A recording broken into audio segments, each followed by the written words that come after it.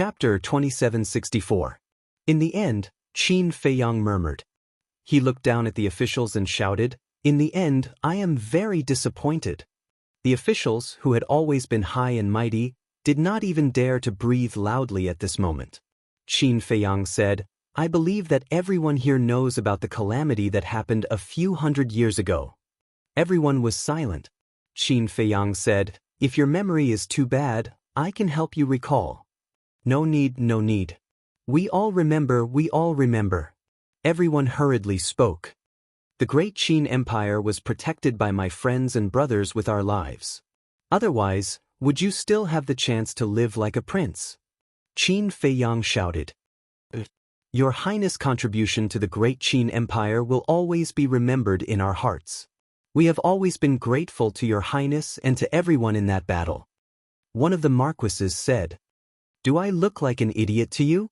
Qin Feiyang looked at that marquis. "Your Highness, please forgive us."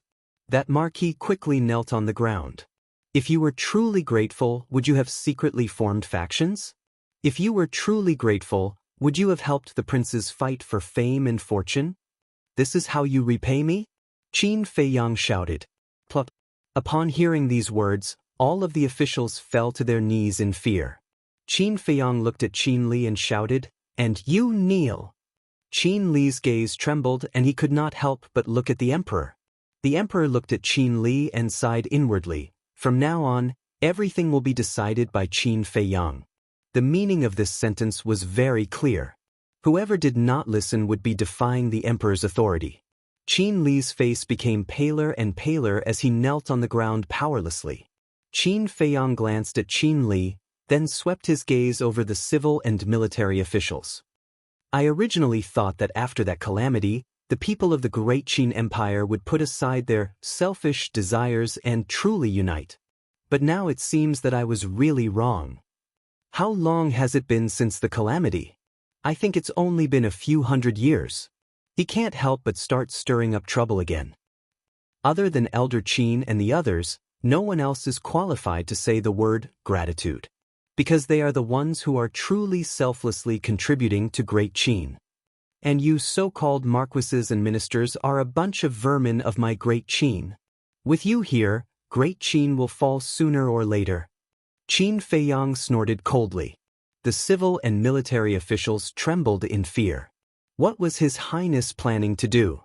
Qin Feiyang looked around at everyone and said, "Therefore, I declare that from today onwards, all martial marquis positions will be abolished." What? All the martial lords suddenly raised their heads, looking at Qin Feiyang. The emperor, old Qin, Qin Feiyang, and Lu Xiaofei and his sister all looked at Qin Feiyang in surprise. Depose Wuho? This was something that had never happened in the history of the great Qin dynasty. This was because the titles of the marquises were personally conferred by the previous emperor and were passed down from generation to generation. Dethroning a marquis was tantamount to going against the previous emperor's imperial edict. "I know, you must want to use your ancestors to pressure me. But I'm sorry, my ancestors are still alive, and this time when I return, I will report this matter to my ancestors." Qin Feiyang said lightly. "What? The previous emperor is still alive?" Everyone was shocked. "Feiyang, is this true?" The emperor, old Qin, and Qin Feiyang immediately asked. Qin Feiyang nodded. "Still alive." The emperor and the others couldn't calm down for a long time. "Your Majesty!"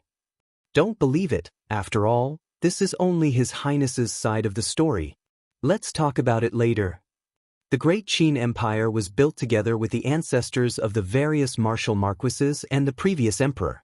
It is also because of this that the previous emperor personally conferred the title of Marquis, in order to take care of us, the descendants of meritorious officials. "Your Majesty, we are all descendants of meritorious officials, we can't let people be disappointed." All the marquises looked at the emperor and cried out. The emperor frowned, looked at Qin Feiyang and said, "Feiyang, this is indeed a lack of consideration. Father, if you don't make a decision, you will suffer. Do you want the next Zhuge family to appear?" Qin Feiyang said. As soon as he heard the Zhuge family, a trace of killing intent flashed in the emperor's eyes. Qin Feiyang looked at the marquises and said, "If you can play your part and live like a prince, why would I treat you like this? But unfortunately, you don't know how to appreciate kindness. The ancestors did indeed give you the title of Marquis to take care of you, the descendants of meritorious officials. But what about you? All these years, what have you done? Relying on the death exemption token given to you by the ancestors, you took bribes, perverted the law, and connived with your descendants to bully men and women. What qualifications do you have to continue to be the marquises of the great Qin dynasty? As for what can't let people be disappointed? That's ridiculous. The great Qin dynasty has protected you for more than 10,000 years. No matter how big the favor is, no matter how big the contribution, it should be paid off. Don't tell me we have to protect you for hundreds of thousands of years, or even millions of years. I believe that even your ancestors will agree with my decision when they see what you are doing now. Dethroning the marquis position is not negotiable. Chief, draft the decree immediately. Qin Feiyang shouted. The chief eunuch looked at the emperor. The emperor took a deep breath, returned to the dragon throne, and said indifferently, "Do it." The chief eunuch respectfully replied, "Your Majesty, you can't." The marquises were burning with anxiety. If they were really dethroned from their marquis position, then what difference would there be between them and the ordinary people below? Then all the glory, all the power, they would no longer exist. We have said that we will listen to Qin Feiyang. What he said is the imperial edict. The emperor said expressionlessly, Your Highness, we won't dare to do it again. In the future, we will be down to earth and dutiful. Please give us another chance." The marquises looked at Qin Feiyang again, begging with snot and tears. "To tell you the truth, back then, I had the idea of dethroning the marquis position. It was because your ancestors were all heroes of the founding of the country that I let you go.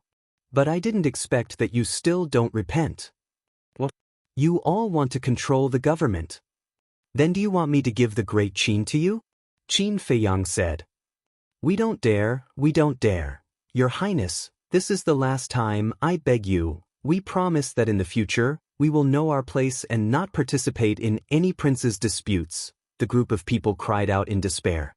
Qin Feiyang turned a deaf ear, turned to the chief eunuch and said, "Is it done?" Yes.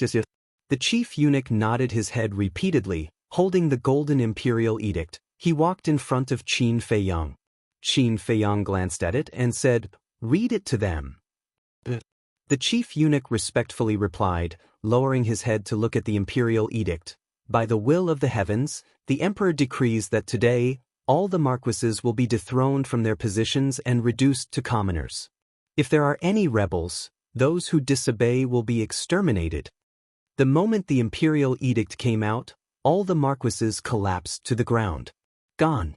Everything was gone.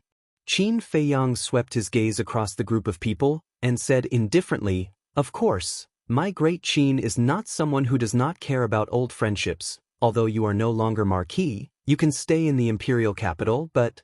At this point, Qin Feiyang changed the topic. With a monstrous killing intent, he said, "If because of resentment, you secretly cause trouble and destroy my great Qin, then don't blame me, Qin Feiyang, for being merciless."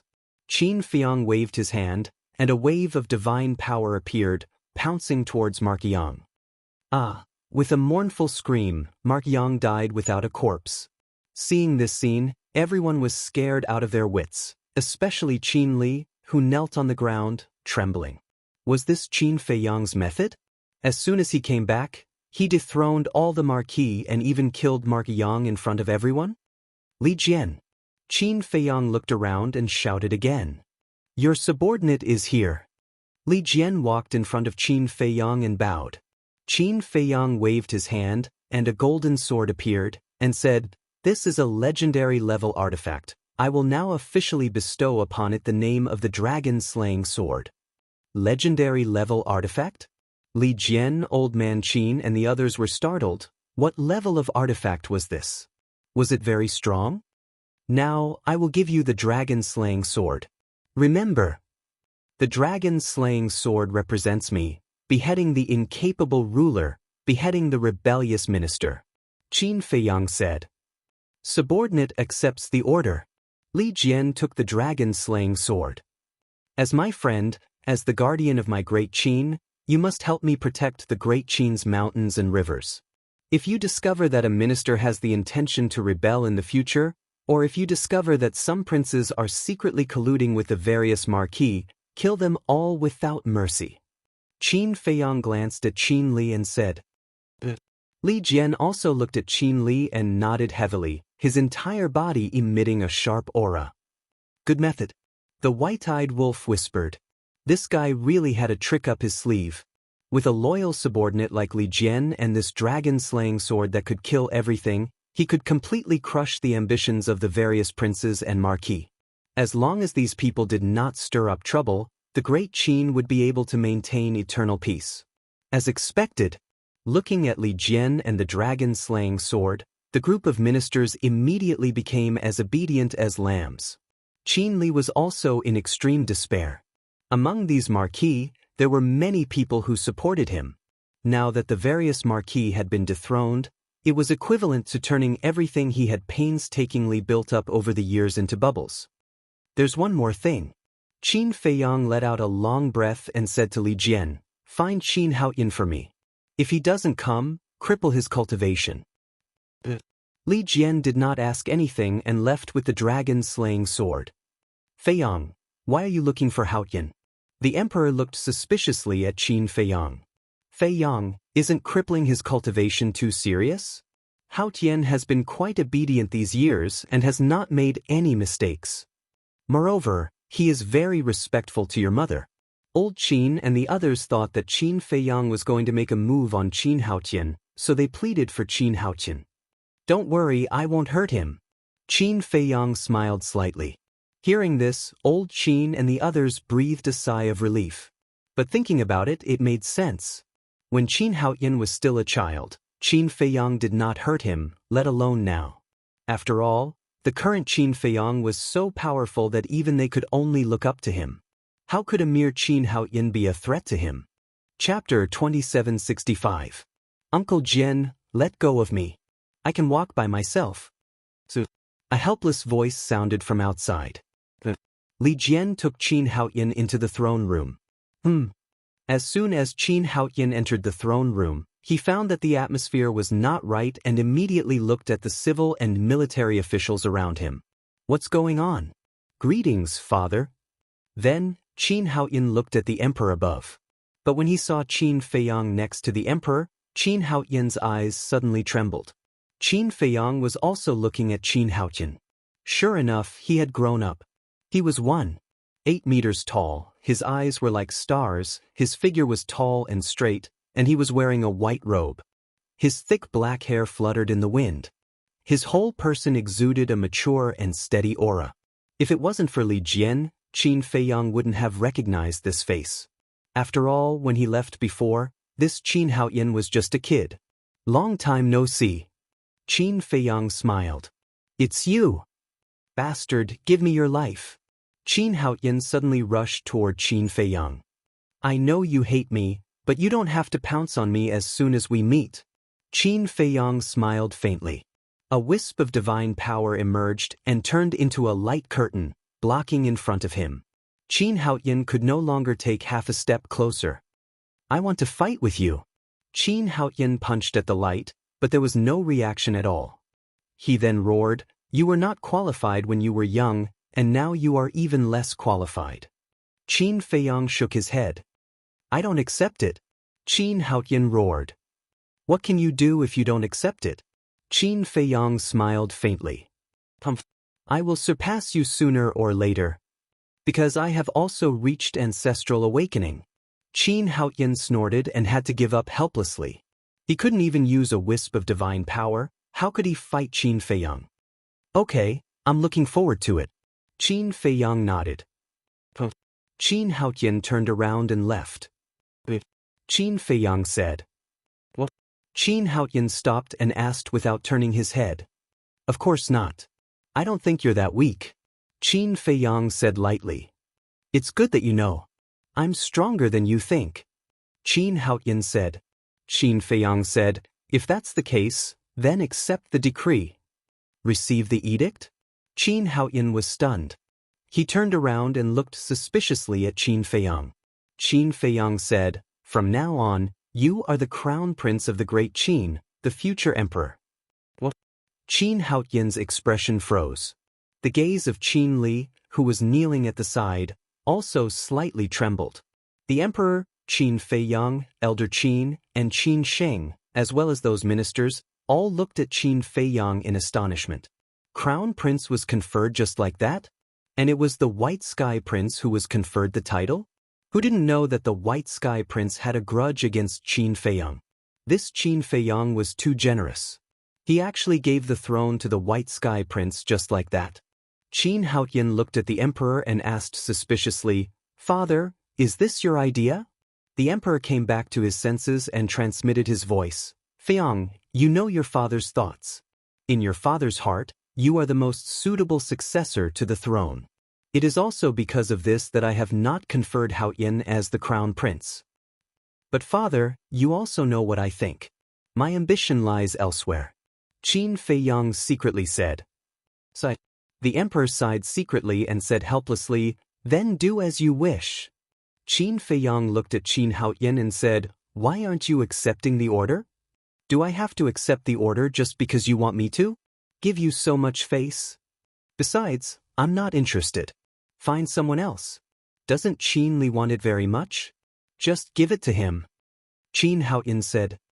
Give it to me? Qin Li, who was kneeling on the ground, was stunned. Then, he raised his head and looked at Qin Feiyang expectantly. Qin Feiyang glanced at Qin Li and said to Qin Haoyin, he's not suitable. How am I not suitable? Qin Li said angrily.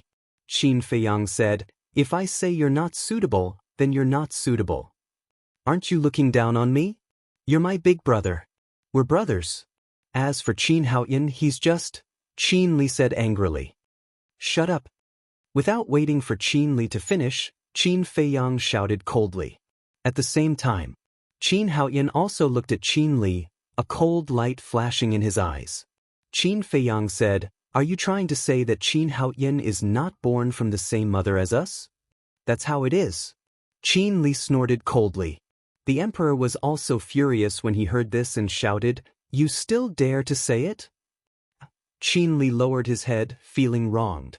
It was the truth. Why couldn't he say it? Haoyin, don't think too much. Whether it's Feiyang or you, you're all my children. The emperor looked at Qin Haoyin and smiled. It doesn't matter. Qin Haoyin shrugged and said indifferently, if there's nothing else, I'll take my leave first. Since you've received the decree, then take your leave. Qin Feiyang said. Qin Haoyin said angrily, I said, I'm not interested. Don't you understand? Qin Feiyang said, then I'm not interested either. What should I do? How would I know? If it really doesn't work, just go to the street and pull someone over. I believe they'll be happy to inherit the throne. Qin Haoyin said angrily. You're getting more and more outrageous, aren't you? The emperor's face darkened. Go to the street and pull someone over? Is this what a prince should say? His heart was also full of helplessness. Qin Feiyang, whom he admired the most, had no interest in the throne at all. Fine then. He'll pass the throne to Haoyin. After all, Qin Haoyin's bloodline power had also returned to its ancestral state, and his temperament was not bad. In the end, even Qin Haoyin was not interested. What was going on? Why was the throne, which was supreme in the eyes of others, so worthless in the eyes of these two children? No, that was simply disdain. Qin Feiyang looked at Qin Haoyin and said, so, you're just determined not to take the throne? Qin Haoyin nodded. Come with me. Qin Feiyang took a step forward and landed at the entrance of the throne room. He spoke without turning his head and walked towards a corner at the side. Qin Haoyin looked at Qin Feiyang's back and hesitated for a while, but in the end he still followed. Do you know why I made you the crown prince of Great Qin now? Qin Feiyang turned to look at Qin Haoyin and said. No matter why, I'm not interested. Qin Haoyin shook his head. What about father? Aren't you just concerned about him? Qin Feiyang asked. What do you mean by that? Me becoming the crown prince doesn't seem to have a direct relationship with my concern for father, right? Jiang Haoyin frowned. Wrong. Don't you see the current situation clearly? Take Qin Li for example, he's eyeing the throne covetously. If we continue to destroy his thoughts, who knows what crazy things he'll do. Perhaps in the end, he'll end up like the first prince, the state teacher, and Zhuge Mingyang. Say, if it really comes to that, who do you think will be the most upset about it? Father, of course. Qin Feiyang sighed. Qin Haoyin frowned and said, Aren't you back now? It seems that you're more intimidating than me. Qin Feiyang said, I'm back now, but I'll still leave.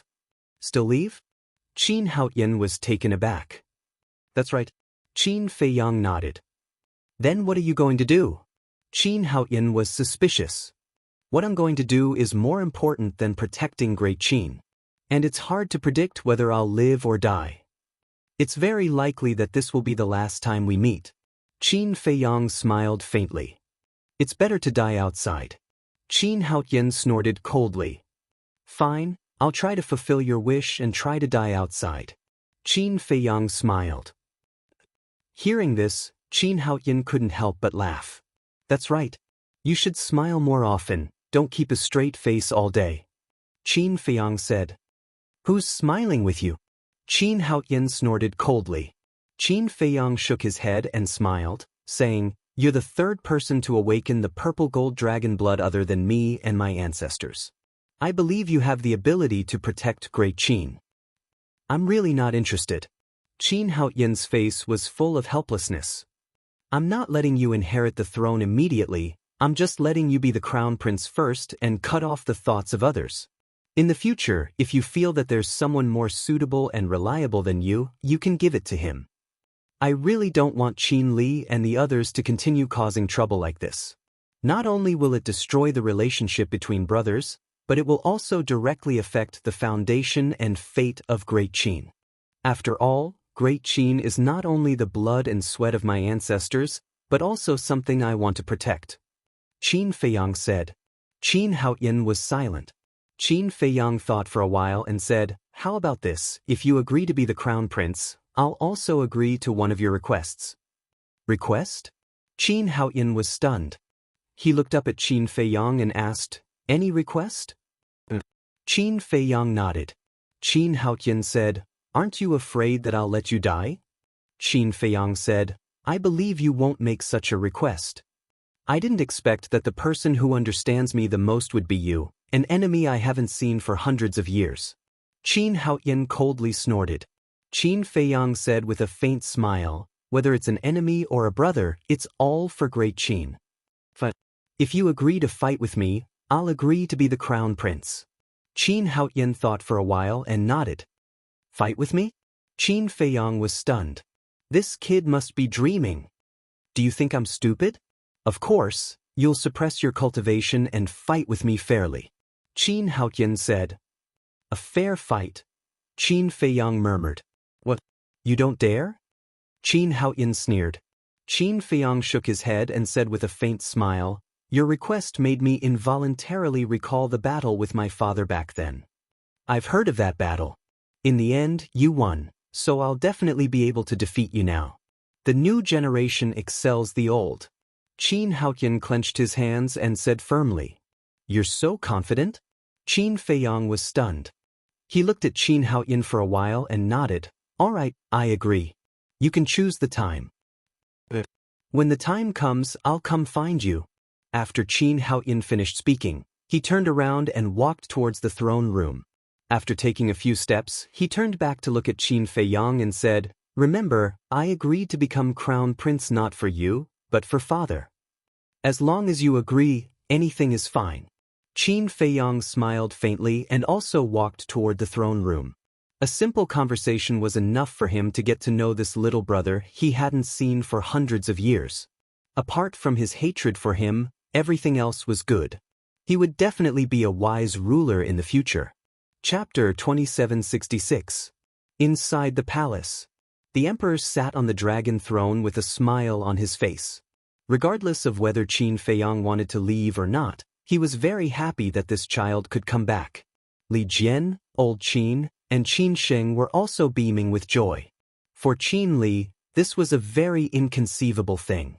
Because after being together for so long, this was the first time he saw them laughing so happily. But Qin Li, the ministers below, and the dethroned marquises didn't look so good. Especially Qin Li and the marquises. For those ministers, at most, they were afraid of Qin Feiyang. But Qin Li was different from the marquises. The marquises were dethroned, and their status and power were no longer there, and they were reduced to ordinary people. For them, this was undoubtedly a disaster. And Qin Li had ambition in his stomach. If Qin Haoyan really agreed to be the crown prince of Great Qin, it would be tantamount to completely destroying all his hopes. Because Qin Haoyan himself was very outstanding, and was the most capable and the strongest among all the current princes. Of course, this didn't include Qin Feiyang. After all, Qin Feiyang wasn't in the imperial capital before. And most importantly, Qin Haoyan's bloodline was atavistic, and he had the rare purple-gold dragon blood in the world. No matter how one looked at it, Qin Li didn't have the qualifications to compete with Qin Haoyan. In the past, it was also because he knew that Qin Haoyan had no interest in the throne, so Qin Li painstakingly planned. But if the ancestor, Qin Haoyan, changed his mind, then he really couldn't do anything.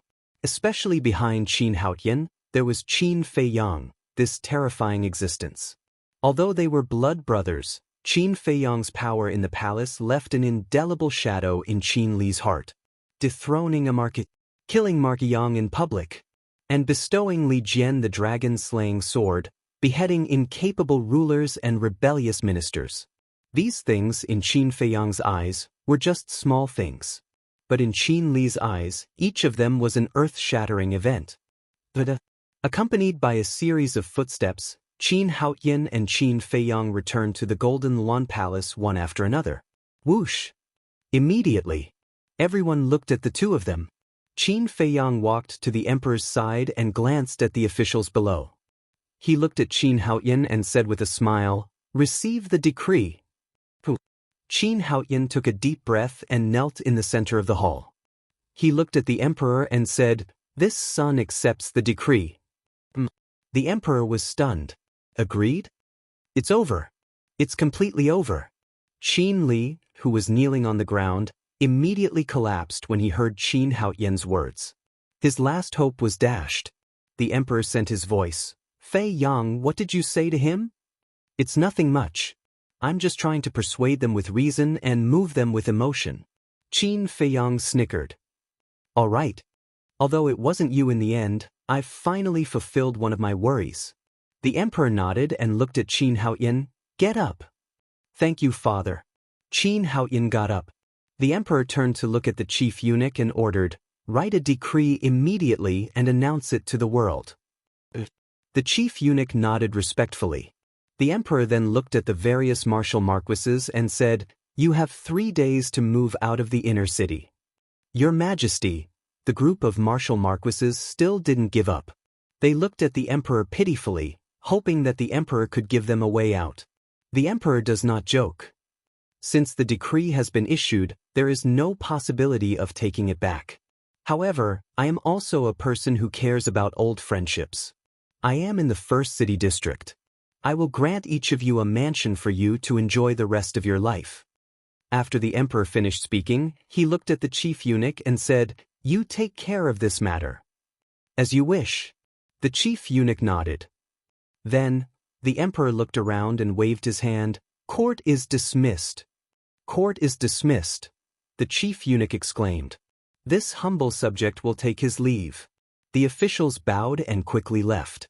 It was as if they were afraid that Qin Feiyang would kill them. The various martial marquises also left with ashen faces. What should they do if they don't leave? If they continued to pester them, they would only anger Qin Feiyang. If Qin Feiyang was angry, he would massacre everyone. This kind of price was not something they could bear. "Qin Li, you also get up." The emperor looked at Qin Li again. "Thank you, father." Qin Li said gratefully and was about to get up. "Wait," Qin Feiyang said. Qin Li's body stiffened. The emperor's expression was also slightly stunned. He said in a low voice, Feiyang, he is your younger brother after all. I know. If he wasn't my younger brother, I would have killed him last night. Qin Feiyang said. When Qin Li heard this, he couldn't help but feel his scalp go numb. Qin Feiyang looked at Qin Li and said indifferently, do you still remember what you said last night? In any case, it's not something you lowly people can compare to. In your eyes, are the people of Great Qin all lowly people? Qin Li hurriedly said. Qin Feiyang said, don't tell me, it was just a slip of the tongue. It was a slip of the tongue, Qin Li hurriedly said. There's a saying that has been passed down since ancient times. Water can carry a boat, but it can also capsize it. If Great Qin is compared to a boat, then the millions of people are the water. And it's a torrent. They can make Great Qin float on the water, but they can also make Great Qin sink to the bottom. The people are the foundation of a country. As a prince of Great Qin, don't you know such a simple principle? Qin Feiyang said angrily. I'm sorry, Qin Li knelt there, trembling. If sorry is useful, then what's the use of national laws and family rules? From now on, you will experience the life of a lowly person for me. Li Jian, Qin Feiyang said. This subordinate is here. Li Jian stepped forward. Send him to the 9 great provinces. He is not allowed to return to the imperial capital for 5 years. No one is allowed to help him in secret, and he is not allowed to take anything from the imperial palace. Qin Feiyang shouted. What? Qin Li's body and mind trembled. Li Jian nodded and walked in front of Qin Li, saying, let's go. Uncle Jian, don't. Qin Li shook his head. Li Jian did not waste words. He picked up Qin Li and turned into a stream of light, flying out of the throne room and disappearing. The emperor retracted his gaze and looked at Qin Feiyang, saying, Father, I'm doing it for his own good. With his personality, if he doesn't suffer, something big will happen sooner or later. To be honest, if it wasn't for the fact that blood is thicker than water, I wouldn't even bother with him. Qin Feiyang said. The emperor sighed deeply and blamed himself. It's my fault. I didn't discipline him well. It wasn't easy for you to come back, but I made you worry. So many brothers and sisters, you can't take care of them all. But then again, father, you're really old but vigorous. You gave birth to so many in just a few hundred years. Qin Feiyang chuckled. Elder Qin and the others next to him couldn't help but laugh. The emperor's face twitched. He stared at Qin Feiyang and said angrily, are you asking for a beating? How dare you laugh at your father? No. Qin Feiyang hurriedly waved his hand. The emperor rolled his eyes at him and looked at the white-eyed wolf and Lu Xiaofei, asking suspiciously, they are? Grandpa, it's us. Lu Xiaojia giggled and took a facial restoration pill. Xiaofei? Xiaojia? The emperor was stunned and laughed heartily. So it's you. It was obvious that he loved the siblings very much. What about him? Qin Sheng and the others looked at the white-eyed wolf. You can't even recognize me. It seems that you people are terminally ill and incurable. The white-eyed wolf shook his head and changed. It's you. Looking at the white-eyed wolf's real body, the emperor and the others were stunned. The white-eyed wolf said proudly, who else can be so powerful except for me? They smiled bitterly. His shameless character hadn't changed at all. The emperor turned to Qin Feiyang and asked suspiciously, why are Xiaofei and Xiaojia with you? Qin Feiyang smiled and said, I came back the day before yesterday and stayed at the Lu family for a day. I see. The emperor nodded and then said with a smile, then let's go. Your mother will be shocked when she sees you. Your Majesty, Your Highness, we won't disturb your family reunion. Elder Qin smiled. Qin Feiyang was speechless and said, what do you mean by disturb? You are also our family. Elder Qin and the others were stunned and couldn't help but laugh, their faces full of relief. Although this child's strength was so strong that they could only look up to him, his character didn't change at all. How about this? Let's go and see your mother first. I'll set up a banquet tonight and invite Elder Qin and the others to come and welcome you. The emperor looked at Qin Feiyang and smiled. Qin Feiyang nodded. Then let's go. The emperor said. Come tonight, Let's have a few drinks. Qin Feiyang looked at Elder Qin and the others and said with a smile. Sure. The four nodded. In the depths of the imperial palace, there was a building that stood out from the rest.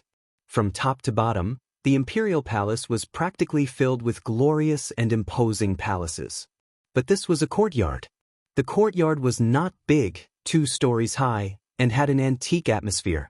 It was surrounded by a garden, where hundreds of flowers were blooming and the fragrance was overwhelming.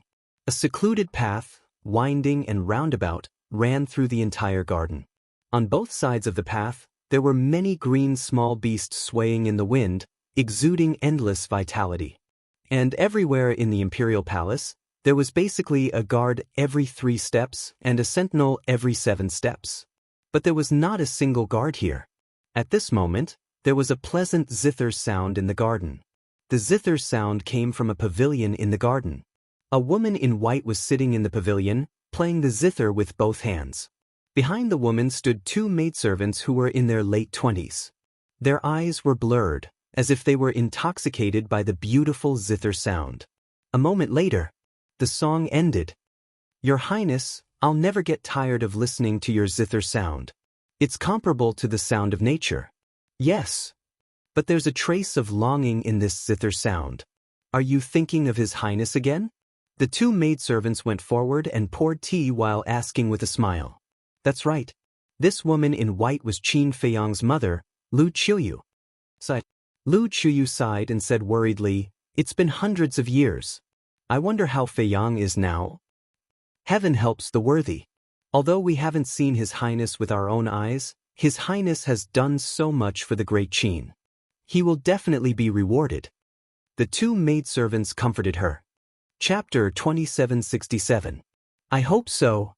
Lu Qiuyu smiled and said, By the way, was in the 1st district last night. Did something happen? I really can't hide anything from you, Empress. Something big did happen in the 1st district last night. We were just about to report it to you. The 2 maids said. Say it. Lu Qiuyu said. One of the maids said, 16th prince seems to have been. Halfway through her words, the other maid suddenly seemed to have discovered something. She pointed to the entrance of the garden and exclaimed, Empress, look. Lu Qiuyu and the maid were stunned and looked up. At that moment, Lu Qiuyu stood up and stared at the entrance, her face full of disbelief. At the entrance, there were 4 people and a wolf. It was Qin Feiyang, the emperor, the white-eyed wolf, and Lu Xiaofei. Why is Feiyang here? Could it be that I miss him too much and have an illusion? Lu Qiuyu muttered. At the same time, Qin Feiyang looked at the garden curiously and said, Mother lives here now? Ever since that incident, your mother has been tired of everything. So father personally built this courtyard for your mother in the depths of the imperial palace. This place is also named after your mother. Autumn Rain Pavilion. The emperor smiled. Qin Feiyang nodded and said, Autumn Rain Pavilion is quite good. What about you, father? Nonsense. Your mother and I are husband and wife. We definitely live together. The emperor rolled his eyes at Qin Feiyang. Qin Feiyang asked, What about the other concubines? What's wrong with you, child? Making fun of your father? The emperor said angrily. This is the truth. Who doesn't know that the emperor has 3 palaces and 6 courtyards and has many wives and concubines? Qin Feiyang said. The more you talk, the more excited you get? The emperor frowned. I won't say it. Qin Feiyang waved his hand. The emperor shook his head and smiled. It's true that I have many wives and concubines, but I only love your mother. You should say this in front of mother. It will be more effective. Qin Feiyang teased. Bastard. The emperor rolled his eyes and glanced at the garden. Your mother is there, looking at you. Qin Feiyang looked over, and when he saw Lu Qiuyu standing in the pavilion, his eyes trembled slightly. Mother, his greatest wish after returning from the divine sight was to take a good look at his mother. Now that he was finally able to see her, he was unable to control his emotions. Tap tap. He quickly walked to the front of the pavilion and knelt on the ground. Your child pays his respects to mother. Feiyang, Lu Qiuyu seemed to have lost her soul. She slowly walked to Qin Feiyang and sized up Qin Feiyang's face. She said, "Feiyang, is that you? Mother, are you not dreaming?" "Mother, it's me. I'm back." Qin Feiyang raised his head to look at that familiar and affectionate face and nodded. "Qiuyu, you're not dreaming. Our child is really back." The emperor walked to the side and smiled. "Really?" Lu Qiuyu looked at the emperor. The emperor nodded. Lu Xingyang looked at Qin Feiyang again, and his eyes were filled with tears. "He's His Highness. He's exactly the same as the statue we saw." The two maids were also sizing up Qin Feiyang in amazement. "Child," Lu Qiuyu could no longer control her emotions. She squatted on the ground and hugged Qin Feiyang, crying. "Mother!" Drops of tears fell on his head. Qin Feiyang could not help but blame himself for making his mother cry again. Tears welled up in the emperor's eyes as he watched the scene unfold. Lu Qiuyu was his wife. Of course, he knew what Lu Qiuyu missed the most. That was Qin Feiyang. There were countless nights when she called Qin Feiyang's name even in her dreams. Now that the child was back, she could not control it. After a long time, Lu Qiuyu pulled Qin Feiyang up and said, "Let mother take a good look at you." Qin Feiyang stood there obediently. Lu Qiuyu said, "You've lost weight. You must have suffered a lot outside." "Have I lost weight?" "I don't think so." The emperor muttered. He was as strong as an ox, but he did not dare to expose her. Lu Qiuyu turned to look at the two maids and said, "Go and take out all the pastries." But the two of them nodded and quickly ran to the attic next to them. After serving the empress for so long, this was the first time they saw the empress so excited. She was a little out of control. "Feiyang, come, sit." Lu Qiuyu pulled Qin Feiyang into the pavilion. As for the emperor, White-Eyed Wolf, and Lu Xiaofei, they were completely ignored. They only had Qin Feiyang in their eyes. This made them very helpless. They could only enter the pavilion without being invited. "Empress, the pastries are here." The two maids carried a total of 4 plates of pastries back to the pavilion and placed them on the table. "Feiyang, these were all made by mother herself." Lu Qiuyu grabbed a piece of pastry and personally delivered it to Qin Feiyang's mouth. "Mother, I'm not a child anymore." Qin Feiyang glanced at White-Eyed Wolf, the emperor, and the others and said with a red face, "What are you talking about? In mother's eyes, you will always be a child." Lu Qiuyu said. But Qin Feiyang nodded and took a bite. "That's right. This was made by mother herself." He would never forget this taste. "Qiuyu, we have lived together for so many years, but we have never enjoyed this kind of treatment." The emperor said sourly. "What are you talking about?" Lu Qiuyu glared at the emperor. Lu Xiaofei laughed and said, "Grandma, we have never enjoyed this kind of treatment either." "Xiaofei?" Lu Qiuyu was stunned. She looked at Lu Xiaofei and said, "You are here too?" Lu Xiaofei was stunned. Did they really treat them as air? Lu Xiaojia ran up and hugged Lu Qiuyu's arm. She said unhappily, "Grandma, we have been standing here for a long time. You only noticed us now." This, Lu Qiuyu smiled awkwardly and said, "Little girl, I'm sorry." It's okay. Because we have long expected this to happen." Lu Xiaojia giggled. Lu Qiuyu rubbed Lu Xiaojia's head and looked at White-Eyed Wolf. White-Eyed Wolf rubbed his nose and said, "I don't mind. Do whatever you want." Lu Qiuyu suddenly laughed and handed the pastry in her hand to White-Eyed Wolf's mouth. She said with a smile, "You should try it too." "I don't mind if you ignore me, but I mind this pastry very much." "Look." Little Qin Zi took a bite. "There are still teeth marks on it." White-Eyed Wolf said with a look of disdain. Only then did everyone realize that this was the pastry that Qin Feiyang had taken a bite of before. Lu Qiuyu became more and more embarrassed.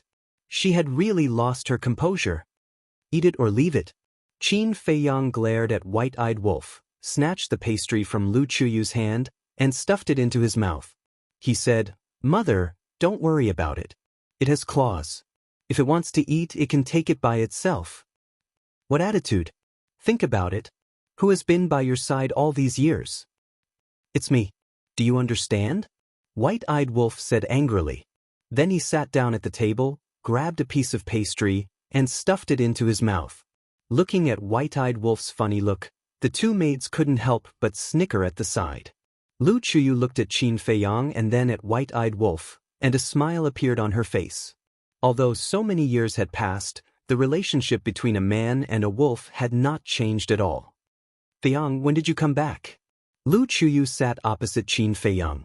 She wiped the tears from the corners of her eyes, took a piece of pastry, and handed it to Qin Feiyang and asked. Obviously. After being disturbed by everyone, his mood had calmed down. I came back the day before yesterday. I stayed with Grandpa for a day. Qin Feiyang said. I see. Lu Chuyu nodded and asked, then only you came back? Qin Feiyang and White-Eyed Wolf looked at each other and nodded. You're being outrageous. No matter what, you have to bring my daughter-in-law back. Lu Xingyang looked at Qin Feiyang unhappily. Daughter-in-law? Qin Feiyang was stunned. What's with your expression? Lu Chuyu looked at Qin Feiyang suspiciously and suddenly said, You and Xiaoyu, no, we are very good. Qin Feiyang quickly waved his hand. That's good. Xiaoyu is a good woman. You must not bully her.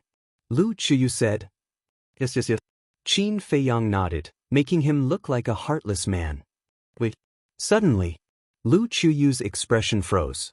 She looked at Qin Feiyang and White-Eyed Wolf and said, Only you came back. Then do you have to leave? Qin Feiyang nodded. Is it not good at home?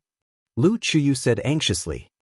The children have grown up and have their own things to do. They can't be tied to us for the rest of their lives. The emperor smiled. Shut up. Lu Chuyu glared at him. The emperor smiled bitterly and sat aside obediently. The two maids were used to this scene. But if it was seen by outsiders, it would be incredible to the extreme. The emperor of Great Qin was actually so afraid of a woman. Of course. This was not fear but love. Mother, I don't want to leave you, but there are some things that I have to do. I promise that when everything is done, I will come back immediately and stay by your side. Qin Feiyang said. Lu Chuyu frowned and said, What do you have to do? Can't others do it? Others really can't, because they are not as capable as your son. Qin Feiyang laughed. It was rare for him to be narcissistic. Shameless. White-Eyed Wolf pursed his lips. Can't you shut up when there is food? Qin Feiyang glared at him. Is it a crime to tell the truth? I don't think so. White-Eyed Wolf said. Qin Feiyang shook his head helplessly. He looked at Lu Chuyu again and said, Mother, I know what you are worried about. Don't worry, I will be fine. So, as your father said, you have grown up and can't be kept. All right. Lu Chuyu sighed and said with a smile, As long as you can live well and don't forget us. How can that be? No matter who I forget, I can't forget you all. Qin Feiyang smiled. Chapter 2768. The emperor smiled and said, At least you still have some conscience. Qin Feiyang smiled slightly. Go and tell the imperial kitchen to prepare. I want to hold a family banquet in the Autumn Rain restaurant tonight. It must be completed before dark. Also, inform the princes and princesses. The emperor looked at the two maids and ordered. The two maids responded respectfully. Then they turned around and left quickly. Father, Mother, how many brothers and sisters have you given me? Qin Feiyang looked at the emperor and Lu Chuyu curiously. Hearing this, the couple couldn't help but blush. White-Eyed Wolf rolled his eyes and said with a sneaky smile, I have to admit that you're really amazing. You're both grandparents, but you still... The couple was even more embarrassed. Uncle Wolf, we don't agree with you. Can't we have more children after becoming grandparents? We'll talk about it again. Grandpa and Grandma are still so young. Lu Xiaofei said. Lu Chuyu and the emperor were helpless. It was fine when Lu Xiaofei spoke up for them, but it was even more embarrassing when he spoke up for them. In terms of age, they were all old antiques. However, in the path of cultivation, age was not the main point. For example, Qin Feiyang was already an antique in the eyes of others. The most important thing was that he was not married yet, let alone having children. By the time he got married and had children, The children of Lu Xiaofei and his sister would probably be adults. What exactly is there? Qin Feiyang was curious. The emperor said, "Didn't Lu Hong and the rest tell you that you're in the Lu family?" They said that there's a big group. Qin Feiyang said. A big group? The emperor was speechless. This was too exaggerated. He said, "You'll know when you see them tonight." Then I'm really looking forward to it. Qin Feiyang said with a smile. Next, it was inevitable that they would ask about his well-being. However, Qin Feiyang didn't mention a word about the situation in the ancient world, because he didn't want his family to worry about him. Lu Chuyu personally cooked a table full of delicious dishes for Qin Feiyang. It felt good to be at home. Especially when she ate her mother's cooking, she felt an unprecedented sense of happiness and satisfaction. Afternoon. Lu Xiaofei and his sister stayed in the Autumn Rain Inn. Qin Feiyang and the white-eyed wolf entered the mountain behind the palace. Hundreds of years had passed in the back of the mountain. Other than the flowers and trees, there was not much change. The Kirin army was guarding the entrance. When they saw Qin Feiyang, they were also shocked and doubtful. They even suspected that they were dreaming. In the deepest part of the back mountain, this was a place full of life. The vegetation was lush and the wildflowers were in full bloom. Clear rivers flowed from east to west, north to south like giant dragons. Furthermore, there were a lot of ferocious beasts here. Almost every ferocious beast had the cultivation of a battle emperor. However, they were very well behaved and quietly cultivated, making this place seem especially peaceful. Qin Feiyang and the white-eyed wolf passed through the forest and soon heard the sound of a waterfall. After walking for a while, a giant mountain that was more than 10,000 feet high came into sight. Around the giant mountain, white mist lingered and auspicious beasts flew. A magnificent waterfall poured down from the top of the mountain and gathered at the foot of the mountain to form a lake that was about 1,000 feet long, connecting the surrounding rivers. On the surface of the lake, ripples were rippling and lotus leaves were standing. Beside the lake, there was an inconspicuous small courtyard. The courtyard was rather old. It was surrounded by a wooden fence that was more than a meter high. In the courtyard, other than a two-story building, there was also a flower garden, a vegetable garden, a pavilion, a stream. This place was filled with simplicity and a sense of tranquility. Moreover, in the middle of the lake, there was a stone platform. On the stone platform, there were 5 statues. Each statue was more than 3 meters tall and looked very lifelike. Among them, the statue in the center was the founding emperor of the Great Qin dynasty, Qin Badin. Behind them were Emperor Hong, Emperor Qin, and the current emperor. The last statue was Qin Feiyang. These 5 statues were personally created by Qin Feiyang, and this was also the place of inheritance that he created. Back then, the inheritances he left here were the eclipse of the sun and moon, the Guiyuan sword technique, the ruins of the end, the divine dragon technique, and the most powerful divine art he had at that time, the divine dragon technique. As for the 3,000 incarnations, he hadn't completely controlled them at that time, so he couldn't leave them behind. Slave seal, puppet technique, considering various factors, he didn't leave them behind. As for the 6-word divine art, at that time, he had this thought, but perhaps because he hadn't fully comprehended the 6-word divine art, he didn't leave behind the inheritance. But even so, with the divine dragon technique, it was enough to benefit the future generations of the Great Qin dynasty. At this moment, by the lake, 2 old men sat opposite each other. The 2 of them were drinking tea and playing chess. Their expressions were extremely leisurely and comfortable. The old man in black took a chess piece and placed it on the chessboard. He smiled and said, "Father, you can really hold it in. Otherwise what? Could it be that I'm like those young people, scrambling to find Feiyang? At least I'm old, I can't afford to lose this person." The old man in white sitting opposite him shook his head and laughed. That's right. These 2 old men were Qin Feiyang's great-grandfather and grandfather, Emperor Qin. The 2 of them had already heard from old Qin and the other 3 that Qin Feiyang had returned. However, they were very calm and didn't take the initiative to look for Qin Feiyang. Firstly, it was a matter of face. Secondly, they knew that Qin Feiyang would come to see them. "Grandfather, great-grandfather, your comfortable days are really enviable. Suddenly, a laugh came. Look, isn't he here? Hearing this voice, a smile suddenly appeared on Emperor Chen's face. He looked at Emperor Chen sitting opposite him and laughed. Emperor Chen also smiled slightly. The two old men got up and looked in the direction of the voice. They saw a man and a wolf slowly walking towards them on a small path not far away. This stinking brat is even calmer than us. Emperor Chen laughed and scolded. This is in line with his character. Emperor Hong shook his head and smiled. After a short while, Qin Feiyang and the white-eyed wolf walked in front of the two. Qin Feiyang looked at the two old men for a while, smiled slightly and bowed. Grandson pays respects to grandfather, great-grandfather. Two old men, how are you? The white-eyed wolf also waved his paw and greeted. Old but strong, very good. Emperor Hong patted his chest hard, then pointed to the stone bench next to him and said with a smile, "Sit down." Qin Feiyang sat on the side, looked at the chess game on the table, and then looked up at the stone platform in the middle of the lake. The white-eyed wolf kept looking at the chess game. What the hell was this? He couldn't understand it at all. You stinking brat, can't you be a little excited when you see grandfather and great-grandfather? Emperor Chen looked at Qin Feiyang speechlessly. Didn't I learn this from you?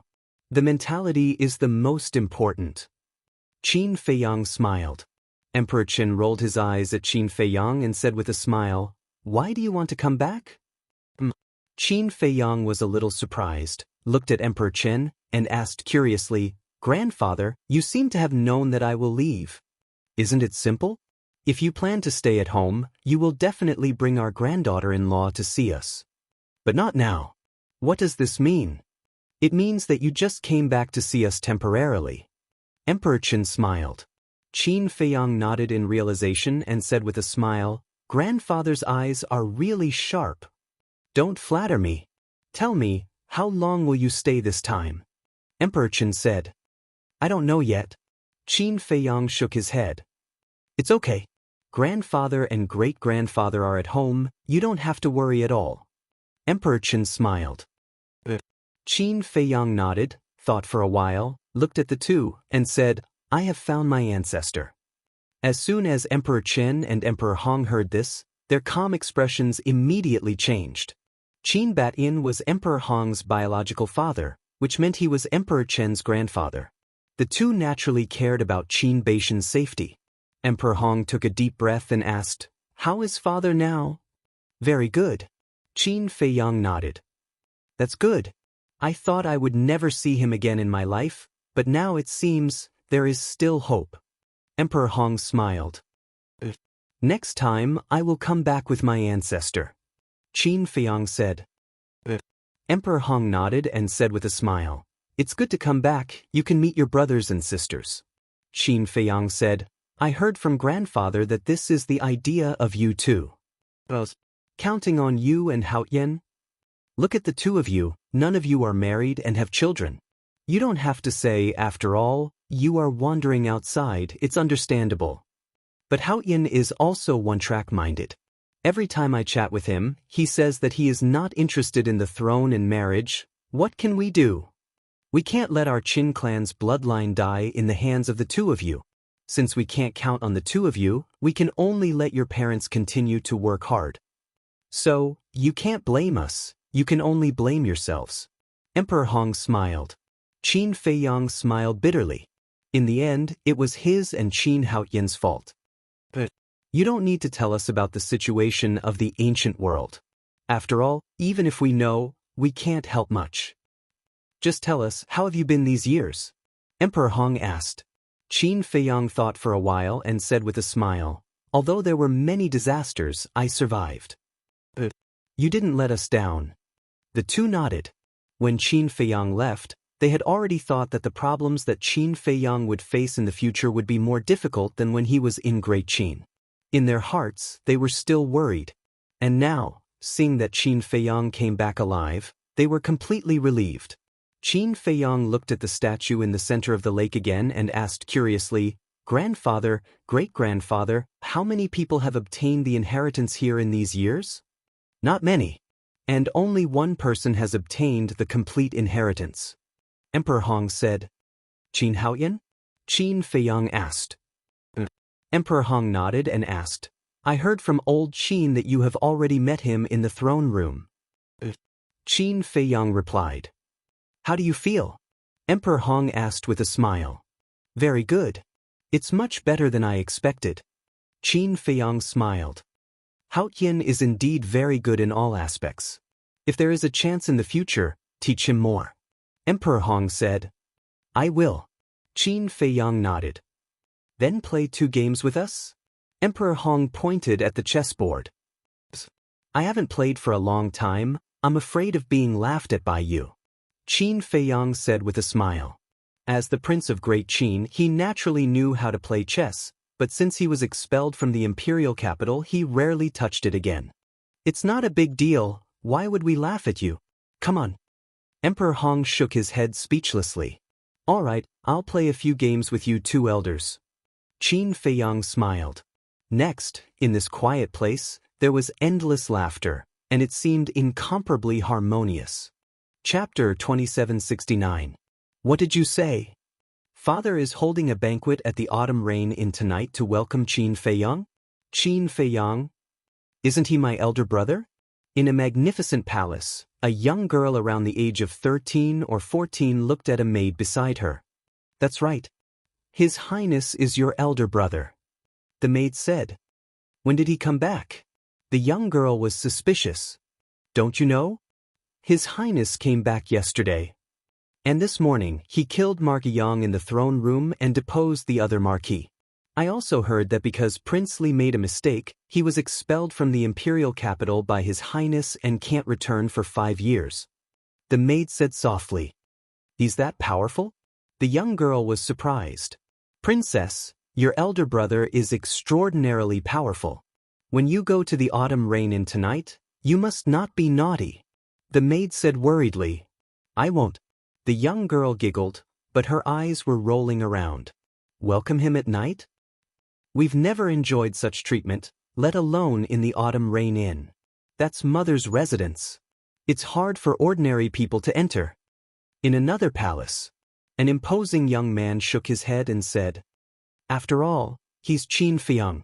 Your Highness, this old servant has something to say to appease your anger. Although His Majesty and Her Majesty have many children, the person they dote on the most is actually still Qin Feiyang. A eunuch standing by the side said, Why should I be angry? This is the truth. After all, my elder brother is the guardian of the great Qin. No matter what, he's better than us. It's normal that father and mother dote on him. The young man said, Elder brother? The eunuch was stunned. He's the eldest son of our bloodline. It's understandable that we call him elder brother. The young man smiled. That's true. The eunuch nodded. He deposed a marquis and even expelled Qin Li from the imperial capital. My elder brother's methods are a little scary. Seems like I have to behave myself tonight. The young man muttered. Definitely. Furthermore, this old servant has a premonition that if your Highness performs well, you might be able to obtain a great opportunity. The eunuch said with a smile. Opportunity, the young man murmured. When the princes and princesses received the news that they were going to attend the banquet at the autumn rain inn, they couldn't help but feel nervous. Not to mention other things, just the various rumors about Qin Feiyang alone made them feel awe. Time flew by. Night fell. Pavilion of autumn rain. In the main hall of the attic, there were 2 mahogany dining tables and 20 mahogany chairs in the hall. Maids were walking in and out of the room, carrying dishes that smelled good and tasted good. Outside, there were lanterns hanging on both sides of the path and around the pavilions, illuminating the garden. The emperor, Lu Qiyu, and Lu Xiaofei were all sitting in the pavilion, drinking tea and chatting. Laughter could be heard everywhere. Princess Yun has arrived.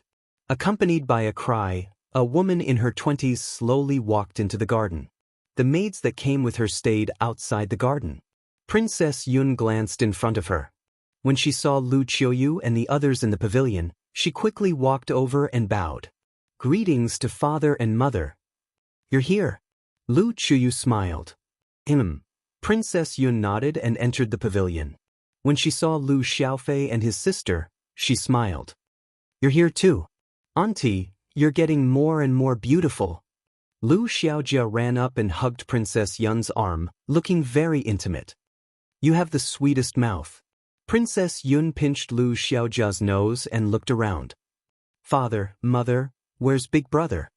"He went to the back of the mountain to visit your grandfather and great-grandfather. He should be back soon." Lu Chuyu smiled. "Prince Xian has arrived." Another cry was heard. A young man in his 20s strode into the garden. "Mother, father." The young man greeted Lu Chuyu and the emperor from afar. "Sister, come here." Lu Chuyu was also full of smiles. Qin Xian ran to the pavilion and looked at Princess Yun. She grinned. "Sister, you came earlier than me. Why are you in such a hurry to see big brother? Aren't you in a hurry too?" Princess Yun laughed. "Of course. After all, we all grew up hearing about big brother." Qin Xian chuckled.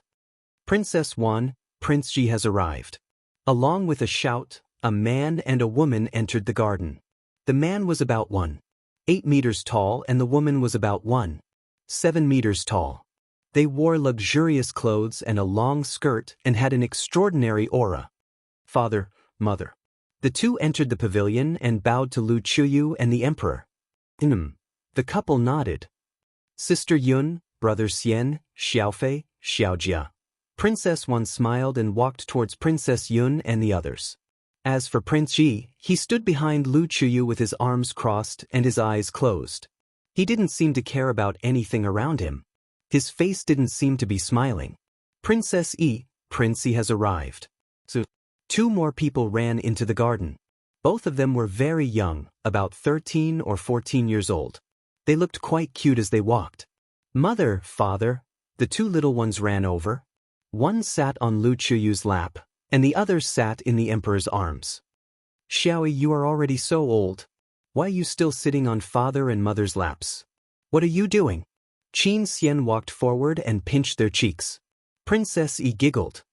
"What does it matter? There are no outsiders."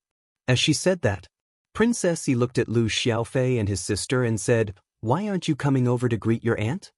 "In your dreams." Lu Xiaofei pursed his lips.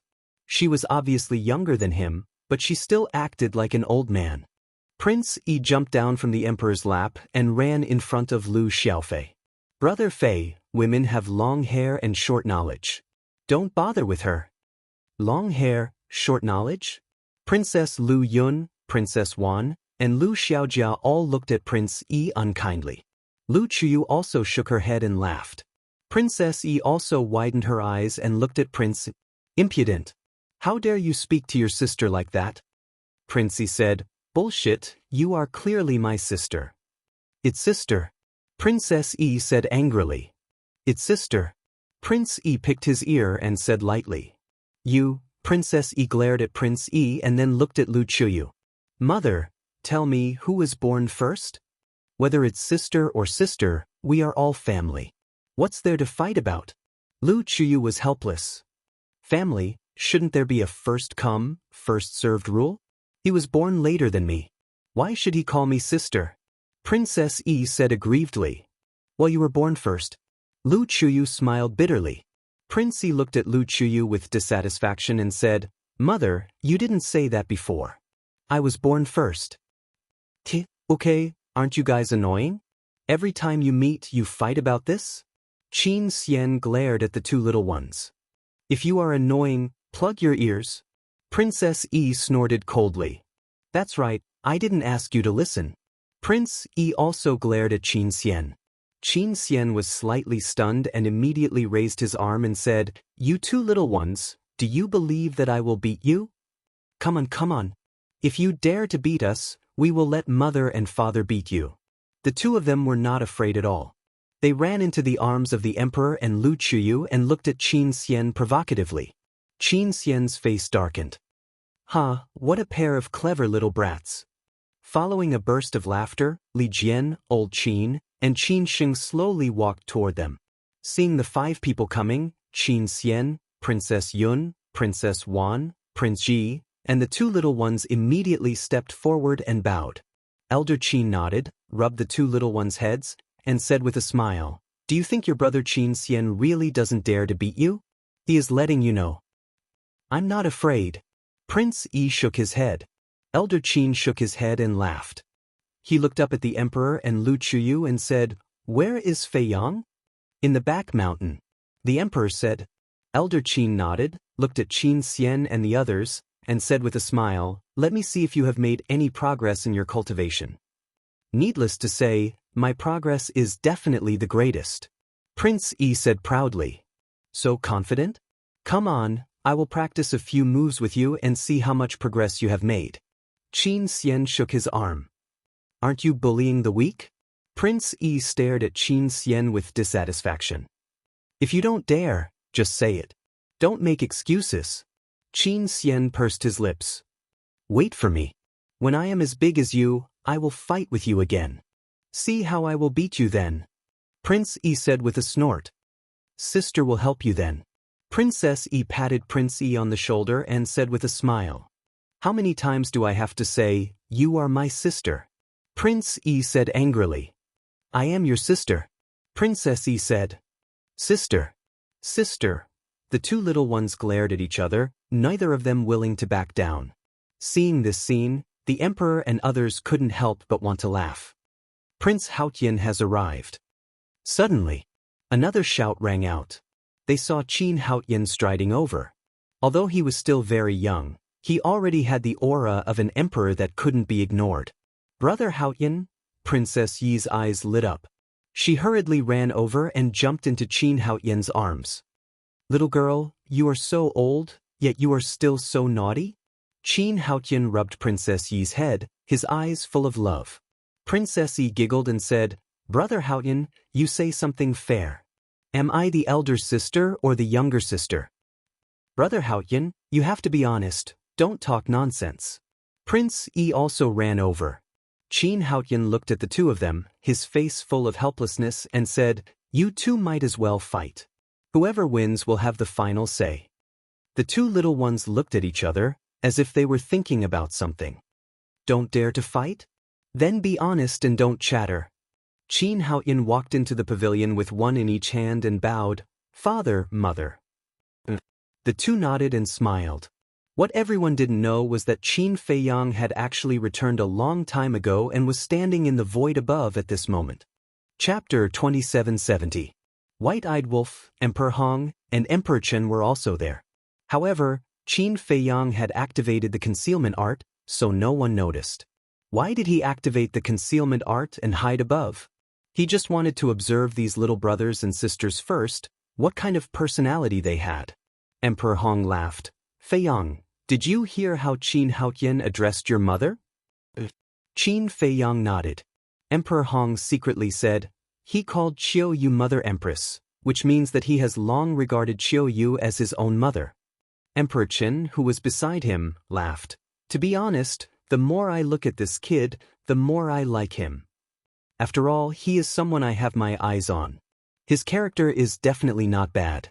Qin Feiyang secretly laughed. "Shameless." Emperor Qin rolled his eyes at Qin Feiyang and asked, "How is the observation?" "It's about time." Qin Xian's personality is a bit frivolous and sloppy, but his nature is kind. Qin Yun, Qin Wan, knowledgeable and well-mannered. Qin Ji, silent and a bit cold. As for Qin Yi, these two little ones, speaking of which, Qin Feiyang couldn't help but shake his head and laugh. These were the two clever kids. They are twins, so when they were named, one was called Yi and the other was called. They have been fighting over who is the older brother and who is the older sister? Emperor Hong shook his head and smiled. "Twins." Qin Feiyang was startled, looked at the two little ones and said, "Even if they are twins, there should be an order. Qin Yi was born first, Qin Yi was born later. Although they are always arguing, Qin Yi still loves his sister dearly." Emperor Hong transmitted. "In other words, Qin Yi is the youngest?" Qin Feiyang asked.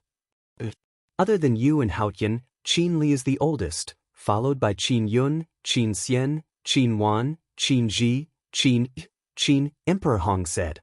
"Listening to your words, All the brothers and sisters have arrived? Qin Feiyang said. Otherwise. Emperor Hong looked at him suspiciously. Didn't Grandpa and the others say that there will be a large group of them?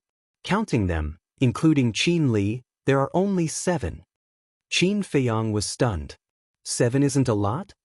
Emperor Hong looked at Qin Feiyang in astonishment. No, no, no. Qin Feiyang waved his hand. A hint of craftiness flashed across Emperor Hong's eyes as he said, if you also feel that it's not much, then this old man will have your parents continue to work hard. Hearing this, Qin Feiyang could not help but smile bitterly. She had already given birth to 7 children. Looking at his great-grandfather's attitude, he couldn't wait for his father and mother to give birth to dozens of great-grandchildren for him. Not to mention his father and mother, even he would not agree to such a thing. After all, his mother's life had been hard enough. She should have been enjoying life, but now she had to take care of a bunch of children. They're probably getting impatient. Let's go down quickly, Emperor Qin said with a smile. Qin Feiyang and Emperor Hong nodded. Qin Feiyang's mind moved, and the concealment art disappeared. Then the 3 people and 1 wolf landed outside the pavilion. Feiyang. Lu Chuyu was the first to notice Qin Feiyang and quickly got up. Hearing Lu Chuyu's voice, everyone also looked at Qin Feiyang. Even the 2 little ones quieted down. They opened their eyes wide and looked at Qin Feiyang curiously. Qin Ji, who had his eyes closed, also opened his eyes and looked at Qin Feiyang. Father, grandfather. The emperor stepped forward and bowed to Emperor Qin and Emperor Hong. The 2 nodded. Qin Feiyang looked at the group of younger brothers and sisters, smiled slightly and said, Do you need me to introduce myself? Qin Xian and the others were silent, as if they were a little reserved. All right, let me introduce myself. I'm Qin Feiyang, and I'm also your big brother. Qin Feiyang smiled. When Lu Chuyu heard this, she said snappily, What do you mean, Count? You are their big brother. Huh. Qin Feiyang smiled, looked at the group of people, and said, Just as Mother said, I am your big brother, not a man-eating demon, let go. They looked at each other. They also wanted to let go. But the tension in their hearts could not be dispelled. Even the 2 little ones were the same. After a while, Qin Ji took a deep breath and took the lead to walk in front of Qin Feiyang. He bowed and said, Little brother Qin Ji greets big brother. Qin Feiyang was a little surprised. He never thought that Qin Ji would be the first person to talk to him. Qin Feiyang looked at Qin Ji and nodded. The cultivation of the war saint is not bad. Thank you for your praise, big brother. This is all thanks to big brother's protection. If it weren't for the inheritance and pills left behind by big brother, I wouldn't have been able to step into the 1-star war saint so quickly. Qin Ji lowered his head and said, What kind of inheritance did you get? Qin Feiyang asked with a smile. Ascending dragon art. Qin Ji said, Sure. When you have time in the future, come and find me. I will teach you some profound meanings of the ascending dragon art. Because my current ascending dragon art can raise my cultivation by 2 realms. Qin Feiyang smiled. 2 realms. Qin Ji's gaze trembled. This was a problem that he had never thought about before. That's right. Whether it is a battle art or a divine art, as long as you carefully comprehend it, there will be room for improvement. In short, you can't stay the same. You have to learn to create your own. Qin Feiyang said. Create your own, Qin Ji muttered, as if he understood, and bowed. Thank you for your teachings, big brother. Qin Feiyang smiled. Work hard. The future of Great Qin is your world. Qin Ji nodded and didn't say anything more. He silently retreated to the side and lowered his head to ponder over Qin Feiyang's words. What are you guys standing there for? This is a once-in-a-lifetime opportunity. If there is anything you don't understand, quickly ask. Old man Qin smiled. This, Qin Xian hesitated for a moment. Finally, he mustered up his courage and ran to Qin Feiyang, smiling. Big brother, I also have a question. Is there room for improvement in the concealment art? You got the concealment art? Qin Feiyang was stunned. Qin Xian nodded and disappeared in front of everyone. Very soon, Qin Xian appeared again. It is indeed the concealment art. There is indeed room for improvement in the concealment art. For example, the concealment art that I have now can be activated twice a day for 2 hours each time. Qin Feiyang said. Twice? That means there are 2 chances to save my life. Qin Xian was surprised. Qin Feiyang smiled. Qin Xian smiled and said, Big brother, when will you teach me? Qin Feiyang nodded. Thank you, big brother. You are much better than I thought. Qin Xian said. Qin Feiyang was stunned and asked curiously, Then what kind of person am I in your imagination? Strict, cold, old-fashioned, serious in speech and manner. Qin Xian said. Qin Feiyang shook his head and laughed. It turned out that in the hearts of these brothers and sisters, he was such a person. No wonder they were so reserved. Will you be angry if I say so? Qin Xian looked at Qin Feiyang carefully. Why should I be angry? Qin Feiyang shook his head, looked at everyone, and said with a smile, This is the first time we meet. As your big brother, I will give each of you a gift. Gift? They looked at each other. What gift? Qin Xian asked curiously. After getting along with each other, he had completely let go. Uncle's greeting gift is incredible. You have to be mentally prepared. Lu Xiaofei said. Qin Xian looked at Lu Xiaofei and asked, From your tone, you have already received a gift? Of course. Lu Xiaofei smiled proudly. Qin Xian said, What treasure? Let me take a look. Lu Xiaofei shook his head. Cindy. Qin Xian pouted. Qin Feiyang smiled. With a wave of his hand, 6 divine weapons and 6 jade slips appeared. You can choose yourselves. Qin Feiyang looked at them and said with a faint smile.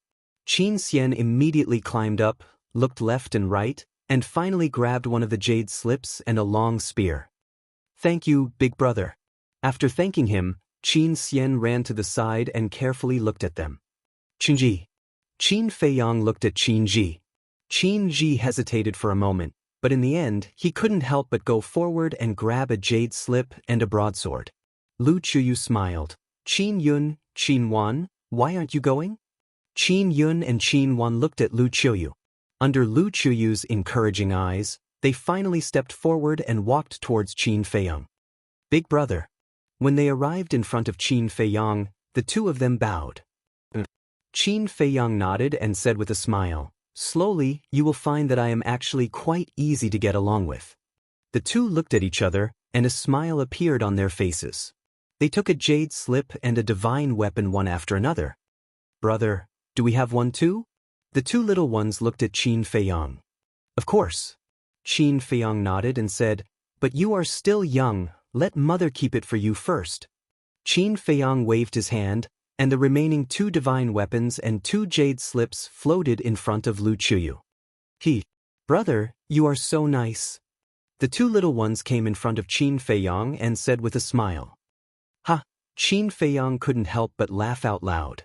He dotingly rubbed their little heads. The emperor smiled and said, Let's go, the banquet is ready. The group immediately walked towards the pavilion. Looking at Qin Feiyang's back, Qin Haoyan's eyes seemed to have a trace of disappointment. Everyone had a gift, but he didn't? Sure enough. He was just an outsider after all. And Qin Haoyan's abnormality was discovered by Lu Chuyu, and said with a smile, Haoyan, don't think too much, Feiyang will not forget you. Qin Haoyan was slightly stunned and hurriedly said, Mother, what are you talking about? I'm not thinking of anything. I watched you grow up, can you hide your thoughts from me? Let's go.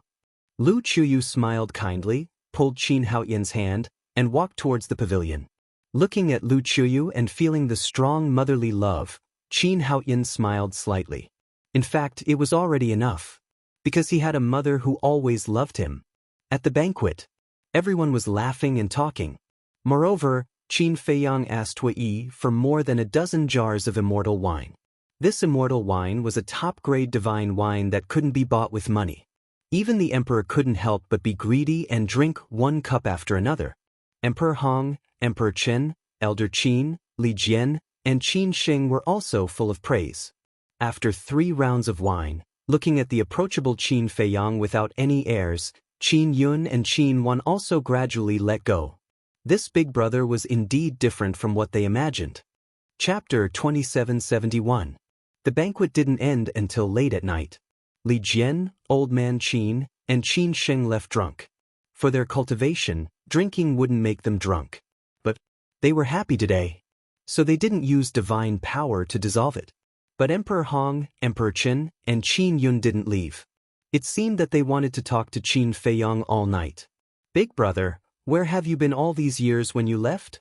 Qin Yun and Qin Wan looked at Qin Feiyang curiously. They also drank a lot, and their cheeks were slightly red. Ancient world. Qin Feiyang smiled. Ancient world. Qin Yun and Qin Wan were stunned and asked, what kind of place is the ancient world? Qin Feiyang thought for a moment and said with a faint smile, the ancient world is a place full of opportunities and also full of danger. Are the people in the ancient world strong? Also, is the ancient world big? Not only Qin Yun and Qin Wan, but Qin Haoyan, Qin Xian, Qin Ji, and the two little ones were also curious. Of course. There are war gods everywhere in the ancient world. It's also very big. Even a corner of the ancient world is several times, dozens of times better than the great Qin. Qin Feiyang said. So big? There are so many war gods. Then aren't you in great danger in the ancient world? Qin Wan exclaimed. It's a narrow escape. Qin Feiyang nodded and said with a smile, but fortunately I came here safely. Then big brother, with your current strength, what level are you in the ancient world? Qin Xian asked. How should I put it? In terms of means and strength, I should be considered one of the best. But in terms of cultivation, I can only be considered above average. Qin Feiyang said. With your cultivation, you can only be considered above average? Everyone was dumbfounded. Lu Chuyu, Emperor Hong, and Emperor Chen were also shocked, and even their drunkenness was gone. I'm now at the 9th heaven realm. But in the ancient world, especially the divine land, there are a lot of 9th heaven realm and great perfection 9th heaven realm. And above the 9th heaven realm is the undead realm. The undead realm is the real peak expert in the ancient world. Qin Feiyang said with a faint smile. Then, aren't you about to break through to the undead realm? Qin Ji. It's not that easy. Qin Feiyang shook his head. There were as many 9th heaven's realm cultivators as there were dogs in the ancient world, but there were only a few in the imperishable realm. I really didn't expect there to be such a wonderful great world outside. Qin Haotian muttered, his face full of yearning. Qin Feiyang glanced at him, then looked at Qin Xian and the others and said, it's already so late, you guys should go back and rest first. Qin Xian was a little reluctant. Gather here tomorrow morning. I'll take you to a place. Qin Feiyang said. What place? Everyone was curious. Qin Feiyang said, a place you're afraid of. A place we're afraid of? Everyone was stunned. You'll find out tomorrow. Qin Feiyang smiled faintly. But your big brother just came back 2 days ago. He needs to have a good rest. Listen to me. Go back. Lu Chuyu got up and said with a smile. Okay then. Everyone nodded. Remember, no one is allowed to be absent tomorrow. If anyone doesn't come, I'll ask the white-eyed wolf to invite him. The white-eyed wolf is not as easy to talk to as me. Qin Feiyang looked at them and said, Ahem. The white-eyed wolf coughed and pretended to be fierce. I'm not easy to talk to. Be careful. Everyone smiled disapprovingly and turned around to leave. Di asked suspiciously, Feiyang, where are you going to take them tomorrow? Jade can't be uncut. The descendants of the Qin clan were born with a heavy burden, so they must bear the pain that others can't bear. Qin Feiyang said. Pain? Lu Chuyu, Di, and Di Chen looked at each other. Why didn't it sound like something bad? Little Qin Zi, I know what you're going to do. Qin Xian, Qin Ji, Qin Yun, and Qin Wan are okay. After all, they're already so old. But Qin Yi and Qin Yi are still so young. Are they suitable? The white-eyed wolf frowned. They're already 13 or 14 years old. Are they still young? Qin Feiyang said, looking at Lu Chuyu and Di. I think you've spoiled them too much. Even now, they're still acting like a spoiled child in your arms. The couple smiled awkwardly. You can't blame them.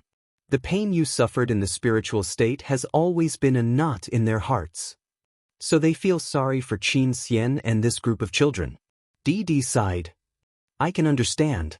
If they were born in an ordinary family, naturally no one would care.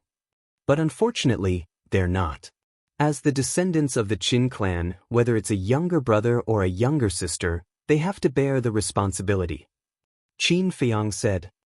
Well, it's up to you. Anyway, we know that no matter what you do, it's for their own good. But you asked Li Jian to send him to the 9 states. Although we all know that you want him to go there to gain experience, he may not think so. I'm afraid that in the end, it will be counterproductive. DDD was a little worried. Then it depends on his awareness. If he can wake up, it proves that he's not hopeless. But if he continues to be stubborn, then When Qin Feiyang said this, he did not continue. A cold glint flashed in his eyes. Lu Chuyu and the others felt the coldness in Qin Feiyang's words and their hearts trembled. Okay, we'll talk about it when the time comes. Qin Feiyang smiled faintly and looked at Qin Haotian. You didn't say much the whole night. Is it because I didn't give you the divine weapon and divine art that made you uncomfortable? No. Qin Haotian shook his head to hide it. Qin Feiyang smiled. What kind of person haven't I seen? Do you think you can hide your little thoughts from me? I don't need your charity. Qin Haotian snorted and got up to leave. You have to come tomorrow. Qin Feiyang raised his head and looked at Qin Haotian's back. But Qin Haotian raised his eyebrows. Don't you want to defeat me? This is an opportunity. You're now a 3-star combat emperor. And I can help you break through to the war god realm in a few days. Qin Feiyang said. What? Qin Haotian looked at Qin Feiyang in shock. Qin Feiyang said, maybe it won't take a few days. 1 day will be enough. 1 day. Qin Haotian's face was filled with disbelief. Not to mention Qin Haotian, even the emperor and the others didn't dare to believe it. I think you don't want to miss this opportunity. Qin Feiyang smiled. Okay. I'll come on time tomorrow morning. Qin Haotian took a deep breath and nodded at Qin Feiyang, then turned around and left. His heart couldn't calm down for a long time. 1 day. He could break through to the war god realm in just 1 day? If it was true, then it was too unbelievable. Feiyang. You're not joking, right? Lu Chuyu watched Qin Haotian leave, then looked at Qin Feiyang and asked. Mother, why would I joke about this kind of thing? Qin Haotian is different from the other siblings. His temperament no longer needs to be tempered. As long as he follows me to the Black Tortoise realm tomorrow to cultivate in seclusion, as long as he can successfully comprehend the profound mysteries of becoming a god, I guarantee that he will definitely be able to step into the war god realm in less than a day. Qin Feiyang said. One had to know.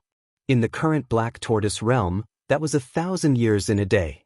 Moreover, with the growth of the spirit vein and crystal vein, the energy of the Black Tortoise realm had also reached a rare level. Even if one didn't refine the soul stone, their cultivation would still advance by leaps and bounds. Not to mention, a war king like Qin Haotian. Entering the Black Tortoise realm was equivalent to entering a cultivator's paradise. When Emperor Hong and the others heard this, although they felt that it was a bit like a fantasy, they still believed it. Father, where do Li Jian and Old Man Qin usually stay? Qin Feiyang suddenly looked at the emperor and asked. Almost all of them are in the back mountain. The emperor said. Qin Feiyang nodded and asked, Ant Emperor, Spider Emperor, Golden Wolf King, Silver Wolf King, and Pangolin and the others? The Nether Demon Spider and the others had all chosen to stay in the Great Qin. I don't know either. Sometimes they come back once every few years, sometimes once every few decades. I don't know where they are playing. The emperor laughed. These guys. Qin Feiyang shook his head and smiled. It seemed that all of them were living quite carefree lives. Qin Feiyang stood up and walked outside. At the same time, he sent a sound transmission. Fire Lotus, prepare 11 8th step God level spirit vein and crystal vein for me. I already knew you would need it, so I've already prepared it. Fire Lotus's voice sounded in Qin Feiyang's mind. You already knew? Qin Feiyang was slightly startled, and secretly laughed. As expected, you understand me. Feiyang, where are you going? Seeing this, the emperor and the others also stood up and chased after Qin Feiyang. Qin Feiyang smiled mysteriously, looked at the white-eyed wolf, and said, Same old rules. Understood.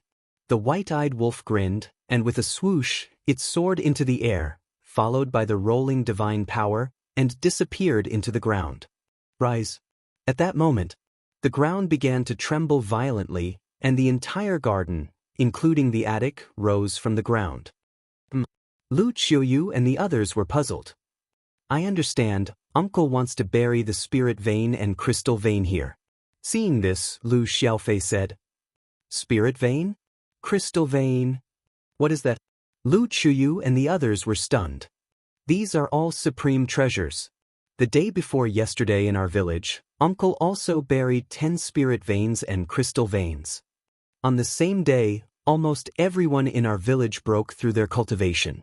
Lu Xiaofei said excitedly. So powerful? The few of them were shocked. Very powerful. Lu Xiaojia also nodded, her big black eyes looking at Qin Feiyang, full of admiration. Not long after, the garden rose into the air. Qin Feiyang raised his arm and waved gently. A crystal vein and a spirit vein immediately appeared, and then fell into the pit below. Why is there only one spirit vein and one crystal vein? Lu Xiaofei and his sister were suspicious. The Lu family had 10. Logically speaking, there should be more here. After all, this was Uncle's home. Why was there less than the Lu family? Chapter 2772. So, the spirit vein and crystal vein were placed, and everything was restored to its original state. This energy, Emperor Hong and Emperor Chen looked at each other in disbelief. This is the crystal vein and the spirit vein. Qin Feiyang briefly explained the use of the crystal vein and the spirit vein. So that's how it is. Everyone suddenly understood. Uncle, why did you only place one crystal vein and one spirit vein here? Lu Xiaofei could no longer hold back the doubts in his heart and asked. Qin Feiyang said, Because this is specially for your grandmother. So it's like that. Lu Xiaofei suddenly understood. Qin Feiyang looked at Lu Qiuyu and said, Mother, set up a barrier around it in the future to prevent the energy from leaking out. Lu Qiuyu nodded. Qin Feiyang looked at Emperor Hong and Emperor Chen and said with a smile, Grandpa, let's go to the back mountain. Emperor Chen hurriedly said, Feiyang, this thing is so precious. Keep it for yourself. Don't worry about us. Obviously, Qin Feiyang was also going to place the crystal vein and the spirit vein in the back mountain. It's okay. I still have a lot. Qin Feiyang smiled slightly. A lot? Emperor Chen was stunned. Qin Feiyang nodded. How many? Lu Xiaofei looked at Qin Feiyang curiously. Qin Feiyang smiled and said, So many that you can't count them. Lu Xiaofei was stunned and asked, Is it that exaggerated? Otherwise? Qin Feiyang laughed out loud. This kid was quite amusing. Back mountain. Hundreds of breaths passed. A huge amount of energy emerged. Li Jian, Elder Qin, and Qin Sheng were alarmed at the first moment. This energy? What's going on? They were still a little drunk, but when they sensed this energy, the drunkenness suddenly disappeared. The 5 of them rushed into the sky and looked around. Soon, they found a group of people standing in the sky not far away. Young Master? Your Highness?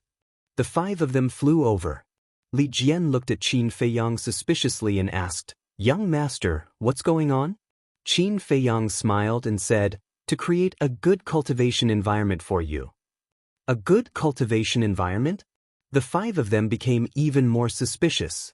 Qin Feiyang looked at Li Jian and asked with a smile, I believe you are familiar with soul stones, right? Soul stone? Li Jian was slightly startled. He said, Yes, you broke through from the false god realm to the divine battle realm because you refined a soul stone. Soul stones are produced from a type of soul vein. And now, I've buried 10 soul veins here. Furthermore, these 10 soul lines are rank 8 god level soul lines. Even in the ancient world, a rank 8 divine soul line is rare.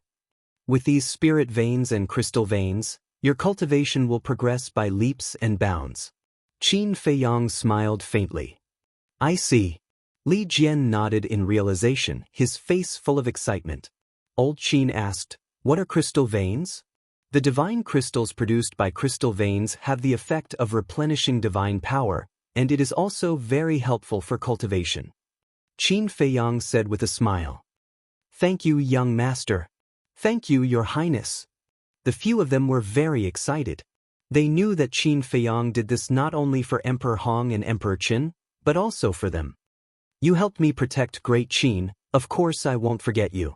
In the future, this place must be isolated with a barrier to prevent the energy of the spirit veins and crystal veins from leaking out. And you can also treat this back mountain as Great Qin's holy land. For example, some talented young people with good character can be brought to the back mountain to cultivate. Qin Feiyang said. The 5 of them nodded. Qin Feiyang looked at Emperor Hong and Emperor Qin and said, in a few days, I will give you some more pill recipes. What pill recipes? Emperor Hong asked. Pill recipes that can make Great Qin rise quickly. Qin Feiyang smiled slightly. In this life, what I am most proud of is having you as my grandson. Emperor Qin laughed. In this life, what this old man is most proud of is having you as my great-grandson. Emperor Hong also looked at Qin Feiyang with gratification. Lu Chuyu and Emperor Qin were also full of smiles. Qin Feiyang was their son, and being praised by the 2 old men, they were naturally happy. After bidding farewell to Emperor Hong, Emperor Qin, and Li Jian, Qin Feiyang, White-Eyed Wolf, Lu Xiaofei and his sister, followed Emperor Qin and Lu Chuyu back to the Autumn Rain Pavilion. In the main hall, the candlelight flickered. Qin Feiyang accompanied his parents for a long talk through the night. Being able to sit and drink tea with his parents was the happiest thing in his life. He cherished every minute and second of this moment. Unknowingly, the sky began to brighten, and the sun rose slowly. After washing up, Emperor Qin looked at the mother and son and said with a smile, you 2 talk, I will go to the morning assembly. Lu Chuyu nodded. Qin Feiyang said, Father, as the emperor of a generation, you can't be too sentimental. Emperor Qin was slightly taken aback and scolded with a smile, Brat, do you still need to teach me? After saying that, he turned and left. Lu Xiaojia suspiciously looked at Qin Feiyang and asked, Uncle, what do you mean by that? Sister, you still don't understand? Yesterday, Uncle dethroned Wu Ho. This storm will definitely not calm down in a short time. He said that to remind grandfather not to give these people any thoughts. Lu Xiaofei said. So it's like that? Lu Xiaojia nodded. Qin Feiyang looked at the brother and sister and asked, I say, you 2 didn't sleep all night, aren't you sleepy? Just kidding. No matter what, I am also a cultivator. Which cultivator do you think would be sleepy? Lu Xiaofei raised his head, a little proud. Cultivators are amazing? I'm a little sleepy. Qin Feiyang said. You're sleepy? Lu Xiaofei was startled. He immediately stood up, looked at Qin Feiyang with concern, and asked, Uncle, you can't be sick, right? Sick? Qin Feiyang was startled. If you're not sick, why would you be sleepy? Lu Xiaofei said. You're the one who's sick. Qin Feiyang glared at him snappily and said, Sooner or later, you will understand how blissful and luxurious it is to lie in bed and sleep. Blissful? Extravagant? I really don't understand. Lu Xiaofei shook his head. In his opinion, sleeping was a waste of time. He might as well use this time to cultivate. No rush. Your life has just begun. You will slowly understand in the future. Qin Feiyang laughed. Princess Yun, Princess Wan, Prince Xian, Prince Yi, Princess Yi, Prince Yi has arrived. Suddenly, following a shout, Qin Xian and the other 5 ran into the pavilion and bowed. Mother, big brother. Lu Chuyu nodded and smiled. It's quite early. Qin Feiyang looked at the 6 of them. Qin Xian laughed and said, How dare we neglect big brother's orders? Don't be glib. And from this moment on, I am not your big brother. Qin Feiyang said. What do you mean? The six of them looked at each other. Qin Feiyang did not explain and said lightly, "Give me all your Qiankuan bags." Qiankuan bags? The six of them were suspicious. "Hurry up, don't dawdle," White-Eyed Wolf shouted. The six of them took out their Qiankuan bags and handed them to Qin Feiyang. "Mother, help them keep these Qiankuan bags first." Qin Feiyang turned around and handed the 6 Qiankuan bags to Lu Qiuyu. Lu Qiuyu nodded and took the 6 Qiankuan bags. At this time, Qin Haotian strode into the hall and directly took out his Qiankuan bag without saying anything. "You don't need it." Qin Feiyang waved his hand. Qin Haotian was slightly stunned and then put away his Qiankuan bag. Qin Xian said unhappily, "Big brother, why doesn't Brother Haotian have to hand over his Qiankuan bag? This is unfair." There is no fairness in this world. After Qin Feiyang finished speaking, he waved his hand and disappeared with Qin Haotian and the others. Black Tortoise World. At the edge of the desert of death. In the sky, a group of people appeared out of thin air. It was Qin Feiyang and the others. "Where is this?" Qin Xian and the others looked around curiously. In contrast, Qin Haotian and Qin Ji were relatively calm, but there was a trace of doubt in their eyes. Qin Feiyang closed his eyes and extended his perception infinitely. Soon, he found the fire lotus somewhere in the Netherworld Sea. Immediately after, with a thought, the fire lotus appeared in front of him. "What a beautiful sister. Big brother, is she your confidant?" The few of them looked at the fire lotus in surprise. Qin Yi, that little guy, looked at Qin Feiyang innocently and asked, "Confidant?" The corner of Qin Feiyang's mouth twitched. This kid was a little precocious. Fire Lotus looked at the few of them, then looked at Qin Feiyang and asked, "Are they your younger siblings?" Qin Feiyang nodded. Fire Lotus looked at the few of them and smiled, "Hello." "Hello, sister." Qin Yi ran to Fire Lotus and said, "Sister, you're so beautiful. Your little mouth is so sweet." Fire Lotus rubbed Qin Yi's head, looked at Qin Feiyang and asked, "Why did you bring them here?" "To sharpen their skills," Qin Feiyang said. "Sharpen their skills?" Fire Lotus was stunned and nodded, "Understood. Then I'll leave this matter to you." "Right." Qin Feiyang pointed to Qin Haotian and said, "He doesn't need to sharpen his skills, just take him to the Devil's Land to cultivate in seclusion." "All right." Fire Lotus nodded. Qin Feiyang sent a sound transmission, "Unless it's a matter of life and death, don't give them any help." "Don't worry." Fire Lotus smiled. Qin Feiyang nodded and disappeared again. "Sister, where is this? What is your relationship with Big Brother?" As soon as Qin Feiyang left, the two little guys looked at Fire Lotus and asked. Fire Lotus smiled and looked at Qin Haotian, "Come behind me." Qin Haotian nodded and silently walked behind Fire Lotus. Fire Lotus then looked at Qin Xian and the others. Boom! Suddenly, a monstrous divine might emerged. Under this divine might, the 6 of them suddenly fell into the abyss of death. I won't answer any of your questions. All you need to know is that you will face a situation of 9 deaths and 1 life. And I won't give you any help. Do you see the desert below? This desert is called the Desert of Death, one of the biggest forbidden areas here. The storm here can even kill a false god. And your mission is to cross the Desert of Death. Fire Lotus said coldly. What? The 6 of them suddenly changed their expressions. Go. Whether you can survive or not depends on your luck. Fire Lotus waved her hand, and the 6 of them fell into the desert below uncontrollably. They looked around, their eyes full of fear. Chapter 2773. They're panicking just like that? They're indeed delicate. Fire Lotus shook her head. They grew up under the care of father and mother and have never experienced such a situation. Moreover, it's so sudden, it will definitely be difficult for them to adapt. Qin Haotian said. Then, if one day, Great Qin falls into danger again, what will they do? Will they also be in such a panic? If that's the case, then they will only die faster. After Fire Lotus finished speaking, she lowered her head and looked at the mountains and rivers outside the Desert of Death. Seeing this, Qin Haotian suddenly had an uneasy premonition in his heart. All the beasts below the War Emperor, listen up, immediately enter the desert of death and chase after them. Fire Lotus shouted. At that moment, one after another, the loud roars of beasts rang out, and the earth began to tremble as if there was a huge earthquake. Qin Xian and the others looked over in shock, only to see a group of beasts rushing towards the desert of death like a torrent. Immediately, the 6 of them changed their expressions and raised their heads to look at Fire Lotus and Qin Haotian.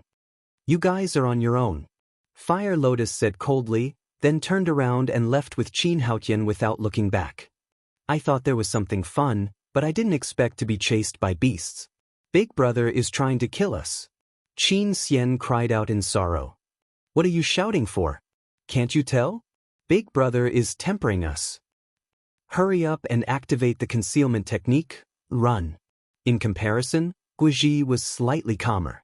The flustered Qin Xian immediately activated the concealment technique and escaped with the 5 of them.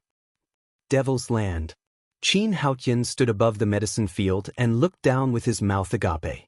There were actually so many medicinal herbs, and they were all above 10,000 years old. Furthermore, he had never seen most of the medicinal herbs before. And the energy here, wasn't this too terrifying? As soon as he arrived here, his cultivation began to loosen, as if he was about to break through. Fire Lotus said, "This is our base camp, the Devil's Land." Devil's Land, Qin Haotian muttered. How was this a Devil's Land? It was simply a cultivator's paradise. Boom. As the energy continued to pour into his body, his cultivation could no longer be controlled and directly broke through. He broke through a small realm just like that? Qin Haotian was dumbfounded. First, find a place to cultivate in seclusion. When you break through to the 9-star Battle Emperor level, I will explain to you the profound meaning of becoming a god. Fire Lotus said.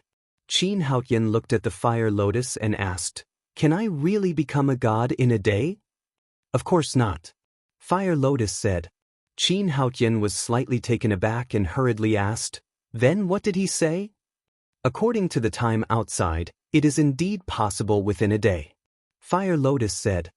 The time outside? Qin Haotian was taken aback and asked suspiciously, What does this mean? Fire Lotus said, To put it simply, a day outside is 1,000 years here. What? Qin Haotian's body shook. A day outside was equivalent to 1,000 years here? What kind of joke was this? How could that be possible? There are some things that you can't understand yet. Work hard on your cultivation. You're dreaming if you want to defeat your brother with your current strength. Fire Lotus shook her head and turned to leave. Qin Haotian hurriedly asked, Then may I ask, what is your cultivation level? Fire Lotus pondered for a moment and said without turning her head, With my cultivation level, you don't even have the qualifications to look up to me. After saying that, she took a step forward and disappeared from Qin Haotian's sight. I don't even have the qualifications to look up to you. Qin Haotian muttered as he raised his head and scanned his surroundings. This was his base camp? Suddenly, he clenched his fists. His eyes shone with determination. No matter how strong you are, I will catch up to you and defeat you. Autumn Rain Building. Backyard. Lu Chuyu was making breakfast. Qin Feiyang, Lu Xiaofei, and Lu Xiaojia were all helping at the side. Lu Xiaofei asked curiously, Uncle, where did you take them? You want to go too? I can fulfill your wish. Qin Feiyang looked at him with ill intentions. Lu Xiaofei felt a little guilty. No matter how he looked at it, it didn't seem like a good thing. Qin Feiyang smiled and said, Don't worry, I will bring you and your sister there sooner or later. Before that, you have to be mentally prepared. The siblings looked at each other, swallowed their saliva, and smiled awkwardly. Why don't we forget it? In your dreams. I didn't let you in now because I still need you to lead the way. Qin Feiyang said. That's right. This pair of brother and sister had to be sharpened as well. Lead the way? The siblings were stunned.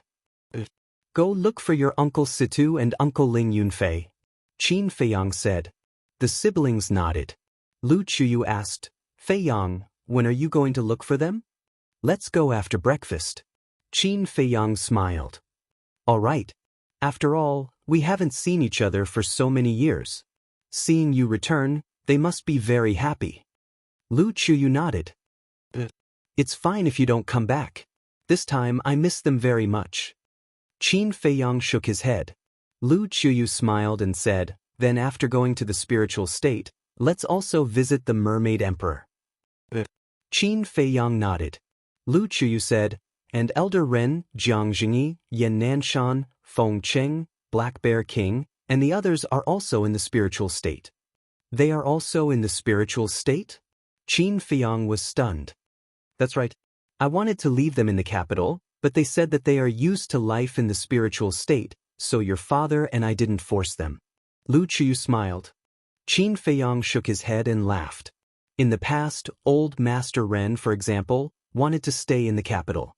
But now, he was still unwilling to stay in the capital? Sure enough. After experiencing some things, one's state of mind would slowly change. Qin Feiyang asked, what about Luo Qingzhu, Feng Ling Er and Ren Wushuang? Are you still missing them? Lu Chuyu smiled. Qin Feiyang was stunned and said with a bitter smile, Mother, what are you thinking about? What am I thinking about? You are friends, so it's normal to miss them. You are thinking too much. Lu Chuyu looked at Qin Feiyang with a teasing smile. Qin Feiyang was stunned, and the bitter smile on his face deepened. Lu Chuyu said, they are now in the spiritual state's holy palace. Holy palace? Qin Feiyang was stunned. Lu Chuyu nodded. Qin Feiyang asked suspiciously, what are they doing in the holy palace? Managing the holy palace and cultivating talents for great Qin. Lu Chuyu smiled. That's really surprising. Qin Feiyang mumbled. Don't say, they are quite capable. Why don't you just marry them all? Lu Chuyu said. Qin Feiyang was helpless. You child. Look at them, they are beautiful and capable. They are the goddesses in many men's hearts. You are the only one who doesn't know how lucky you are. Lu Chuyu rolled her eyes at Qin Feiyang. I don't want to be like father, who has many wives and concubines. It is enough to have one in this life. Qin Feiyang shook his head. Sure enough. It is impossible to expect you to give birth to the Qin clan. Lu Chuyu shook her head. Then I will have to trouble you, mother. Qin Feiyang smirked. Kid, are you asking for a beating? Lu Chuyu's face darkened. Mother, you don't know, but Grandpa and Great-Grandpa want you and Father to have a few more children. Qin Feiyang said. More children? Lu Chuyu's mouth twitched. He really thought of her as that. After having a good breakfast, Qin Feiyang stood up, looked at Lu Chuyu, and said with a smile, then I will go to the spirit state first. Lu Chuyu nodded and said, come back early. I will probably come back at least tomorrow. After all, there are too many old friends to visit. Qin Feiyang said. Then you can have a good gathering with them. Lu Chuyu smiled. Qin Feiyang nodded and disappeared with White-Eyed Wolf and Lu Xiaofei. Spirit State. Butterfly Valley. Although the battle back then destroyed everything here, after years of recuperation, it had already recovered. Moreover, just like before, there were all kinds of wild flowers here. Among the flowers, there were medicinal herbs planted, and groups of butterflies were flying among the flowers. It didn't look much different from before. Qin Feiyang suddenly had a trace of surprise on his face. What? White-Eyed Wolf looked at him suspiciously. There are so many familiar auras. Qin Feiyang closed his eyes and carefully sensed for a moment before smiling. Here, he sensed old Master Ren's aura and Zhu Yu, who had once protected the Butterfly Valley. There was also Yan Nanshan, Feng Cheng, Jianghu, Luo Qianxue, Lu Yun, Ji Shui, Li Ji, Elder Yuan, Black Bear King, and so on. Almost all his acquaintances were here. There are indeed a lot. White-Eyed Wolf sensed and grinned. Everyone here had an inseparable relationship with them. For example, Lu Yun was once an elder of the Sacred Palace and took care of Qin Feiyang. Li Ji was once the steward of the Treasure Pavilion and later managed it. He even helped Qin Feiyang take care of Luo Qianxue. Ji Shui and Elder 10,000 Zhang also extended a helping hand when Qin Feiyang was in trouble. Yan Nanshan, Jianghu, and Luo Qianxue naturally didn't need to be mentioned. The three of them treated Qin Feiyang well like their own children.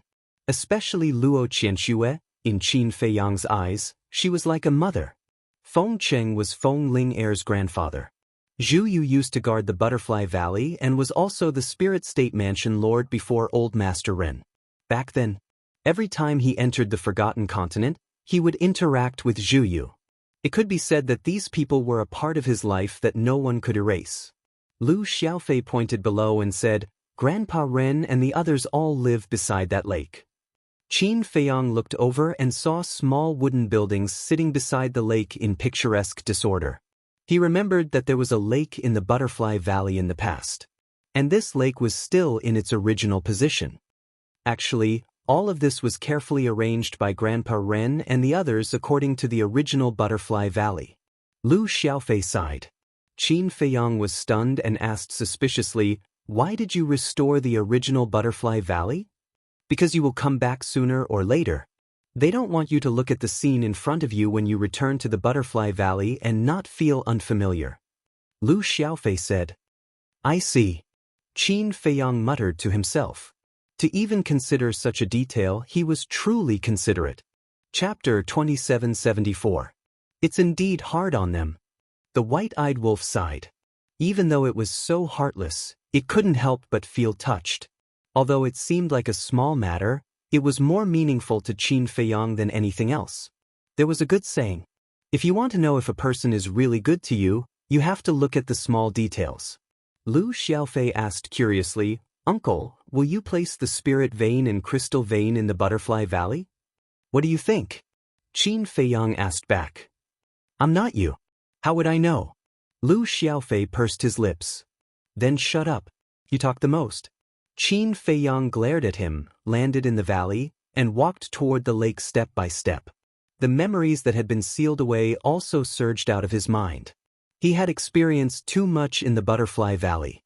Because in the past, whether it was going to the imperial capital or going to the Forgotten Continent, he had to pass through this place.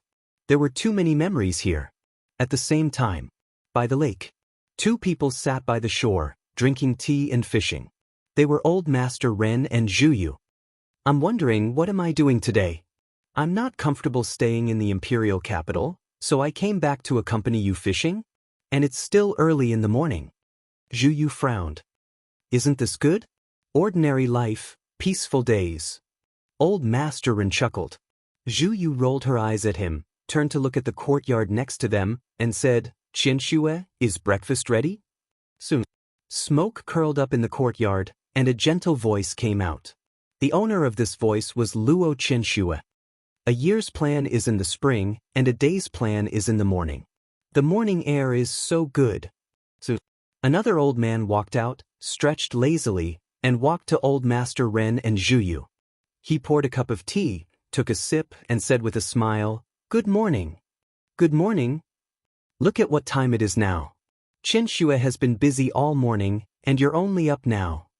Zhu Yu glared at the old man. Qianxue is still young.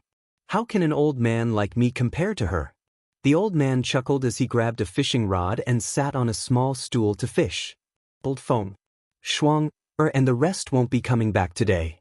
Old Master Ren turned to look at the old man and said, That was right. This man was Feng Ling Heir's grandfather, Feng Cheng. Although he died in Black Bear City, Qin Feiyang came to the spiritual state to find his corpse after opening the gate of rebirth. Then, he was resurrected with the Black Bear King and his son. He won't come? Feng Cheng was slightly taken aback. He turned to look at Old Master Ren and asked doubtfully, Why? It seems that the temple is recruiting disciples, so they are very busy. Old Master Ren said. I see. Feng Cheng nodded and waved his hand. Young people can't be compared to us old men. It's fine if you're busy. Elder Feng, you're wrong. You are old, but we are still very young. Another burst of laughter sounded. Jianghu and Yan Nanshan walked out of their respective courtyards with smiles on their faces. You have the nerve to say that? You're so young, yet you don't go out to make contributions. Instead, you spend all your time with us old men. Feng Cheng looked at the two of them in disdain. Yan Nanshan smiled. Aren't we afraid that you will be lonely? That's why we stayed here to accompany you. Brother Jiang, don't you think so? Yes. Jiang Jingyi nodded. Since you're all up, go and help. Are you going to let Chen Shue work alone in the kitchen? A few more people walked out of the courtyard. They were Ji Shui, Li Ji, Elder Wang, and Lu Yun. The person who spoke was Lu Yun. As he spoke, he glared at Yan Nanshan and Jiang Jingyi. Don't speak. Chen Shue is a woman, and so are you. Look at how virtuous Chen Shue is. She pays for all our 3 meals a day. Yan Nanshan glanced at Lu Yun and pursed his lips. What did you say? Say it again. Lu Yun immediately went forward and grabbed Yan Nanshan's ear. Can't I speak the truth? Yan Nanshan mumbled. Can the truth be said in front of a woman? Lu Yun snorted coldly and tugged at Ji Shui. Don't stay with these stinky men. Let's go help Chen Shue. Those who don't help are not allowed to eat later. Ji Shui shook her head and laughed. See, it's all your fault for offending them. If we really don't have breakfast later, we'll settle the score with you. Li Ji and Elder Wang glared at Yan Nanshan and Lu Yun. What does it matter? At most, we'll get some wild game. We'll have a few drinks when the time comes. Yan Nanshan waved his hand. That's a good idea. Li Ji and Elder Wang's eyes lit up. Yan Nanshan sat beside Feng Cheng and looked at the float on the water. Speaking of which, Ling Yunfei and Shuang haven't come to visit us in a long time. There's nothing we can do. Who asked them to have children? Jiang Jingyi shook his head. Don't you think time passes too quickly? In the blink of an eye, Xiao Hong and Lu Zheng's 2 children are already so old. Fatso and Xiaoyan's children are also adults. Now, even Ling Yunfei and Shuang's children are 5 or 6 years old. They really have to admit that they're old. Yan Nanshan shook his head and sighed. That's right. Thinking back to when they were young, it seems like it was only yesterday. What left the deepest impression on me was that I brought Fei Yang, Yunfei, Shuang, Qingzhu, Ling, and that wolf cub to Pan County to compete with the young people there.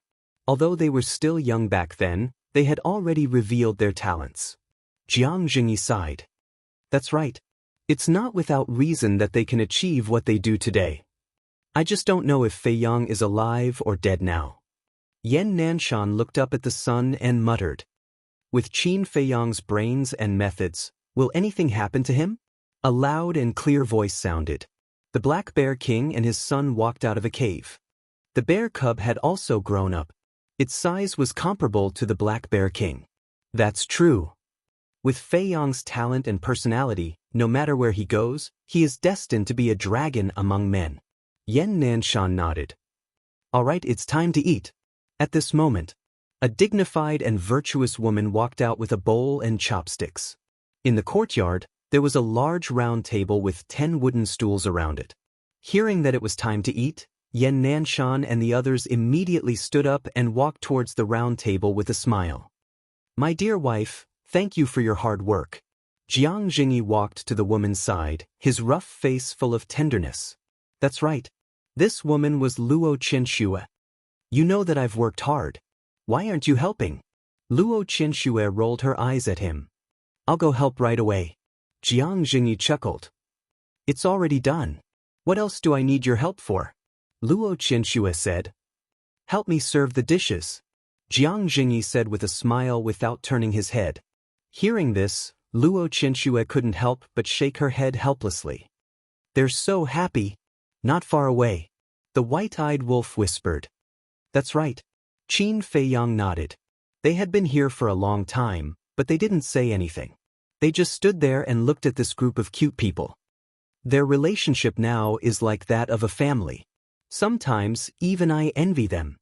Lu Xiaofei said telepathically. After all, this is the life that everyone yearns for. Qin Fei Yang smiled and said, let's go and freeload. Freeload? Lu Xiaofei was stunned and hurriedly said, didn't we just eat at Grandma's place? Can't we eat again after eating? Qin Fei Yang chuckled and strode towards the courtyard, saying loudly, Auntie Shui, add a few more pairs of bowls and chopsticks. Luo Qianxue was about to return to the kitchen when she suddenly heard this voice. She was slightly stunned. Why did this voice sound a little familiar? At the same time, Feng Cheng, Old Master Ren, and the others were also stunned. They immediately turned around and looked in the direction of the voice. When they saw Qin Feiyang, the white-eyed wolf, and Lu Xiaofei walking towards the courtyard, they immediately froze. Feiyang? Wolf cub? This wasn't a dream, right? What's going on? Jianghu walked out with 2 side dishes. Looking at everyone's expressions, he also looked towards Qin Feiyang and the others. He was instantly stunned. Lu Yun and Ji Shui also walked out with 2 side dishes in their hands. When they saw Qin Feiyang and the white-eyed wolf, their bodies suddenly froze. Qin Feiyang? The white-eyed wolf? Why were they here?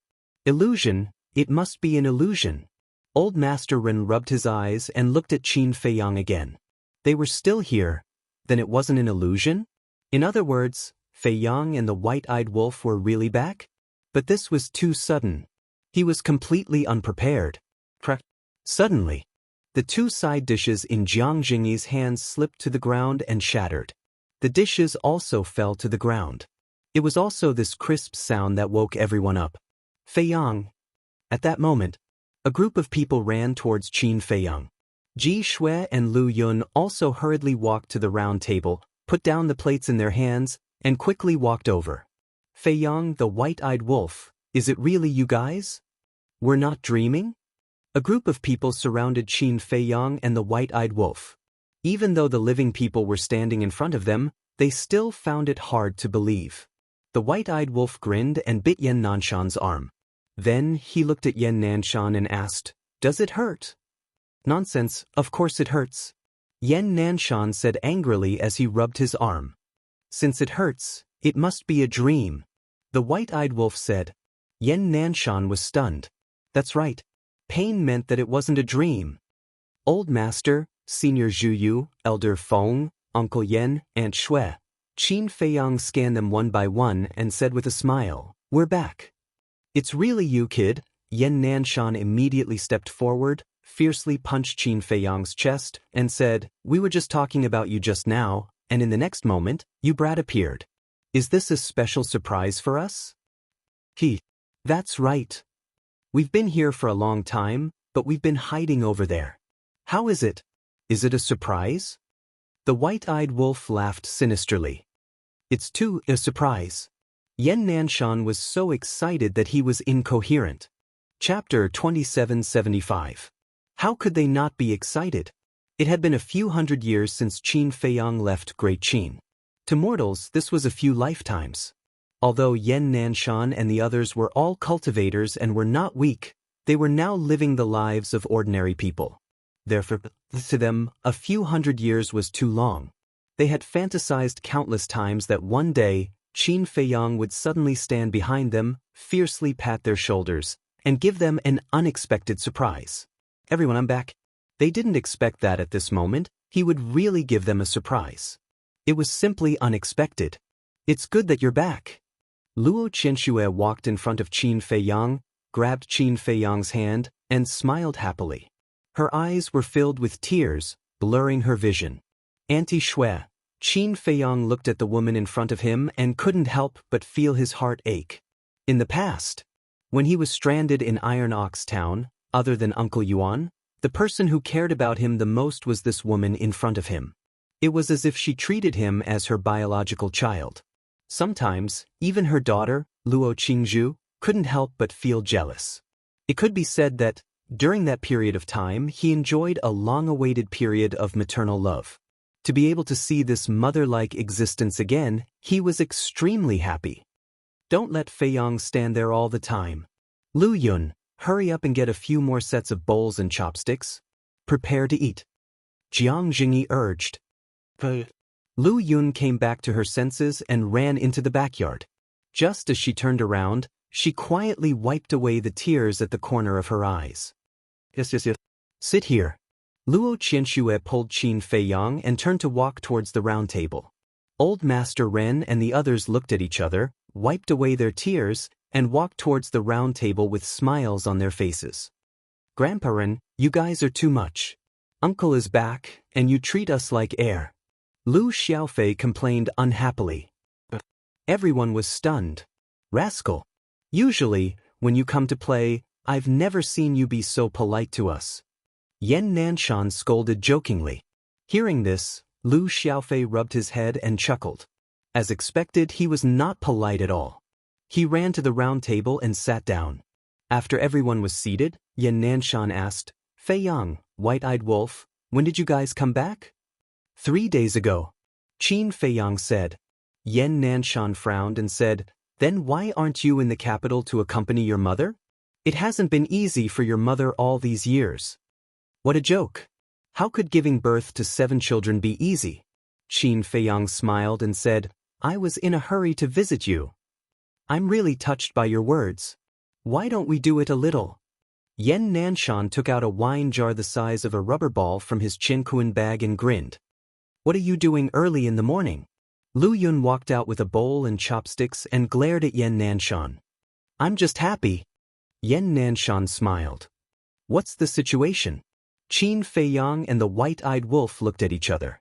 There seemed to be something wrong with Lu Yun and Uncle Yan. Uncle, you don't know. They have already. Lu Xiaofei stuck out 2 thumbs, moving them up and down. His smile was extremely ambiguous. Oh. Qin Fei Yang was puzzled. What did he mean? Lu Xiaofei was helpless. Uncle, you really don't understand. You insist that I explain that they have already become partners. Qin Fei Yang was stunned. The White-Eyed Wolf also looked at Yan Nanshan and Lu Yun in shock. It can't be. The 2 of them actually became partners? When Yan Nanshan and Lu Yun saw this, they looked a little embarrassed. Ha! A single man and a single woman will develop feelings over time. We'll talk about it again. They're not young anymore.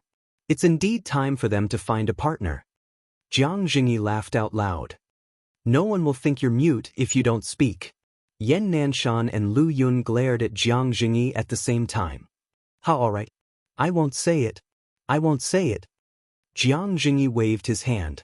Lu Yun put down his bowl and chopsticks and sat beside Yan Nanshan. He said with a smile, Fei Yang, I'm sorry for making a fool of myself. No.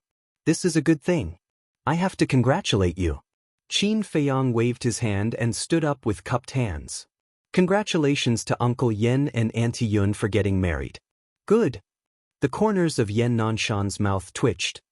What's with your reaction? Lu Yun pricked up his brows. No. Yan Nanshan hurriedly shook his head.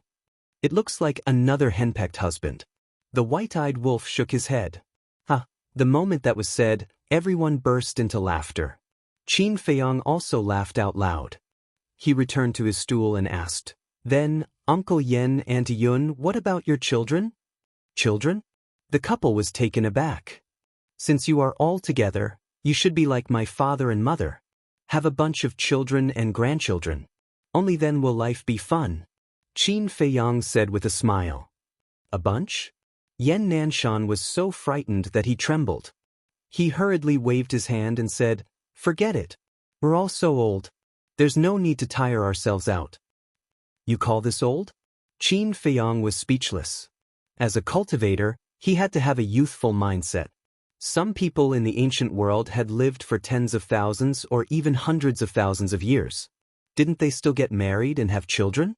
The White-Eyed Wolf said, Auntie Shui, Uncle Yan, I heard you talking about Ling Yunfei's children. They're only 5 or 6 years old. Everyone nodded. That kid isn't good. Look at Lu Zheng and little Hongzi. Their son and daughter have already grown up. Look at Fatso and Li Yan's son. He can already take Lu Xiaofei to Fragrant Moon Brothel. His children are actually so young. The White-Eyed Wolf shook his head. Uncle Wolf, don't talk nonsense. Upon hearing this, Lu Xiaofei's expression changed as he hurriedly said, I'm talking nonsense? Didn't you say it yourself? The White-Eyed Wolf said. What did Lu Xiaofei want to say? But suddenly, a few pairs of eyes looked at them in unison. Grandpa Rin, listen to my explanation, Lu Xiaofei panicked and said with a flattering smile. If the White-Eyed Wolf didn't say it, how could we not know? Tell me honestly, when did you go? How many times have you been there? Jianghu said. Don't be so scary. We've only been there once. Also, we just went there to eat and drink. Lu Xiaofei hurriedly explained, not forgetting to glare at the white-eyed wolf. Is that so? Jianghu looked at him unkindly. Lu Xiaofei nodded and said, yes, yes, yes. If you don't believe me, you can ask Situ Feiyang. Who doesn't know that the two of you grew up wearing open-crotch pants? Ask him? What can you get out of him? I think you have to ask your parents about this. Jianghu said. Don't. You can't tell them about this. Otherwise, with my mother's bad temper, she will break my leg. Can you bear to see a good young man with a bright future being destroyed just like that? Lu Xiaofei looked at Jianghu pitifully. Jianghu laughed and scolded him. He shook his head and said, all right, I'll let you off this time. Don't go to such a brothel in the future. Yes. Lu Xiaofei was overjoyed and nodded repeatedly. Then back to the topic. Ling Yunfei is different from Lu Zheng and Fatso. He doesn't like to be restrained. In short, he just wants to spend time with Shuang, or while he's young. If it weren't for his mother's constant urging, he probably wouldn't have the mood to have a child now. Jianghu looked at the white-eyed wolf and said with a smile. This is normal.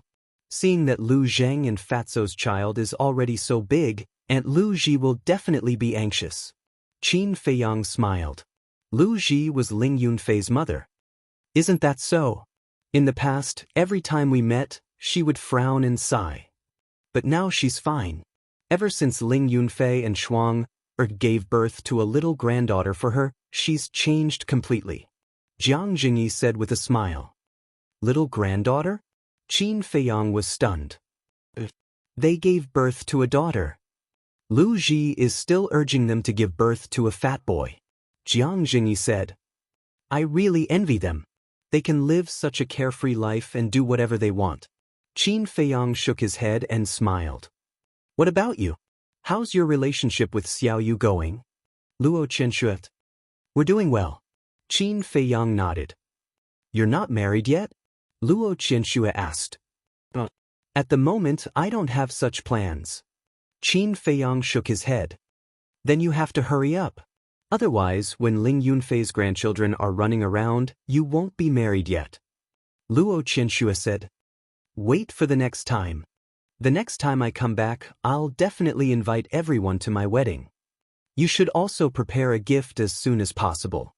Qin Feiyang chuckled. Next time? Everyone was stunned.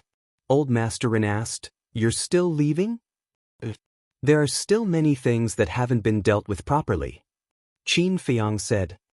Is it important? Luo Qianshue asked. It's very important. Qin Feiyang nodded.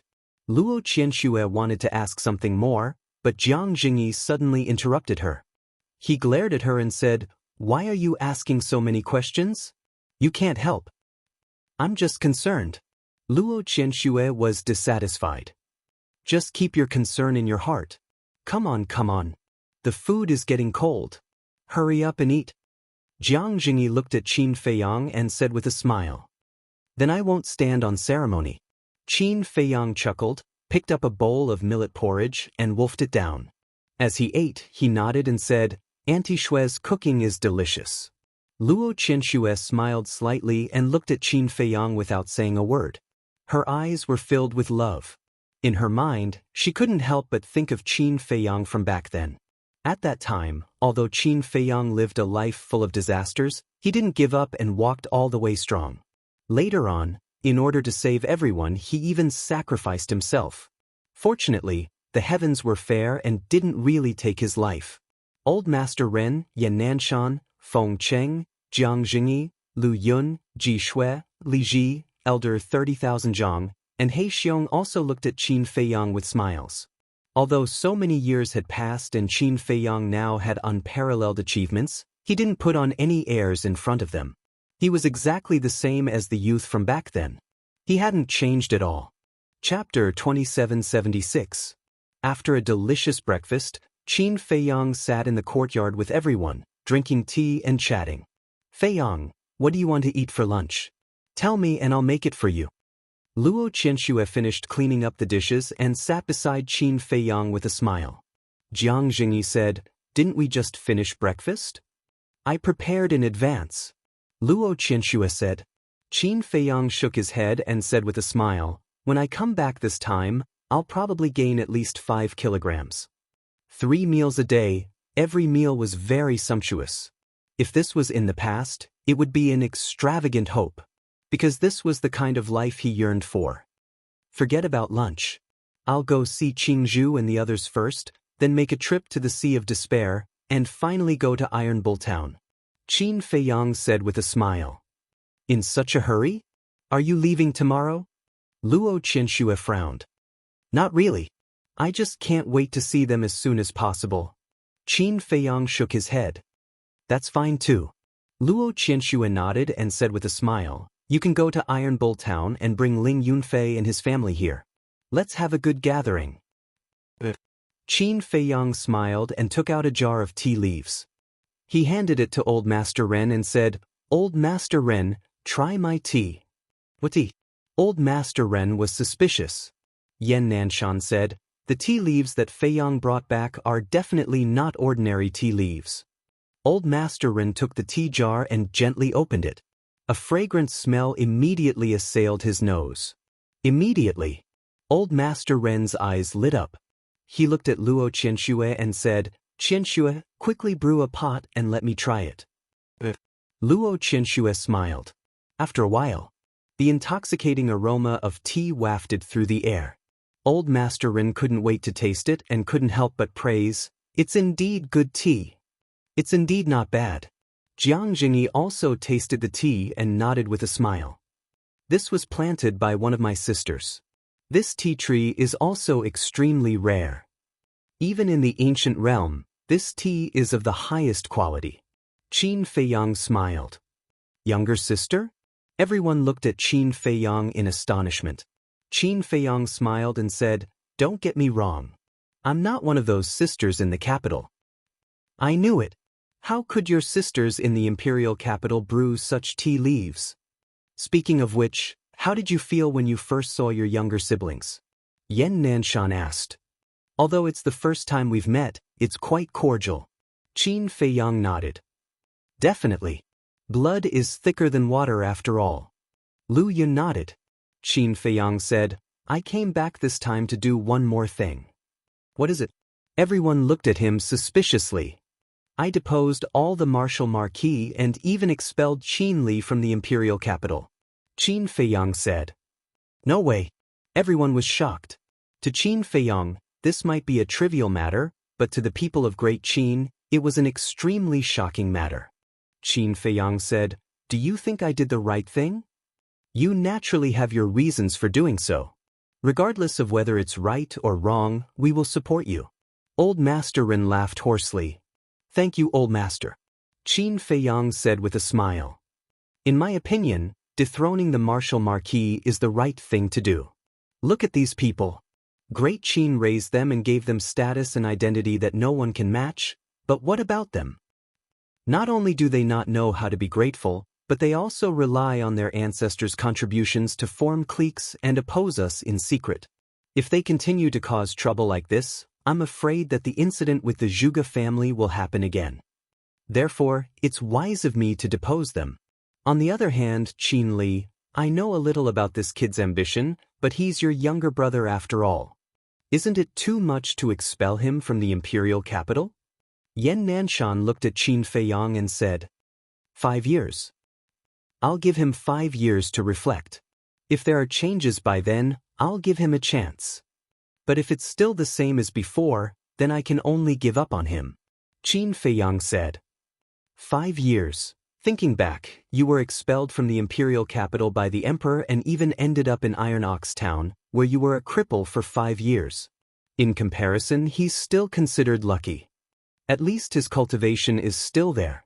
Looking at it this way, you also put in a lot of effort for Qin Li, Jianghu said with a smile. After all, he's my younger brother. How can I bear to let him go astray? Qin Feiyang sighed. I hope he can understand your painstaking efforts. Yan Nanshan smiled. Qin Feiyang smiled faintly and looked up at the sun in the sky. He stood up and looked at everyone with a smile. All right, I'll go to the sacred palace now. Don't go to the sacred palace. Old man Ren shook his head. But aren't they in the sacred palace? Qin Feiyang froze. Old man Ren smiled. They are in the inner hall of the sacred palace. I see. Qin Feiyang nodded in realization.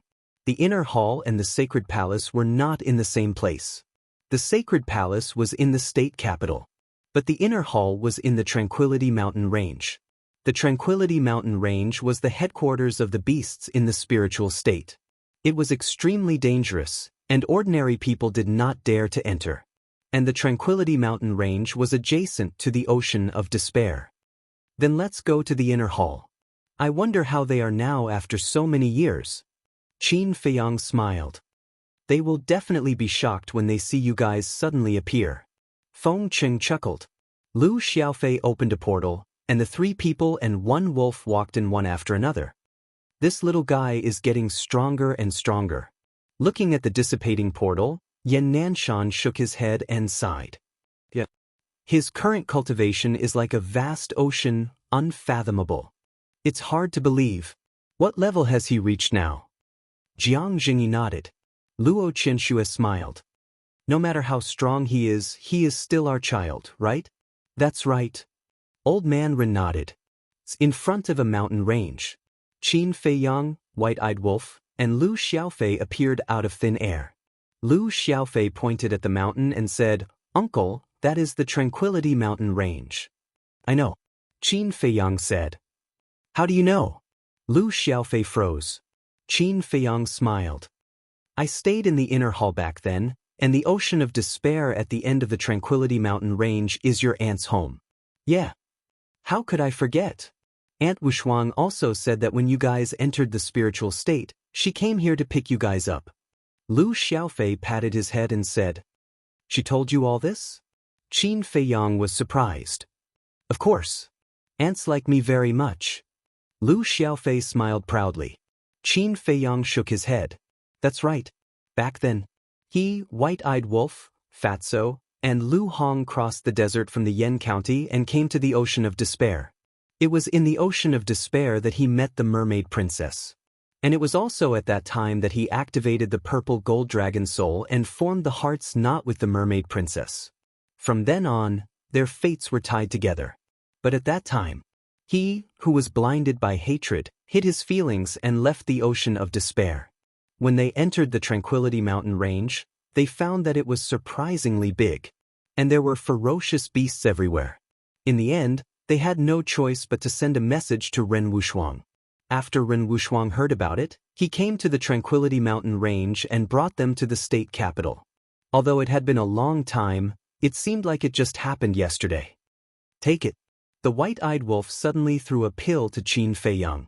Qin Feiyang was slightly taken aback. He quickly caught the pill and found that it was an illusion pill. He frowned and said, What? What do you think? The White-Eyed Wolf sneered. You guy. Qin Feiyang shook his head and took the illusion pill, slightly changing his appearance. The White-Eyed Wolf turned into a big black dog again. He looked at Lu Xiaofei and his sister and urged, You two hurry up. Boring. Lu Xiaojia pouted. That's right, Uncle Wolf, you're too childish. Lu Xiaofei also said. You don't want to, right? Then get out of here now. The White-Eyed Wolf said. Hearing this, the brother and sister quickly nodded and took out an illusion pill and threw it into their mouths. That's more like it. Let's go. The White-Eyed Wolf chuckled and led Qin Feiyang and the brother and sister into the depths of the mountain range. When they were still in the War King, it would take them at least a few years to cross this mountain range. But now, it was only a few blinks of an eye. Even standing on this side of the mountain range, one could see the Sea of Despair on the other side. Of course, the White-Eyed Wolf did not use his extreme speed. He just treated it as if he was revisiting an old place. A moment later, a towering mountain peak entered his line of sight. At the peak of the mountain, there were many majestic palaces. This was the location of the inner palace. It can't be, there's actually a statue here? Suddenly, The white-eyed wolf looked at the peak of a mountain, his eyes filled with speechlessness. Statue! Qin Feiyang raised his head and saw an eye-catching statue on the peak of the mountain. And the statue was none other than him. I heard from Auntie and the others that the statue of Uncle was erected here to encourage the disciples of the inner palace. And to let them always remember that it was you who resurrected all the creatures in the spiritual state. Lu Xiaofei said. Is that necessary? How great are you making it? The white-eyed wolf was disdainful. Uncle has always been great, especially in the spiritual state. Whether it's the beasts or humans, they all regard Uncle as a god. And as time passed, the major states began to imitate him. Now, all the major cities in the 9 states and 18 counties have statues of Uncle. During the holidays, everyone still burns incense and prays in front of the statue. Lu Xiaofei said, Damn, is it that exaggerated? The white-eyed wolf was shocked. It's not exaggerated at all. In short, in the eyes of the people of the great Qin Empire, Uncle is the guardian of this land. They can forget about other beliefs, but their belief in Uncle has not changed even after hundreds of years. Lu Xiaofei said proudly. His uncle was so great. As his nephew, of course he was proud. Alright. The white-eyed wolf nodded helplessly. After all, it was Qin Feiyang who sacrificed himself to resurrect everyone back then. It was normal for everyone to be grateful. Chapter 2777. Inner Palace. At this moment, thousands of people gathered at the foot of a mountain. These people were basically in their 20s, and their temperament was quite outstanding. Their cultivation was basically at the Battle Emperor realm. Why are there so many people? Qin Feiyang was surprised.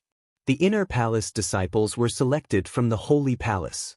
Thinking back, when he entered the inner palace, there were only a few people. But now, there were thousands of people. It seemed that the spiritual state had developed well these years. The white-eyed wolf chuckled, Let's go and join in the fun. Join in the fun? Qin Feiyang was suspicious. The white-eyed wolf said, Pretend to be one of them. Qin Feiyang was speechless. Were they here to experience life? Don't dawdle, hurry up. Suppress your cultivation to the 1-star Battle Emperor realm. The white-eyed wolf urged. So troublesome. Qin Feiyang shook his head. Uncle Wolf, I'm afraid that won't work. Look, they are all wearing the Holy Palace's uniform. If we run over like this, we will definitely be seen through. Lu Xiaofei said. Do you still need to ask me for such a small matter? Hurry up and get a few sets of clothes. The white-eyed wolf said. Alright. Lu Xiaofei nodded helplessly and opened a portal to leave. In less than 10 breaths, Lu Xiaofei came back with 2 sets of clothes in his hands. One was a long dress with the Holy Palace's logo on it. Not bad. Where did you get it? The white-eyed wolf asked. Lu Xiaofei said proudly, I have been to the Holy Palace more than once or twice. It's just a few clothes, it's a piece of cake. A piece of cake? You obviously went to steal it. The white-eyed wolf looked down on him. Didn't you ask me to go? Lu Xiaofei was stunned and said angrily. I didn't ask you to steal it. Kid, your character is not good. The white-eyed wolf shook his head. Lu Xiaofei was furious and roared, Uncle, look at Uncle Wolf, get used to it, get used to it. Qin Feiyang smiled slightly. Don't dawdle. Hurry up and change. The white-eyed wolf urged. After Lu Xiaofei gave the clothes to Qin Feiyang and Lu Xiaojia, he stared at white-eyed wolf and said, Uncle Wolf, I find that you are really shameless. After saying that, he quickly put on the clothes in his hands. Lu Xiaojia also went down to the jungle and changed her clothes. Qin Feiyang also changed his clothes. Set off. The white-eyed wolf waved its claws and flew into the inner palace in high spirits. Very soon, 3 people and 1 wolf sneaked into the crowd without anyone noticing. Why is there a big black dog? Qin Feiyang's trio did not attract much attention, but white-eyed wolf was quickly noticed. Never seen such a handsome dog? The white-eyed wolf glanced at the man. It was a young man dressed in black. He was about 20 years old and had the cultivation of a 2-star combat emperor. Handsome? When the young man in black heard this, he was slightly stunned and then looked at the white-eyed wolf strangely. What are you looking at? The white-eyed wolf raised his eyebrows. I'm just curious. Since when did our holy palace have such a narcissistic dog? The young man in black was suspicious. That's because I keep a low profile. I'm not like you guys who always jump out to make your presence known. It's as if you're afraid that people don't know you. The white-eyed wolf despised him. Alright, I'll take it. The young man in black shook his head. He had seen many narcissistic people, but this was the first time he had seen such a narcissistic dog. Qin Feiyang looked at the peak of the mountain and asked suspiciously, Senior brother, what are we waiting for? Of course, we are waiting for the 3 temple masters. The young man in black said. Temple masters? Qin Feiyang was stunned. The young man in black looked at Qin Feiyang's reaction as if he was looking at a monster and said, It can't be. You don't even know the 3 temple masters? This, Qin Feiyang really didn't know. Seeing that they were about to be exposed, Lu Xiaofei quickly took over the conversation and said, The 3 temple masters are famous. Who doesn't know?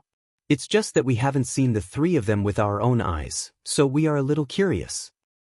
I knew it. Let alone the spiritual state, people in the other 8 states also know the name of our temple masters. The young man in black said. Xiaofei, who are these temple masters?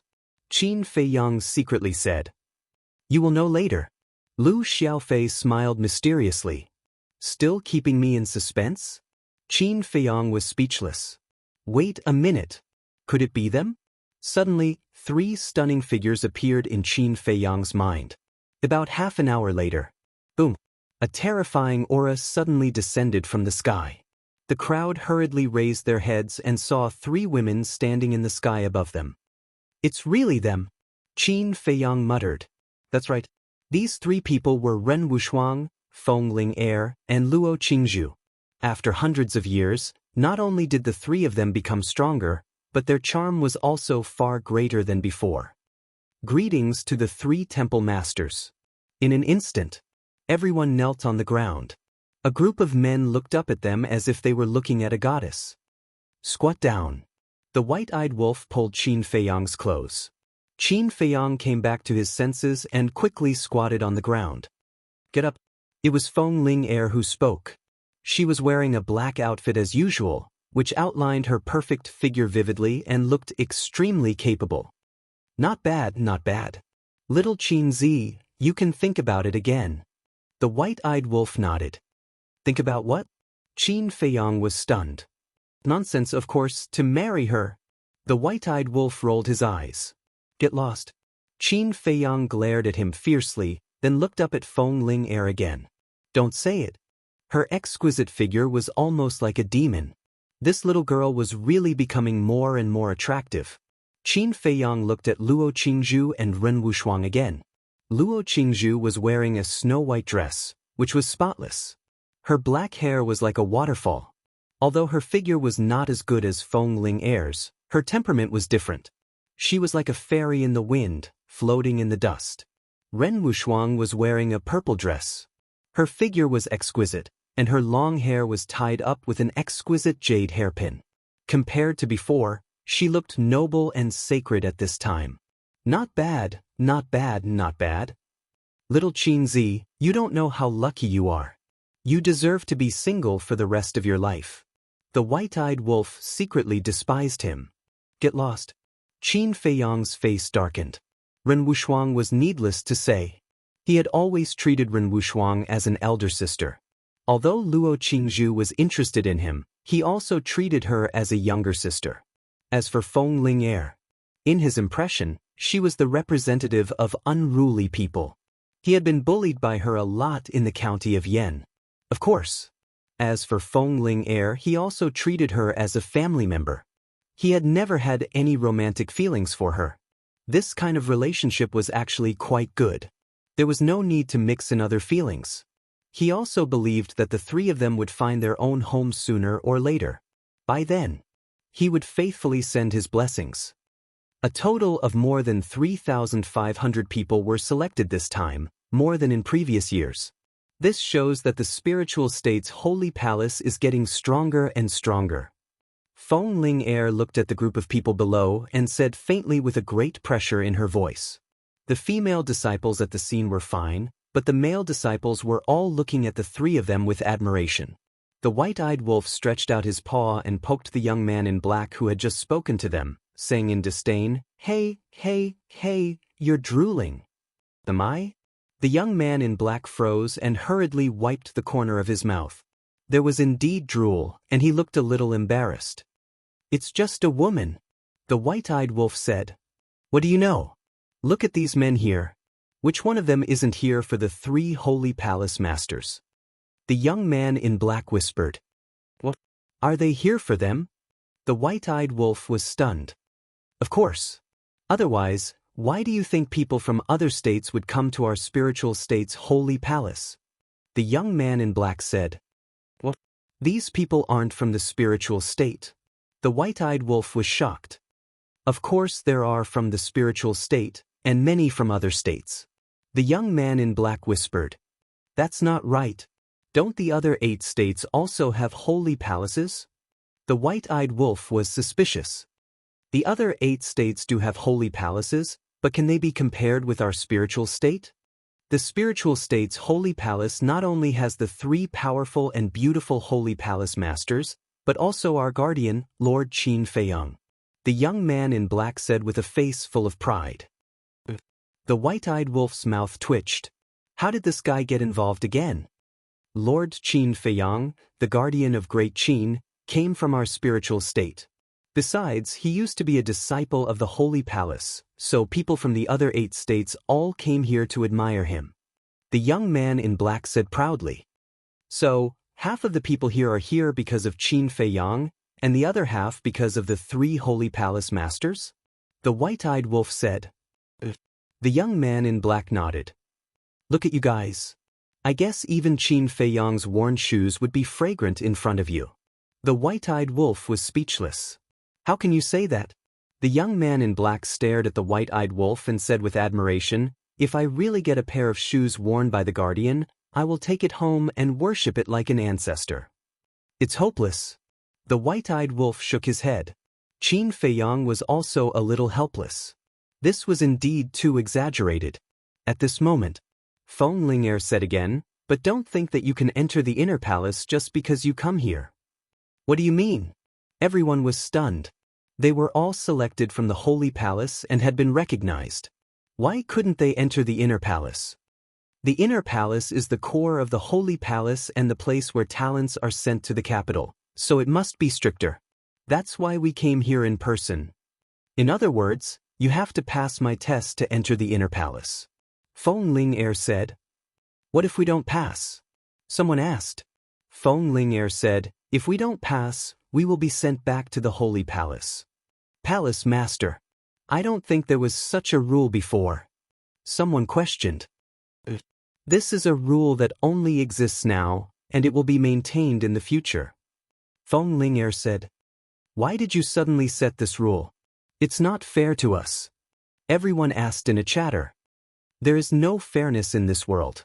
Everything depends on your ability. If you think it's unfair, then you can return to the Holy Palace now or leave the spiritual state. I won't stop you." Feng Ling Er shouted, her eyes as sharp as a blade, making people not dare to look directly at her. Luo Qingzhu and Ren Wushuang behind her looked at each other with a trace of helplessness in their eyes. Actually, they didn't want to set this rule. But there was no other way. There were already many people in the spiritual state. And these years, young people from the other 8 states also flocked to the Holy Palace of the spiritual state. So now, both the Holy Palace and the Inner Palace could no longer accommodate them. So, they had to raise the threshold to enter the Inner Palace.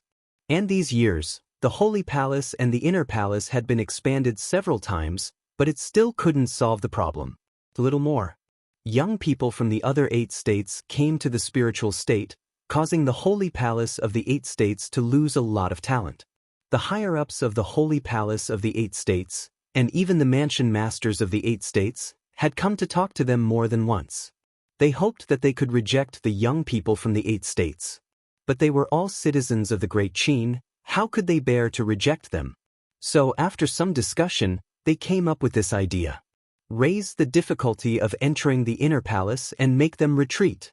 If they couldn't enter the inner palace, they might leave the spiritual state in disappointment and return to their state capitals. After all, with their talent, entering the inner palace of their state capitals was not a problem at all. Chapter 2778. As soon as Feng Ling finished speaking, the scene fell into dead silence. How was that possible? It wasn't easy to get to this point, especially the young people from the other 8 states. They came all the way to the spiritual state just to enter the inner palace. Because entering the inner palace of the spiritual state was not only a supreme honor but also a great future. Because almost everyone in the 9 states knew that the 3 palace masters of the spiritual state were very close to the emperor and empress. What kind of existence were the emperor and empress? Not only were they the rulers of Great Qin, but they were also Qin Feiyang's father and mother. So, if they could enter the inner palace of the spiritual state, perform well, and gain the recognition of the 3 palace masters, they might be directly recommended to the emperor and empress. In this way, wouldn't they soar to the sky? Most importantly, there were rumors in the major states that the 3 palace masters of the spiritual state were all war gods. Why was it a rumor? Because in the past few hundred years, Feng Ling and the other 2 had never really fought. Therefore, their cultivation was only a legend. Qin Feiyang glanced at the crowd and looked up at Feng Ling with a smile. Palace Master, just tell me, what is the test? Feng Ling looked down at Qin Feiyang with a trace of surprise in her eyes. This calm expression, without the slightest hint of panic in his eyes, this young man didn't seem to be simple. Wait a minute. Why didn't she see this person when she went to the Holy Palace to choose? Feng Ling didn't think too much about it, thinking that she had overlooked this person before. I will personally take part in this test. After Feng Ling finished speaking, a terrifying aura burst out of her body and shrouded the stone stairs in front of her. The stone stairs led from the foot of the mountain to the top. Under my divine aura, those who reach the top will pass the test. Now begin! Feng Ling shouted. Divine aura? She is indeed the war god. Thousands of people were shocked, and the admiration in their eyes grew stronger. Everyone, let's go. Once we successfully enter the inner palace, we will be able to receive guidance from the divine god of battle. This is a treatment that the other 8 prefectures do not have. Immediately, thousands of people ran towards the stone stairs as if they had been injected with chicken blood. Let's go! The black-clothed young man also called out to Qin Feiyang and the others, and ran towards the stone stairs without looking back. Is running so fast useful? The white-eyed wolf pouted. How could a group of battle emperors withstand the might of a god? However, for it and Qin Feiyang, it naturally existed in name only. Let's go! The white-eyed wolf chuckled and ran towards the stone stairs. How boring! Qin Feiyang shook his head. Wasn't this just messing around? Let it be. Anyway, it was rare for him to come back, so he might as well let him play freely. Very soon, the people who rushed to the front stepped onto the stone stairs. Immediately, it was as if all of them were stuck in a quagmire, unable to move an inch. This pressure is too terrifying. How can we climb up? Such a thought immediately arose in the minds of those who stepped onto the stone stairs. No way. It's a matter of future and glory. Even if we have to climb, we have to climb up. One of the young men roared, gritted his teeth, and walked up with difficulty. The others also gritted their teeth and persevered, moving extremely slowly. After dozens of breaths, the person at the front had only climbed 10 steps. The others were all blocked at the back. Hey, get out of the way. Don't block the way in front. How are we going to go up? Someone was dissatisfied. The people in front were tactful. Hearing this, they retreated to the side and opened up a path in the middle, allowing those with good talent and potential to pass through. Don't say it. There were really some young people who walked up with ease. The potential of the people chosen this time is not bad. Luo Qingzhu nodded. This is just the beginning. Feng Ling said. Hundreds of breaths passed. Half of the people were still lining up at the foot of the mountain. Although everyone tried their best to walk from both sides of the stone stairs, the width of the stone stairs could only accommodate 5 or 6 people. And there were thousands of people at the scene. Therefore, they had to wait for the people in front to go up before the people behind could follow. So slow? The white-eyed wolf frowned. They were at the back. What's the hurry? Qin Feiyang smiled faintly, glanced at Lu Xiaofei and Lu Xiaojia and asked, "Do you have the confidence to climb up?" "I'm sure I don't." Lu Xiaojia shook her head. She was only at the war chief level. "I'm confident." Lu Xiaofei pondered for a moment, then nodded heavily. Qin Feiyang laughed. "All right, then let's wait and see." Half an hour later, everyone had already climbed up the stone stairs. There were more than a dozen young men and women who had already reached the halfway point of the mountain. Obviously, these dozen or so were all young people with good potential. "Let's go up as well." Qin Feiyang smiled. The white-eyed wolf directly rushed up and did not feel any pressure. Qin Feiyang also followed suit and stepped onto the stone stairs. In an instant, he determined that the strength of this pressure was only at the War Master level. War Master? This probably wouldn't be difficult for Lu Xiaofei. This was because Lu Xiaofei was originally a War Master, and he had even opened the door of potential. Even Lu Xiaojia would be able to barely hold on for a while. After all, Lu Xiaojia had also opened the door of potential. So it's only a so-so. After Lu Xiaofei stepped onto the stone stairs, a trace of pride immediately crawled up his face. He looked at the white-eyed wolf and sent a sound transmission, "Uncle Wolf, let's go." "Heh, let's give your aunt a surprise." The white-eyed wolf laughed sinisterly, then rushed towards the peak of the mountain like a wisp of smoke. Lu Xiaofei also followed closely behind. "It can't be." Feng Ling-er and the other two stared at the white-eyed wolf and Lu Xiaofei with their mouths agape. It was actually so easy? Are you guys perverts? You can still run so fast. The people on both sides of the stone stairs also looked at the man and the wolf in shock. The white-eyed wolf said disdainfully, "It's not that we are perverts, you guys are just too useless." "Brother dog, wait, bring me along." The black-clothed young man was also on the stone stairs. When he saw the white-eyed wolf running towards him, he hurriedly reached out his hand and called out, "Scram!" The white-eyed wolf swatted at him with its paw. The black-clothed young man immediately staggered and almost fell from the stone stairs. "Brother dog, don't be so heartless," the black-clothed young man exclaimed. "Is he close to you?" The white-eyed wolf glared at him, then ran up the stairs without looking back. "What's going on? How can a big black dog be so arrogant?" Feng Ling-er was stunned. Ren Wushuang said suspiciously, "Ling, when you went to the sanctum, did you see this big dog?" "I don't remember at all." Feng Ling-er shook her head. "You don't remember? Then is it from the sanctum? Could it be a ferocious beast nearby that came to join in the fun?" Ren Wushuang frowned. "It doesn't look like it. Look, it seems to be very familiar with that kid behind it." Feng Ling-er pointed at Lu Xiaofei. "Oh no, I'm afraid there are a few peerless monsters this time. Ling, take special care of them and see how amazing their potential is." Ren Wushuang laughed. Feng Ling-er secretly laughed, and the pressure that enveloped the white-eyed wolf and Lu Xiaofei suddenly doubled. The white-eyed wolf stopped and scanned the pressure in the sky. Lu Xiaofei was also extremely stunned, and then swept a glance at the others. It seemed that there was no change in the pressure of these people.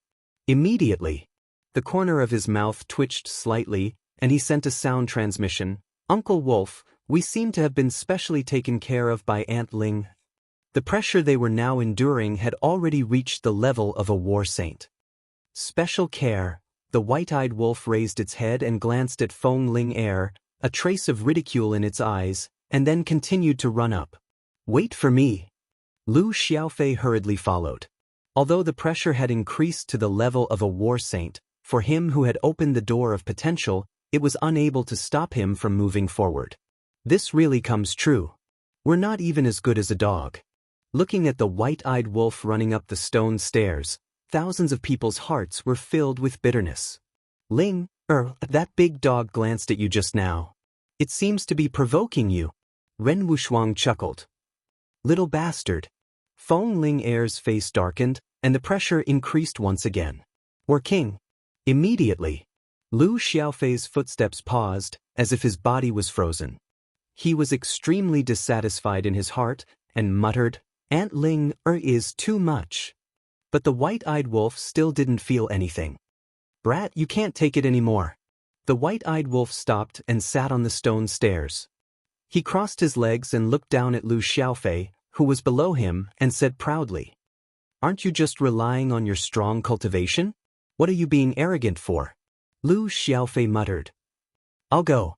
This posture of his, look, this is also arrogant. Ren Wushuang looked at the white-eyed wolf. Feng Ling Er's expression became even uglier. Not only was he sitting there like a human being, he was even crossing his legs? Wasn't this blatantly mocking her? The pressure suddenly soared to the war god level. What a powerful aura! The white-eyed wolf immediately howled. Ah! Lu Xiaofei was stunned. The thousands of people below also looked at the white-eyed wolf in shock. What was going on? Didn't it run faster than a rabbit just now? Why did it howl all of a sudden? This is the pressure of a war god level. Little girl, you're going too far. The white-eyed wolf stared at Feng Ling Er angrily. Pressure of a war god level? Everyone was stunned. Could it be that this black dog was specially taken care of by the palace master? At that moment, their faces revealed gloating expressions. Let's see if you can still be arrogant? Wait. Do you guys know why it's called the palace master? It seems to be calling a little girl? It seems to be a little girl. This damn dog. There must be a limit to arrogance. Everyone immediately glared at the white-eyed wolf. It actually dared to offend their goddess. It was simply unforgivable. The veins on Feng Ling Er's forehead were also popping out. It actually dared to call her a little girl? Interesting. Ren Wushuang and Luo Qingzhu looked at each other and couldn't help but want to laugh. That's not right. But suddenly, Luo Qingzhu stared at the white-eyed wolf in shock. What's wrong? Ren Wushuang and Feng Ling Er were shocked and turned to look at her suspiciously. If it was really imprisoned by the pressure, how could it be shouting there? Luo Qingzhu said in a low voice. That's right. The two of them also suddenly realized and lowered their heads to look at the white-eyed wolf in shock. Hee hee, you guys found out so quickly. So boring. I still want to play a little longer. The white-eyed wolf grinned at the three girls and slowly got up. He looked at Lu Xiaofei and said, Kid, take your time. I'll go first. Don't take me with you. Lu Xiaofei hurriedly said. You have to walk your own path. Don't count on others. After the white-eyed wolf finished speaking, he stood up and put his paws behind his back. Like an old man who had experienced the vicissitudes of life, he walked up step by step. He shook his head and sighed deeply, saying, Invincible is really too lonely. Don't stop me. I'm going to beat it up. This damn dog is too pretentious. I've never seen a person who pretends to be so pretentious. No, it's a dog. The thousands of people below all gritted their teeth and stared at the white-eyed wolf's back. If it was a person, they could accept it. But a dog, damn it, wasn't it just teasing them? Thinking about it, the geniuses of the sanctuary, were really worse than dogs. Chapter 2779. But at the same time, Feng Ling Er and the other two looked at the white-eyed wolf with grave expressions. Because of the difference in strength, the problem they saw was different. The thousands of disciples saw the white-eyed wolf acting cool. But what they saw was the white-eyed wolf's strength. Feng Ling Er was no longer holding back. Her aura was enough to imprison anyone below the level of a combat god. But this black dog acted as if nothing had happened. What did this mean? It meant that its strength was above Feng Ling Er's. This was not good news for Feng Ling Er and the other two. As one of the most powerful existences in Great Qin, they knew all the powerful people in Great Qin like the back of their hands. But in their memories, there was no information related to this black dog. In other words, this large black dog was a terrifying existence that had suddenly jumped out of nowhere. Within a few breaths. The black wolf climbed up the stone stairs and then turned to look down at the mountains and rivers below. It sighed faintly. It's lonely at the top. I can't take it anymore. I want to go up and beat him up. Scoundrel! Just you wait. The thousands of people below glared angrily and rushed up with all their might. But very soon, they were lying on the stone stairs, panting and sweating profusely. Auntie Ling, don't be like this. Lu Xiaofei felt bitter in his heart. Although the aura that enveloped him was only at the level of a combat god, it was difficult for him to move. Below, Qin Feiyang was still standing on the first step, looking up at the white-eyed wolf with a helpless expression. He could not be blamed. That arrogant look was really asking for a beating. Uncle, why don't I not go up? Lu Xiaojia's voice suddenly rang in Qin Feiyang's mind. Qin Feiyang was stunned. He turned to look at Lu Xiaojia and saw her standing in front of the stone stairs, looking hesitant. Wait a minute. Why is there another combat king? Suddenly, Feng Ling-er and the other two also noticed Lu Xiaojia and were shocked. Lu Xiaojia's cultivation was at the combat king level. There was no point in hiding it. Therefore, she did not hide it from the start. However, she had been silent the whole time, so no one noticed. Qin Feiyang encouraged, this is actually just the pressure of the War Master level, you can give it a try. But I only have the cultivation of the War King. Lu Xiaojia said, Battle King, Battle Emperor, Battle Master. From her point of view, the gap between them was huge. Let's try it. Qin Feiyang smiled. Alright. Lu Xiaojia nodded. She didn't want to disappoint her uncle, so she walked up the stone stairs resolutely. She is courting death. Feng Ling-er's expression suddenly changed. How dare a battle king come here? However, in the next moment, a scene that left her dumbstruck appeared. Lu Xiaojia actually stepped onto the second step. Although it was very difficult and strenuous, she could be considered to have succeeded. No way! Luo Qingzhu and Ren Wushuang were also shocked. How could a mere battle king take such a step? Not bad. Qin Feiyang looked at Lu Xiaojia and nodded with a smile. Even though he had opened the gate of potential, his cultivation was still too weak. If this pressure was only at the level of a war emperor, then it would definitely not be difficult for Lu Xiaojia. However, facing the pressure of a war master level, it was still too difficult for this little girl. Uncle, Lu Xiaojia's face was also filled with excitement. To her, stepping onto the second step did not give her any sense of accomplishment. The most important thing was to receive her uncle's praise. After all, she was only a teenager and was still a little girl. And Qin Feiyang, not only was he her elder, he was also her idol. Children all had one thing in common, and that was to obtain the praise and recognition of their elders. Alright, Uncle will bring you up. Qin Feiyang grabbed Lu Xiaojia's hand, and that oppressive pressure that was almost suffocating her instantly disappeared. Uncle is really amazing. Lu Xiaojia whispered. Let's go. Qin Feiyang smiled slightly. All right. Lu Xiaojia nodded and obediently followed Qin Feiyang, walking up step by step. What? Feng Ling-er and the other two were once again tongue-tied. What was going on? Something's wrong. Luo Qingzhu stared at Qin Feiyang and sent a sound transmission. Feng Ling-er nodded. The little girl had a suffocating look before, but when the young man grabbed her hand, she immediately returned to her normal state. What did this mean? It meant that the young man was able to disperse her pressure. This kind of method could only be done by someone who was at least in the same realm as her. Another terrifying rancor that he had never seen before. Damn, it can't be. What's going on? When Qin Feiyang brought Lu Xiaojia up, the people they met all stared at them with their mouths agape. This indifferent expression, this light footsteps, it didn't seem like he was trapped in a dignified state at all. Previous chapter, next chapter. Suddenly, Qin Feiyang felt that the pressure that enveloped him had suddenly soared to the level of a war god. This woman.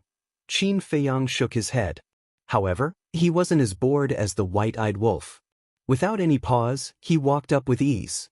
Terrifying, Ren Wushuang whispered. Luo Qingzhu and Feng Ling-er also had grave expressions on their faces. Suddenly, The three of them looked at each other and took a step forward in unison. They landed on the stone stairs above and looked at Qin Feiyang warily and asked in a deep voice, "Who are you?" Thousands of disciples were bewildered. Qin Feiyang also stopped in his tracks, raised his head to look at the three girls and laughed. "Since I have already stepped on the stone stairs, then let me finish. You are definitely not a disciple of the sanctum. Who exactly are you?" Feng Ling Er shouted, divine power surging out. Qin Feiyang smiled faintly, and a wave of pressure also emerged, enveloping the three of them. At that moment, Feng Ling Er and the other two were imprisoned there, unable to move at all. They were greatly shocked. This oppressive might was actually countless times stronger than their oppressive might. Qin Feiyang took a step forward and continued to walk up with Lu Xiaojia. When he passed by Feng Ling Er and the other two, he didn't stop. Who the hell is he? Even the three Lord Palace Masters can't escape from the confinement of his pressure. Needless to say, the thousands of disciples were all staring angrily. "Uncle, take me with you." Seeing that Qin Feiyang and Lu Xiaojia had arrived, Lu Xiaofei hurriedly called for help. Who was the one who said that he could go up? Qin Feiyang smiled mockingly and walked up without looking back. Lu Xiaojia turned her head and smiled at Lu Xiaofei. She even made a face at him. Lu Xiaofei's heart was bitter. If he had known earlier, he wouldn't have been so arrogant. After a short while, Qin Feiyang finally reached the top of the mountain. "You're too slow." White-eyed Wolf picked his nose. "You're not in a hurry to be reincarnated? Why are you running so fast?" Qin Feiyang rolled his eyes at him, let go of Lu Xiaojia, and glanced around the inner hall. The inner hall seemed to be bigger than before. But it was not unfamiliar. Scenes of the past involuntarily emerged in his mind. He had experienced too much here. It could also be said that this was the place where he really rose to prominence. He still remembered that year when he fought fiercely with Lu Xingchen here. And Dongqing, Shen Mei, these people who were almost forgotten by him involuntarily emerged in his mind. Reminded of the past? White-eyed Wolf glanced at Qin Feiyang. Qin Feiyang nodded. "It's a pity that bastard Mu Tianyang won't come out, otherwise he will definitely be like you." "No. He will probably fight with you. That's because he and Shen Mei got to know each other here." "Do you still remember that night when Lu Xingchen knelt in front of Shen Mei?" "No, it's Mu Tianyang." White-eyed Wolf joked. "Of course I remember. It's really hard for this guy to kneel in front of a woman. But this also proves that he really likes Shen Mei." Qin Feiyang nodded. White-eyed Wolf said, "So, he will seek revenge on you sooner or later. Let's talk about the future later." Qin Feiyang smiled faintly, turned around, and walked to the stone stairs. Standing on the top step, he withdrew his pressure. Feng Ling Er and the other two finally regained their freedom. They immediately turned to Qin Feiyang and bowed. "Greetings, Senior." Even the three palace masters have to respectfully address him as Senior? How terrifying is this person's strength? The thousands of disciples were extremely shocked. Qin Feiyang faintly smiled. His gaze went past the three of them and looked at the several thousand disciples. He said, "Tell me, why do you all want to cultivate?" "What do you mean? Cultivation is cultivation. Why do you ask so many questions?" The thousands of disciples were stunned.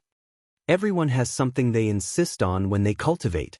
Some people cultivate to protect their family. Some people cultivate for personal desires, such as power and status. There are also some people who cultivate for the sake of revenge. These people are more extreme. For example, I used to cultivate hard to become stronger so that I can seek revenge on my enemies and seek justice. In the end, when I really reached this step, I realized that everything was not as I thought. Later, I cultivated hard to protect my family and the common people. And in the end, I did it. Then what about you? What are you holding on to? Qin Feiyang asked with a smile. Glory, status, power, these are what everyone wants. One of the young men said, "That's right. Everyone wants these things, but no matter what, you have to adhere to one principle. No matter what your final achievements are, Don't do things that offend the heavens and go against your conscience. Protect justice, defend the common people. This is the real cultivation. Qin Feiyang said with a smile. What you've said is too great. We are just ordinary people. Someone said. Ordinary people? It seems that you have a misunderstanding about the words ordinary people. Whether it's a helpless mortal or a powerful powerhouse, they are all ordinary people. Even if he is the ruler of this world, he is just an ordinary person. This kind of thing has no boundaries. It depends on what you think. What do you think? Qin Feiyang said with a smile. Everyone was silent and lowered their heads to ponder these words. Come up. The path of cultivation is like this. It is full of difficulties. If you want to stand higher and go further, then you have to face it bravely and move forward step by step. Otherwise, there will be a day when you will be eliminated by this world. In fact, it's just a sentence. Fighting spirit and courage can never be extinguished. Qin Feiyang said with a smile. Chapter 2780. Our fighting spirit and courage can never be extinguished. Thousands of disciples murmured. Something in their hearts seemed to have been ignited. Their blood couldn't help but boil. That's right. No matter what, they couldn't lose the courage to face difficulties and setbacks. No matter what, they couldn't lose the fighting spirit to keep moving forward. This was the Tao of cultivation. Thank you for your teachings, Senior. May I know Senior's name? If possible, I hope Senior can tell me. I'll remember Senior's teachings for the rest of my life. One of the young men in white bowed to Qin Feiyang. What's your name? Qin Feiyang murmured. If he revealed his identity, it should be a great incentive for these young people. The future pillar of the great Qin Empire was this young man in front of him. My name. Qin Feiyang smiled slightly, took out a facial restoration pill, threw it into his mouth, and said, My name is Qin Feiyang. As he finished speaking, he returned to his original appearance and voice. Boom. At that moment, everyone's mind was filled with a rumbling sound. Qin Feiyang. Who didn't know the guardian of the great Qin Empire?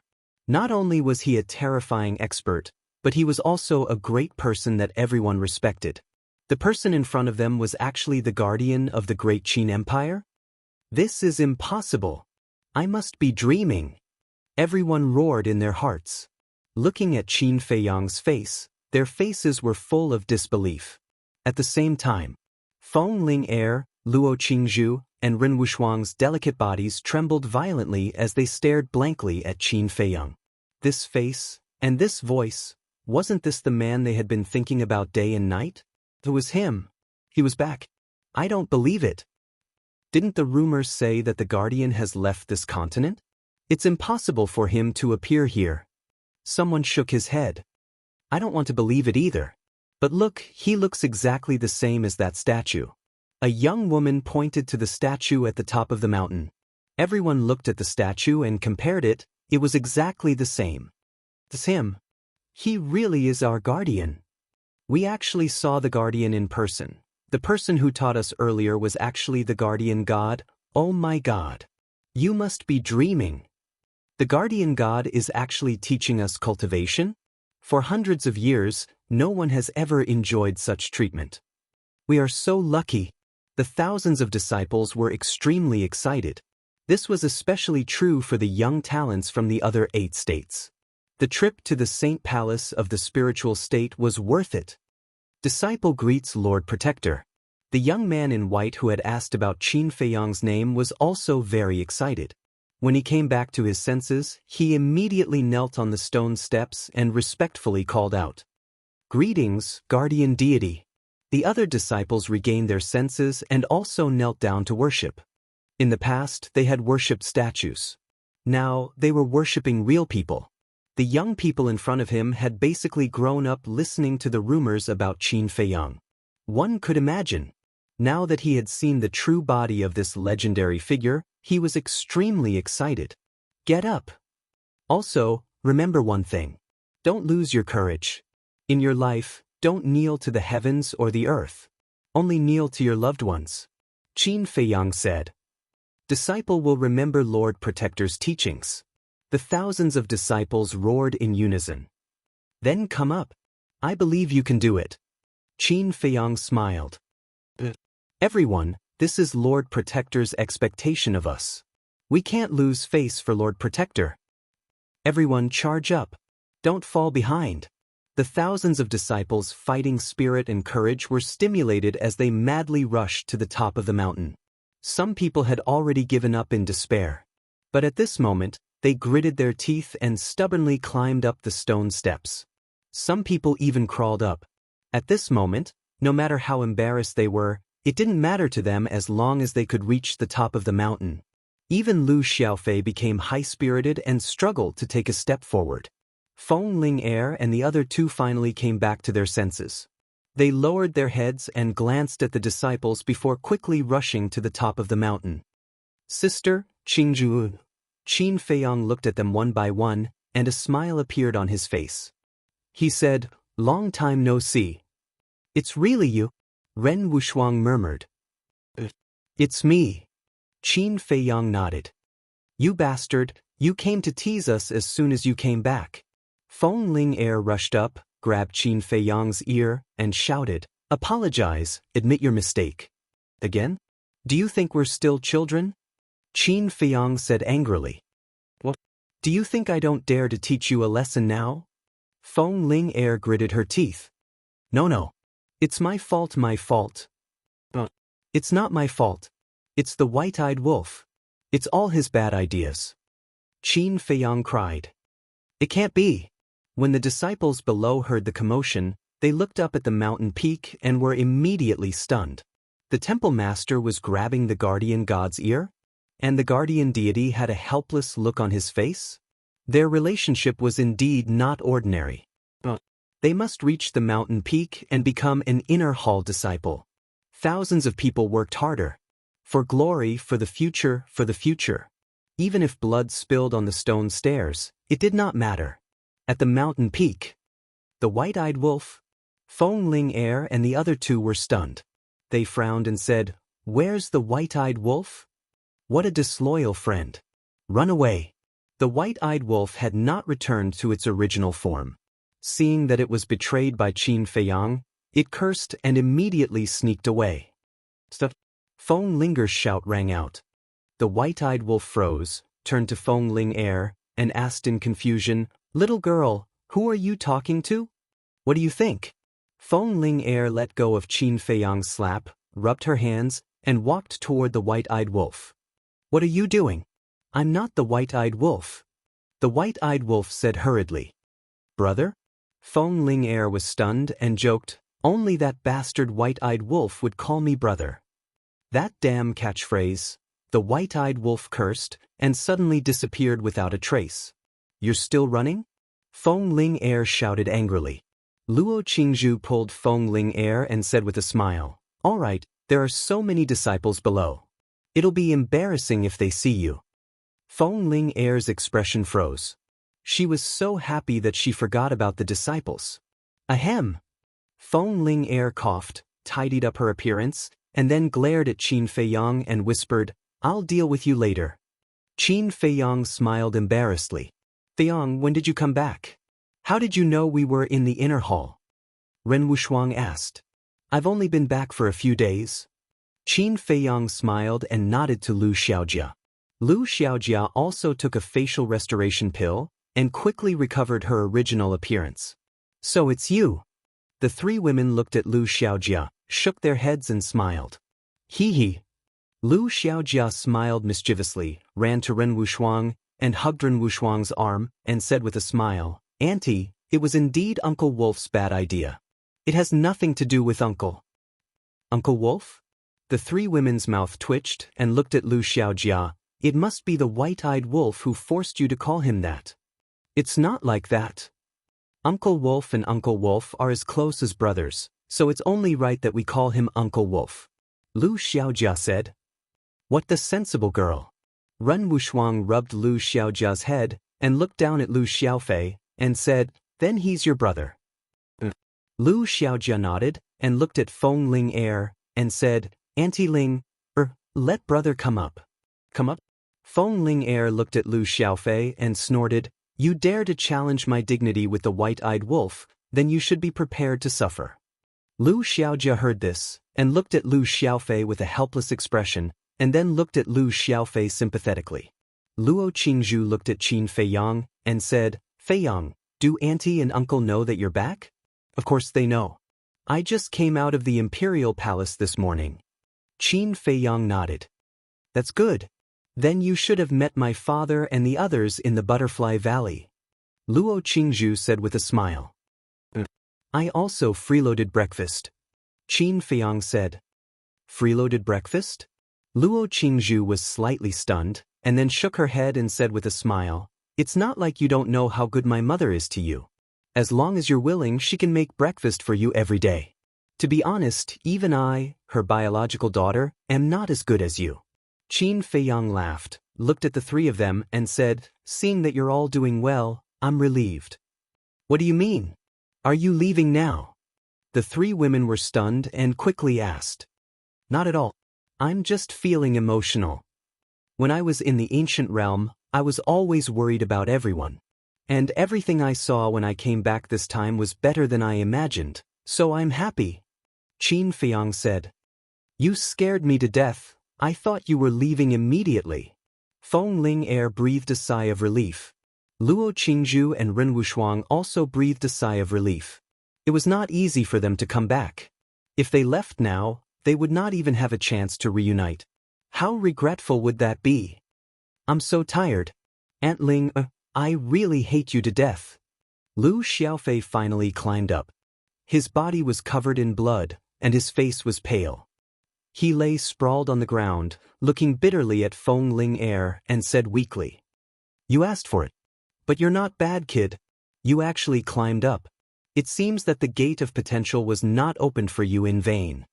Feng Ling took out a healing pill, squatted beside Lu Xiaofei, and said, Open your mouth. Although her mouth was fierce, her eyes were full of care and love. How could a real man like me want food given to me by you? Lu Xiaofei snorted coldly. Oh, you're still enthusiastic, aren't you? Feng Ling looked at him unkindly. No. How can the medicinal pills given by Auntie be called food given out of charity? Thank you, Aunt. Lu Xiaofei quickly changed his face and smiled flatteringly. Stinking brat. Feng Ling scolded with a smile, and put the pill into Lu Xiaofei's mouth. Feng Ling stood up and looked at the thousands of disciples on the stone stairs. Each and every one of them was trying their best to climb up. Even though their bodies were covered in blood, none of them gave up. Looking at this scene, Feng Ling could not help but frown. Chapter 2781. What are you doing? They are working so hard. As the Lord of the Inner Palace, you should feel gratified. Qin Feiyang smiled. You haven't been back for hundreds of years. You don't know the current situation of the 9 states.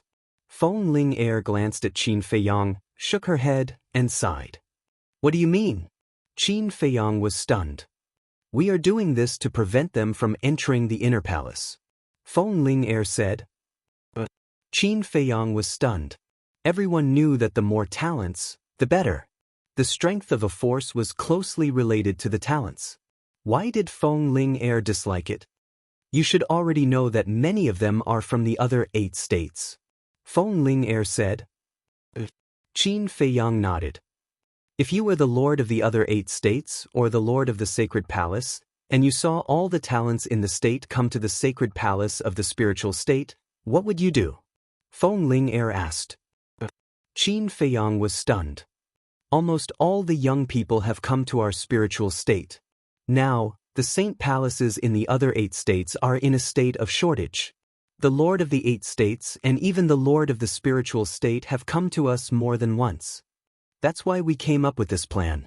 We want these people to retreat and return to their respective state capitals. Feng Ling said. So that's the case. Qin Feiyang suddenly understood and smiled bitterly. Then it seems that I helped them out of kindness. You just realized. Now they are definitely unwilling to return to their state capitals. Feng Ling rolled her eyes at Qin Feiyang. Qin Feiyang smiled embarrassedly. But you are not always a hindrance. At least, you inspired their fighting spirit and courage. If they can really climb up, their future achievements will definitely be great. Feng Ling Air said with a smile. Thank you for your praise, Lord Temple Master. Qin Feiyang said. The corner of Feng Ling Air's mouth twitched. She raised her fist and said fiercely, Are you making fun of me? Look at how much these disciples worship you three goddesses. Qin Feiyang looked at the three women and laughed. Luo Qingzhu and Ren Wushuang also rolled their eyes. Time slowly passed. The result was far beyond the expectations of Qin Feiyang and the others. More than 3,000 disciples had all reached the top. Not a single one had fallen behind. Of course, it was inevitable that everyone would support each other and work together. For example, if someone couldn't hold on any longer, the others would rush over to help. That was to say, not only did Qin Feiyang stimulate their fighting spirit, he also made them united as one. This was indeed a good thing. Lord Guardian, how are we doing? The group of people disregarded their exhaustion and looked at Qin Feiyang expectantly. Not bad. Qin Feiyang nodded. Thank you for your praise, Lord Guardian. We will continue to work hard and live up to your expectations. The group of people was extremely excited. To be able to receive the teachings and praise of the Lord Guardian was undoubtedly a matter of glory to their ancestors. All right. Quickly go and report. Feng Ling said. More than 1,000 disciples nodded. Even if they were physically and mentally exhausted and covered in blood, each of them held their heads high and flew toward a hall. Where did this damn dog come from? Suddenly, an angry roar sounded. A white-clothed woman rushed out of a large hall. In front of her, a big black dog was desperately fleeing. What did this white-eyed wolf do again? Feng Ling looked over and her face suddenly darkened. She rushed over like lightning, looked at the woman in white, and asked, What's going on?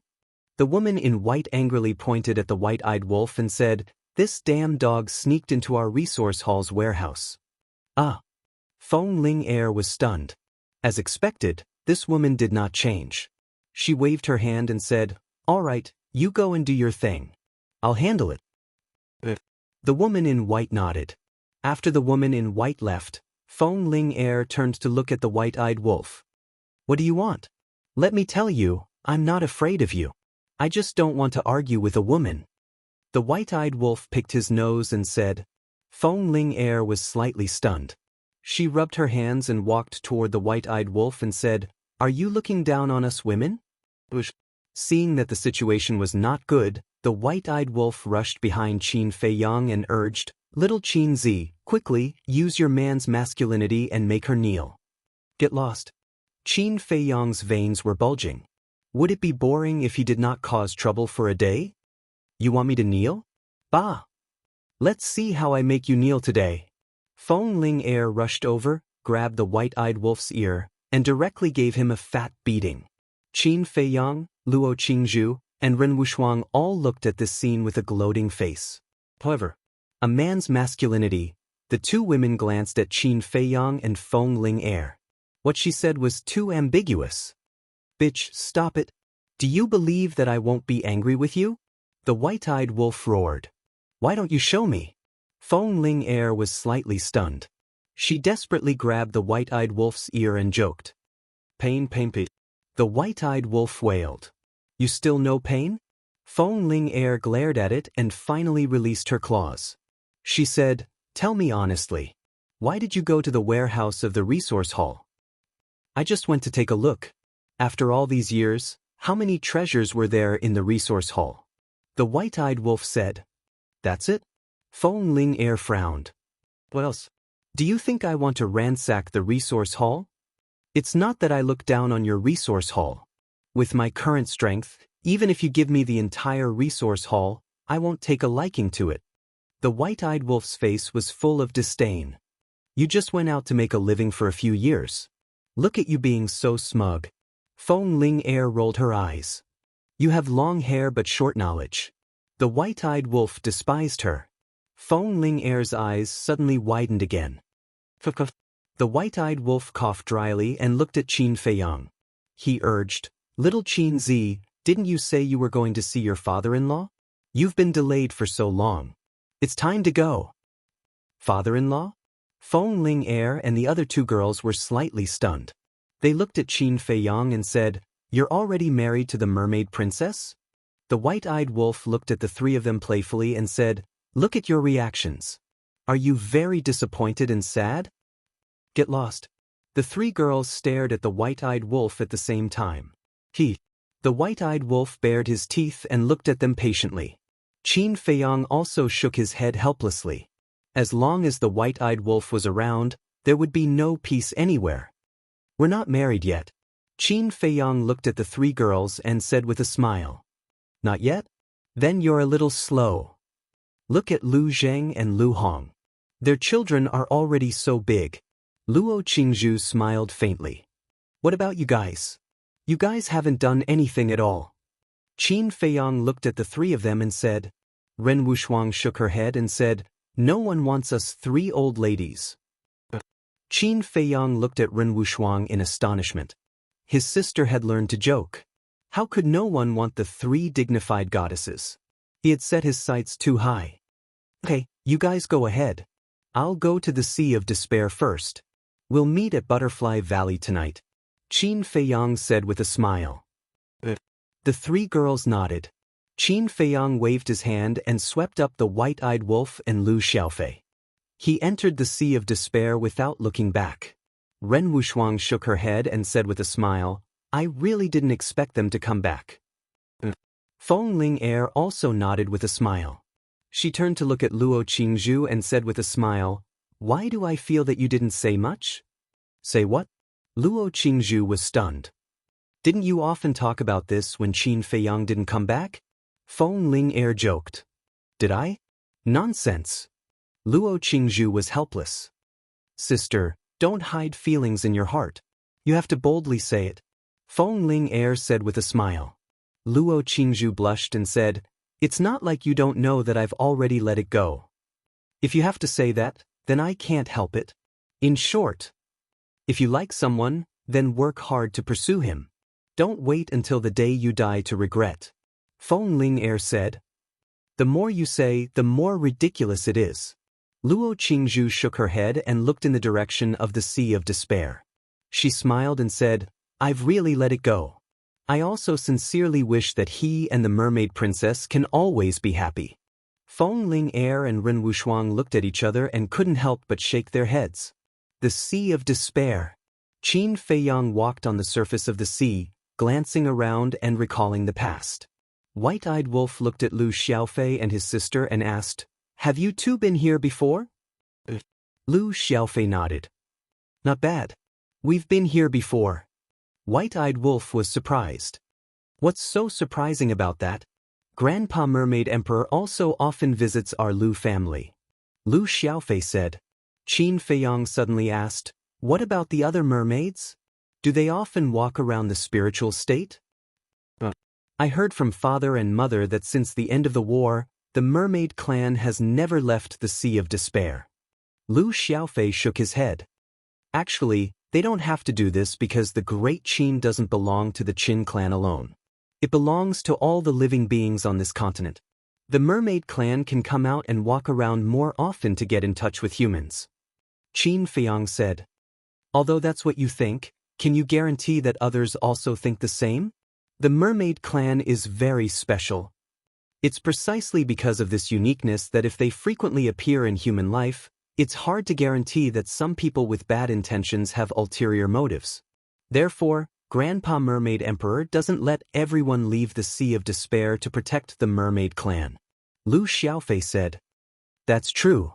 Qin Feiyang nodded. Lu Xiaofei rolled his eyes and chuckled, "However, there's a way to cure it." Qin Feiyang looked at him curiously. Lu Xiaofei said, "This way lies with you, uncle." Qin Feiyang froze for a moment and asked, "You mean you want me to announce it to the world?" No, you will leave sooner or later. Announcing to the world can only treat the symptoms, not the root cause.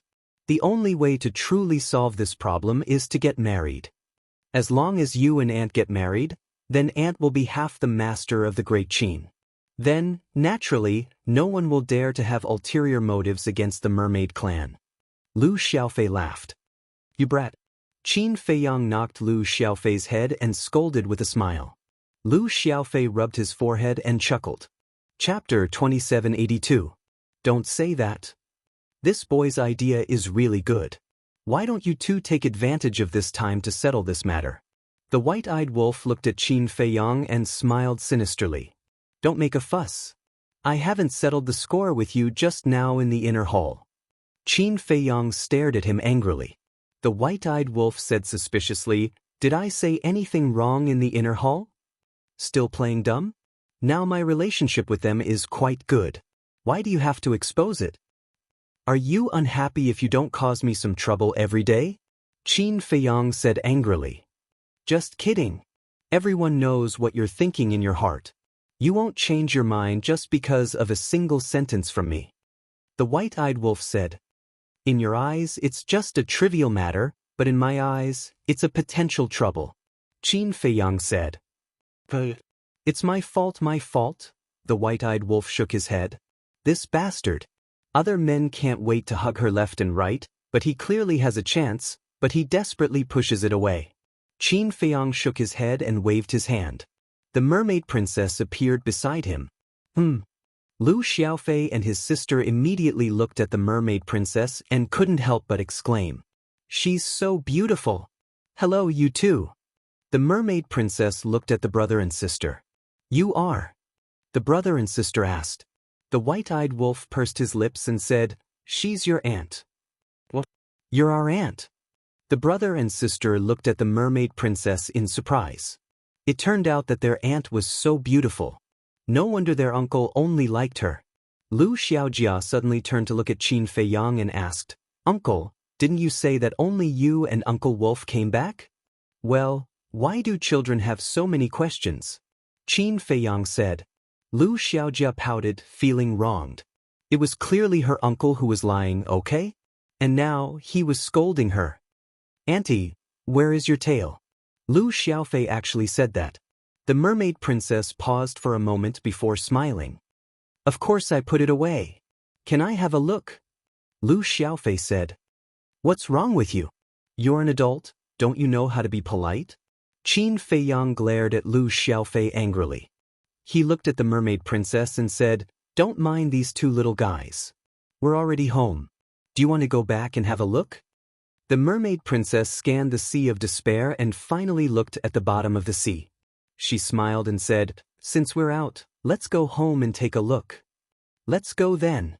Qin Feiyang smiled and held the mermaid princess's hand as they plunged into the sea below. Auntie's charm is really great. The way you look at Uncle is like looking at your precious baby.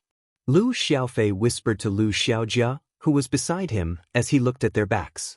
Lu Xiaojia turned a deaf ear to him. Her eyes were full of stars as she said, They're so compatible. Lu Xiaofei was stunned. He shook his head and patted Lu Xiaojia's shoulder. Let's go. Lu Xiaojia came back to her senses and quickly followed. It's so cold. As soon as she entered the sea, she couldn't help but shiver. After all, she was only a war king and couldn't withstand the cold of the sea of despair. With your cultivation, you must have the cold avoidance pearl to enter the sea of despair.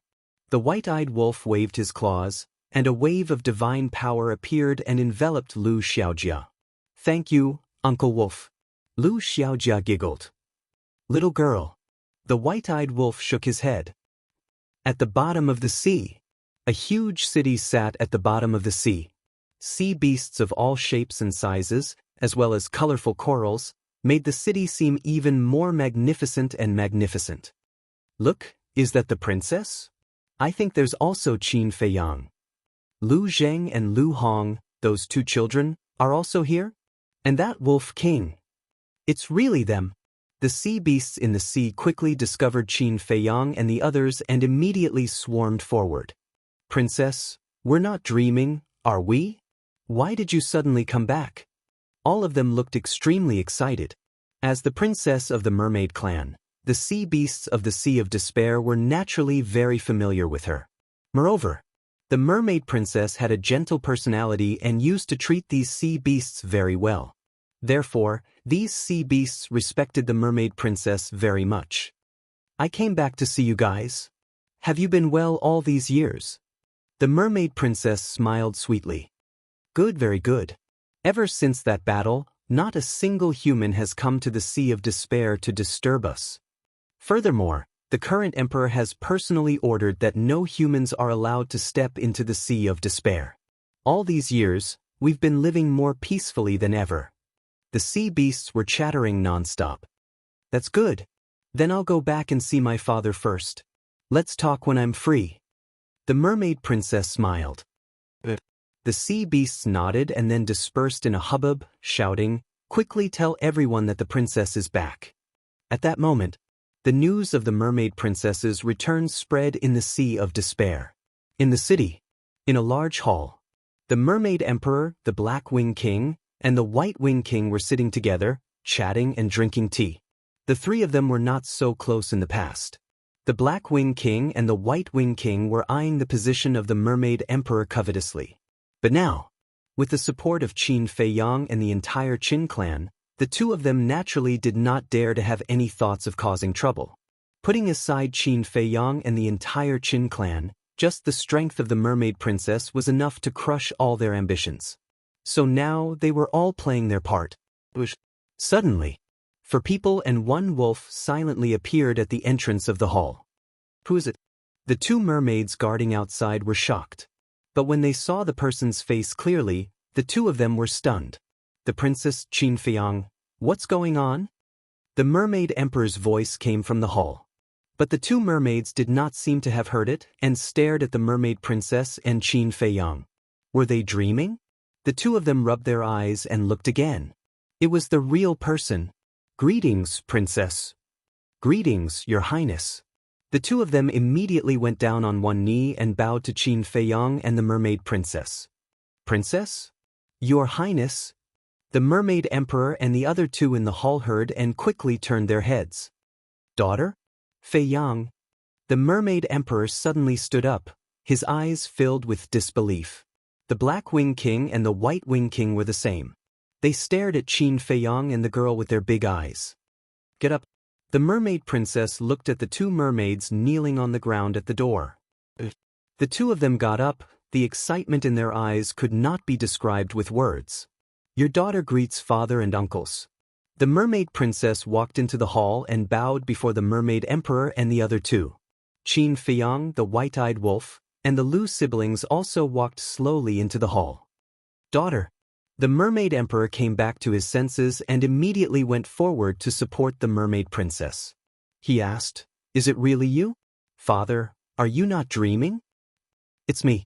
The mermaid princess nodded and smiled. The mermaid emperor still had not recovered. He looked at Qin Feiyang and the white-eyed wolf again. Uncle. Qin Feiyang smiled slightly. You. The mermaid emperor looked back and forth between the two of them and the wolf. The Black Wing King smiled.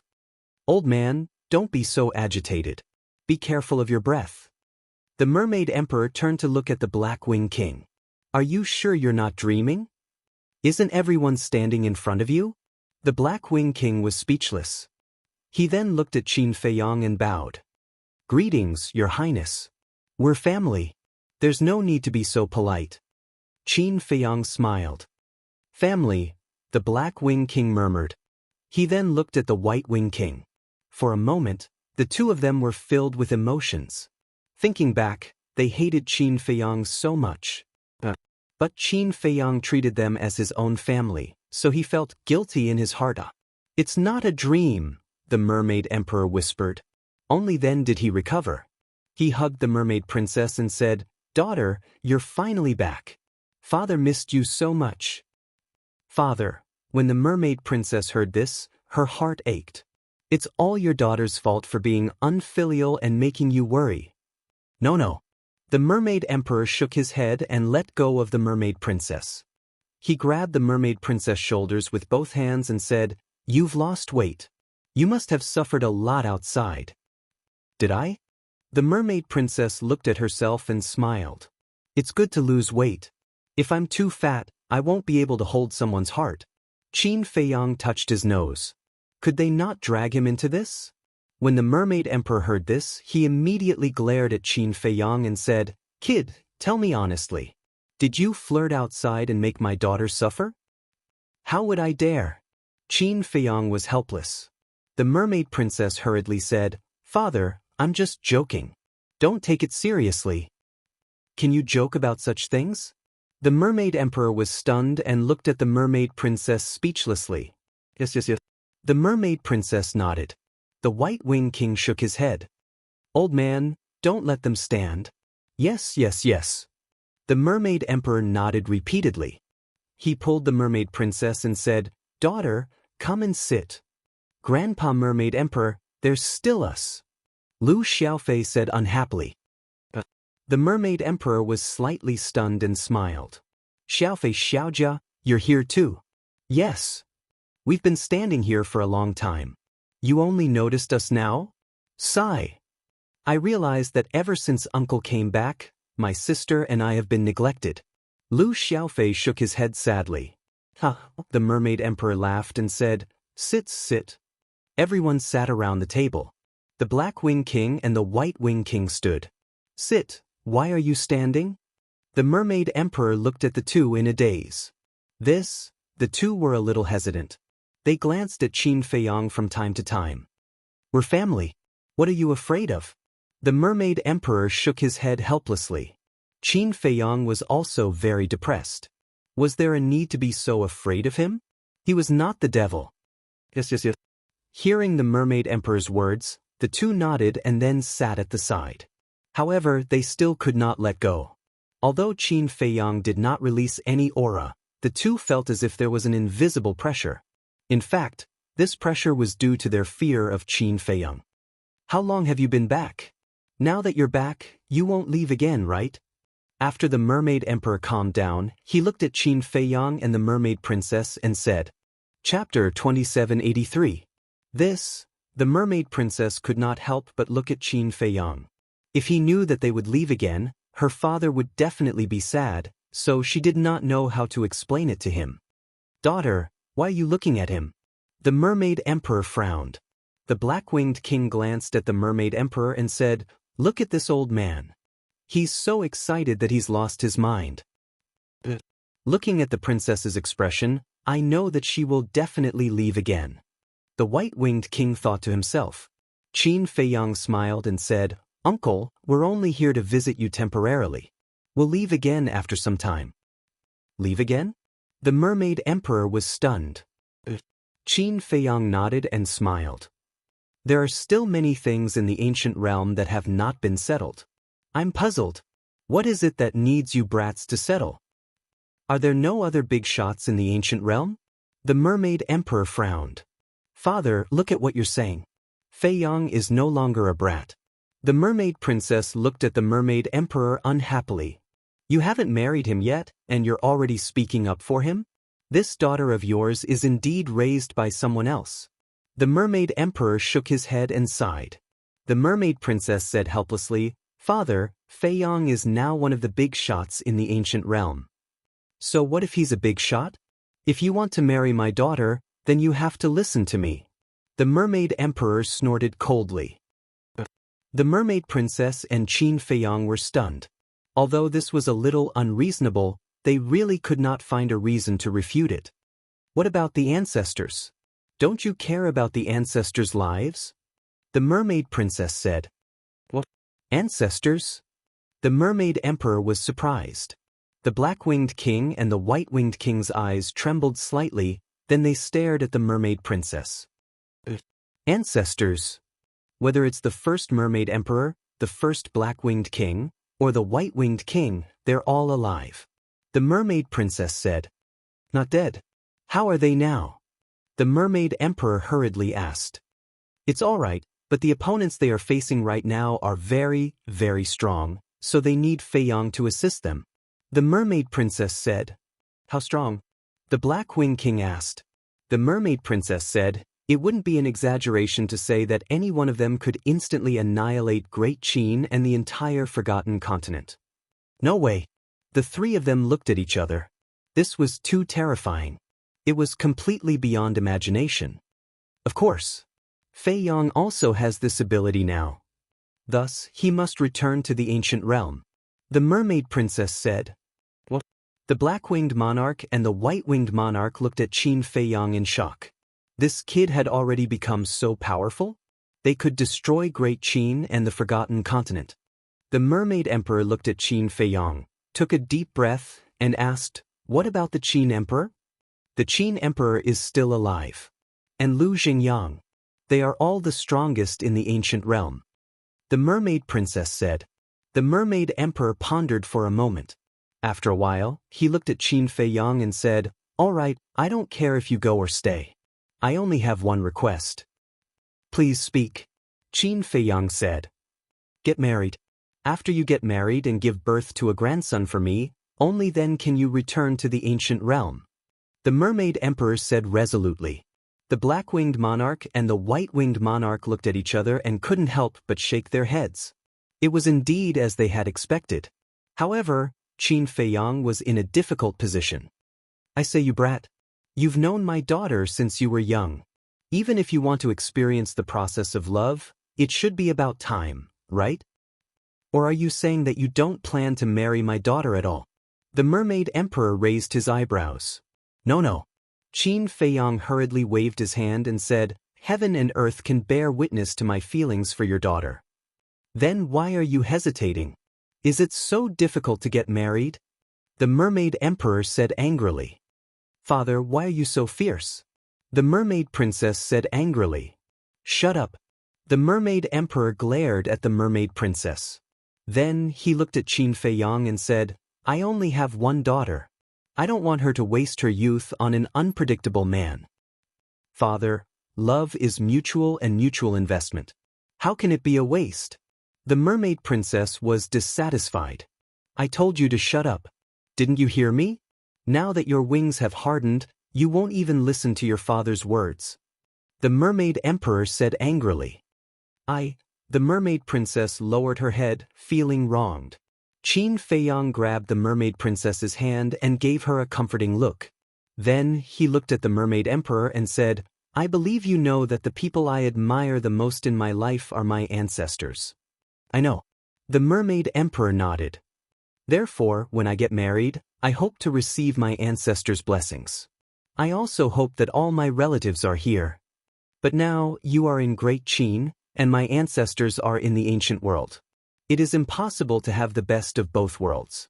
Also, now that the situation is not settled and the dragons have not been eliminated, I really don't have the mood, let alone having a child. You have been through it. You know how it feels to have a child. With a child, there will be more worries. With worries, there will be no way to go all out. You don't know how powerful our enemies are. If we are not careful, we will be smashed to pieces. Uncle, I don't dare to take the risk. Because if we lose, not only me, but all my companions and my ancestors will only have one ending. They will die in the ancient world and won't even have the chance to return to their hometown." Qin Fei Yong sighed. His father. The enemies Fei Yong is facing now are not comparable to the former imperial preceptor. He has to fight with them wholeheartedly and without any worries. Before he came back, Fei Yong encountered a great enemy of the past and almost died. The mermaid princess said. Hearing this, the mermaid emperor looked at the two of them with an uncertain expression. "Old man, they are not young anymore. They have their own considerations and plans. Don't blindly interfere." The black-winged monarch shook his head. The white-winged monarch also looked at Qin Fei Yong and the mermaid princess and said with a smile, "You two have to understand. Seeing Lu Zheng's children all grow up, this old man is anxious." Qin Fei Yong and the mermaid princess looked at each other and could not help but shake their heads and laugh. "Talk too much." The mermaid emperor rolled his eyes at the black-winged monarch and the white-winged monarch. Then he looked at Qin Fei Yong and the mermaid princess and said, Fine. Do as you wish." "Thank you, father." "Thank you, uncle."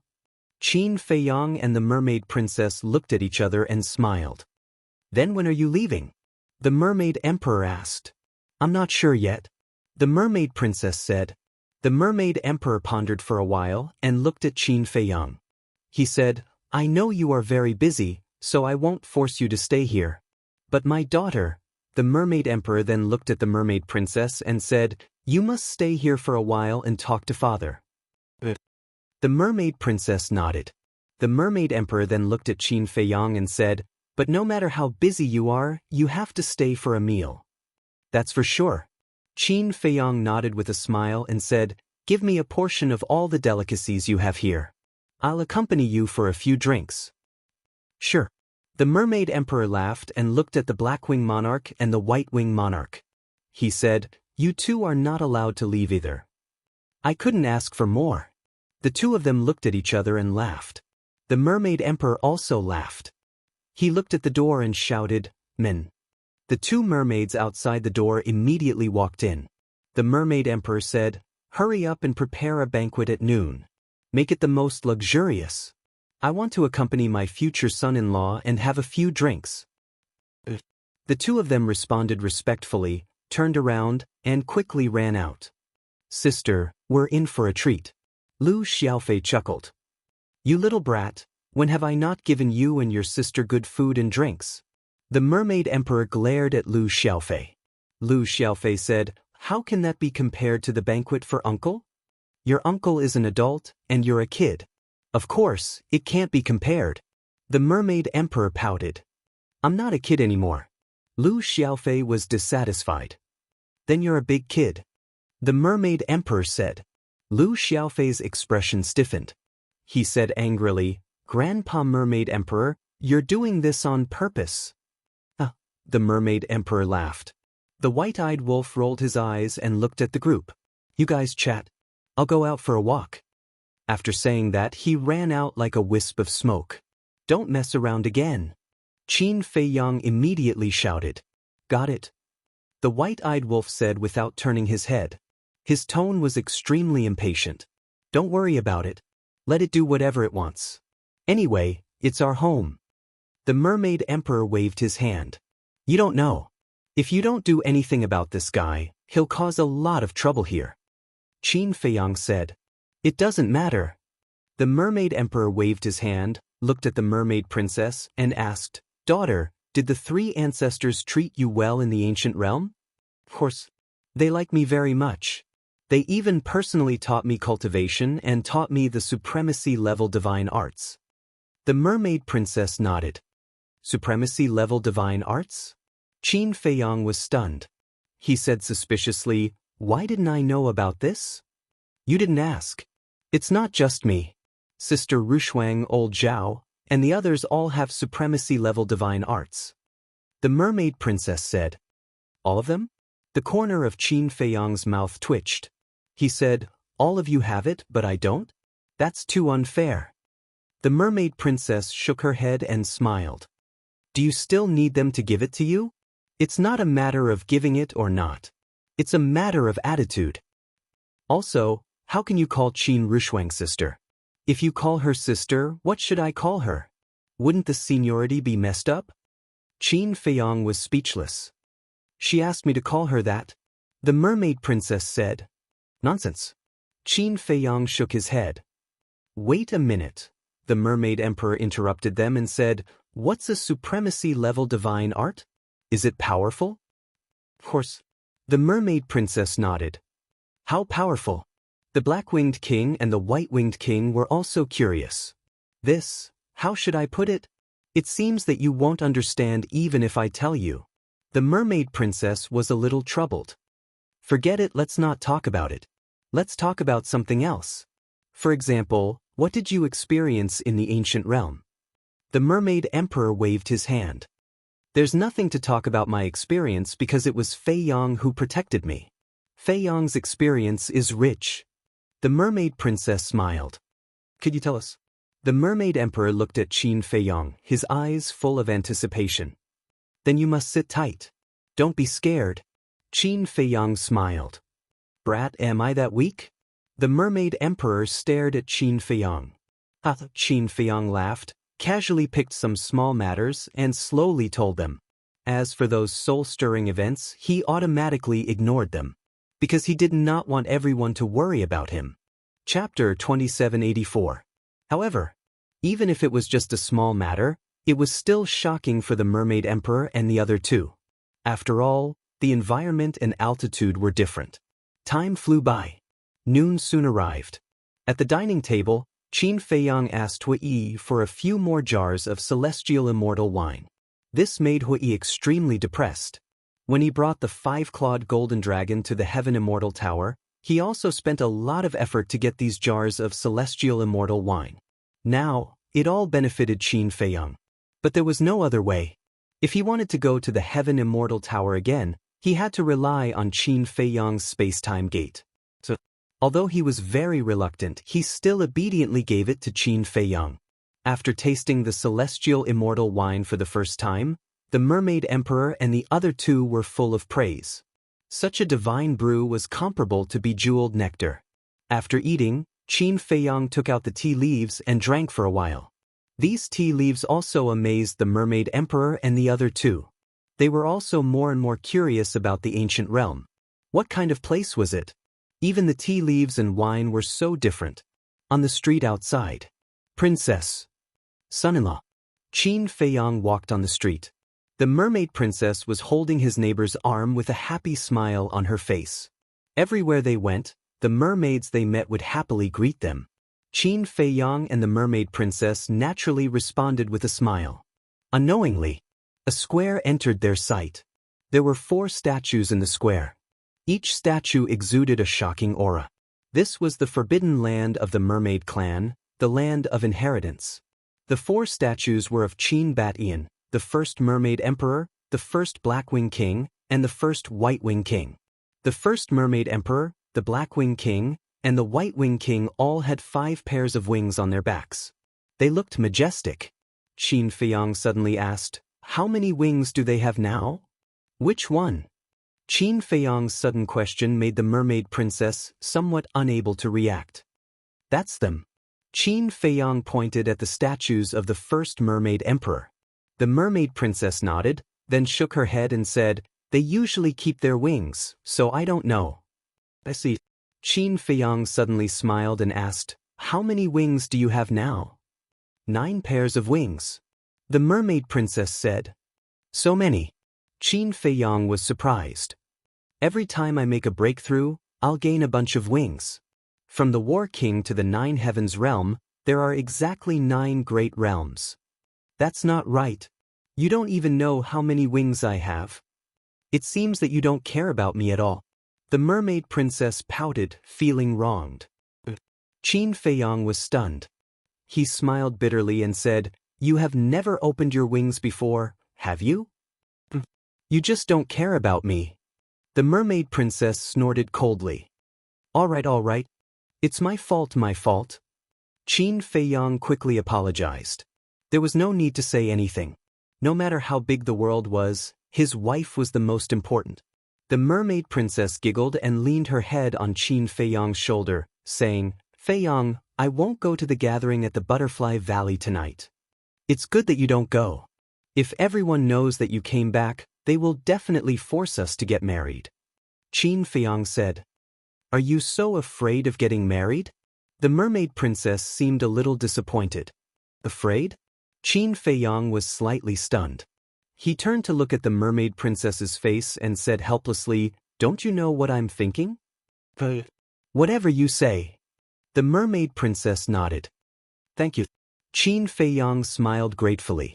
To be honest, the mermaid princess was very tolerant of him. If it were another woman, they might have already quarreled with him.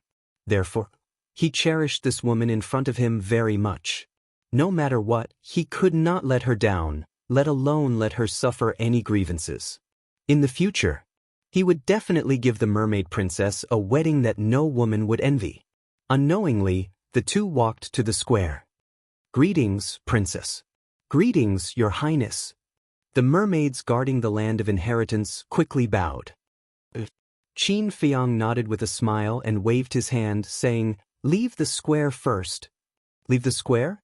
The group of mermaids was stunned. What did he mean? "Don't tell me you think that I'm going to do something to the land of inheritance?" Qin Feiyang asked with a smile. Hearing this, the group of mermaids smiled embarrassedly and then ran out of the square. What a joke! Although this land of inheritance was of great significance to the mermaid clan, it was the same for Qin Feiyang. Besides, the princess was next to him. Even if Qin Feiyang had this idea, he did not have the guts. Obviously, they had already labeled Qin Feiyang as a henpecked husband. Feiyang, actually, this is not necessary. The mermaid princess looked at Qin Feiyang and said, "Why is it not necessary? The Lu family and the imperial palace both have crystal veins and spirit veins. Why can't you favor one and discriminate against the other? Besides, this is my father-in-law's home." Qin Feiyang smiled. "You're not serious." The mermaid princess rolled her eyes at Qin Feiyang. "Isn't it? You little girl, don't tell me you have other thoughts. I'm telling you, this is not allowed. You must be mine." Qin Feiyang said.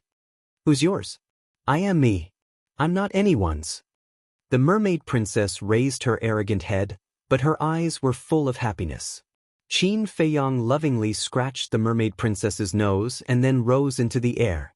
The mermaid princess also rose into the air and stood next to Qin Feiyang. "Look, what are the son-in-law and the princess doing?" "I don't know." The mermaids around all looked at Qin Feiyang and the princess curiously. Boom!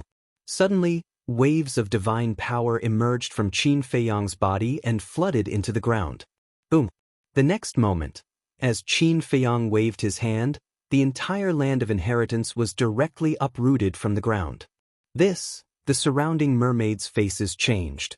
Those who did not know the truth really thought that Qin Feiyang was going to destroy the land of inheritance. The Mermaid Emperor, Black-Winged King, and White-Winged King heard the noise and hurried over to check. "Grandpa Mermaid Emperor, don't worry. Uncle is placing the crystal vein and soul vein." Lu Xiaofei followed and comforted them. "Crystal vein? Soul vein?" The Mermaid Emperor and the other two were stunned. "These two things are very helpful for cultivation. You'll know in a while." Lu Xiaofei kept them in suspense. Sure enough, as Lu Xiaofei's voice fell, 10 crystal veins and soul veins suddenly appeared in front of Qin Feiyang. They were all 8th stage divine level. Immediately after, Qin Feiyang waved his hand again, and the crystal vein and soul vein were neatly arranged in the huge pit below. A torrential surge of energy also surged out. Boom! The cultivation of some nearby mermaids also began to break through uncontrollably. "What's going on?" "My cultivation." All of them were shocked and bewildered.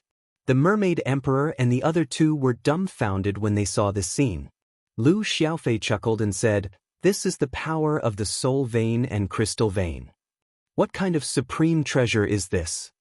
Hearing Lu Xiaofei's words, the Mermaid Emperor and the other two looked at each other, their eyes full of shock. After everything was done, Qin Feiyang brought the Mermaid Princess and landed beside the Mermaid Emperor. "Feiyang, thank you." The Mermaid Emperor was grateful. "Didn't you say that we are family? Why are you being so polite?" Qin Feiyang smiled. Yes. We are family, we are family." The Mermaid Emperor nodded repeatedly. Qin Feiyang smiled and looked at the Mermaid Princess. "I'll go find Ling Yunfei and pick you up." "Okay." The Mermaid Princess nodded obediently. Qin Feiyang looked at the Mermaid Emperor and the other two and said with a smile, Uncles, I'll take my leave first." "Are you in such a hurry? Sit for a while more." The Mermaid Emperor said. "I haven't seen these brothers of mine for a few hundred years. I can't wait." Qin Feiyang said. "All right then." The Mermaid Emperor nodded. Qin Feiyang smiled and said loudly, "White-eyed wolf, let's go." At that moment, Qin Feiyang swept up the Lu siblings and flew towards the surface of the sea. Somewhere in the city. What was the white-eyed wolf doing? Hearing Qin Feiyang's voice, he also flew towards the surface of the sea. Looking at Qin Feiyang's back view, the Mermaid Emperor was filled with emotions. Thinking back to the first time he saw Qin Feiyang, how old was he? He was just a little kid. And now, he was already an existence that countless people respected. Even his various deeds had become legends. "What are you doing?" Suddenly, The Mermaid Emperor looked at the Black-Winged Monarch and asked. He saw the two of them standing there in a daze, not saying a word. Hearing the Mermaid Emperor's voice, the two were slightly stunned and asked, "Did you hear him call us uncle just now?" The Mermaid Emperor was stunned. "You are elders. Shouldn't he call you uncle?" No. After all, back then the two quickly waved their hands and said. The Mermaid Princess smiled and said, "Feiyong has already let go of what happened back then. You don't have to keep brooding over it." The two looked at each other, shook their heads and sighed. To Qin Feiyong, these might be small matters, but to them, these were memories that could never be erased. On the other side of the Sea of Despair was the border of the county of Yen, the Desert of Death. Above the desert, Qin Feiyong, the White-Eyed Wolf, and the Lu siblings walked slowly. "White-Eyed Wolf, do you still remember the scene when we crossed this desert back then?" Qin Feiyong asked with a smile. "Of course. At that time, it was someone called Commander who escorted us into the Desert of Death." The White-Eyed Wolf said. "Commander Su." Qin Feiyong smiled. "That's right.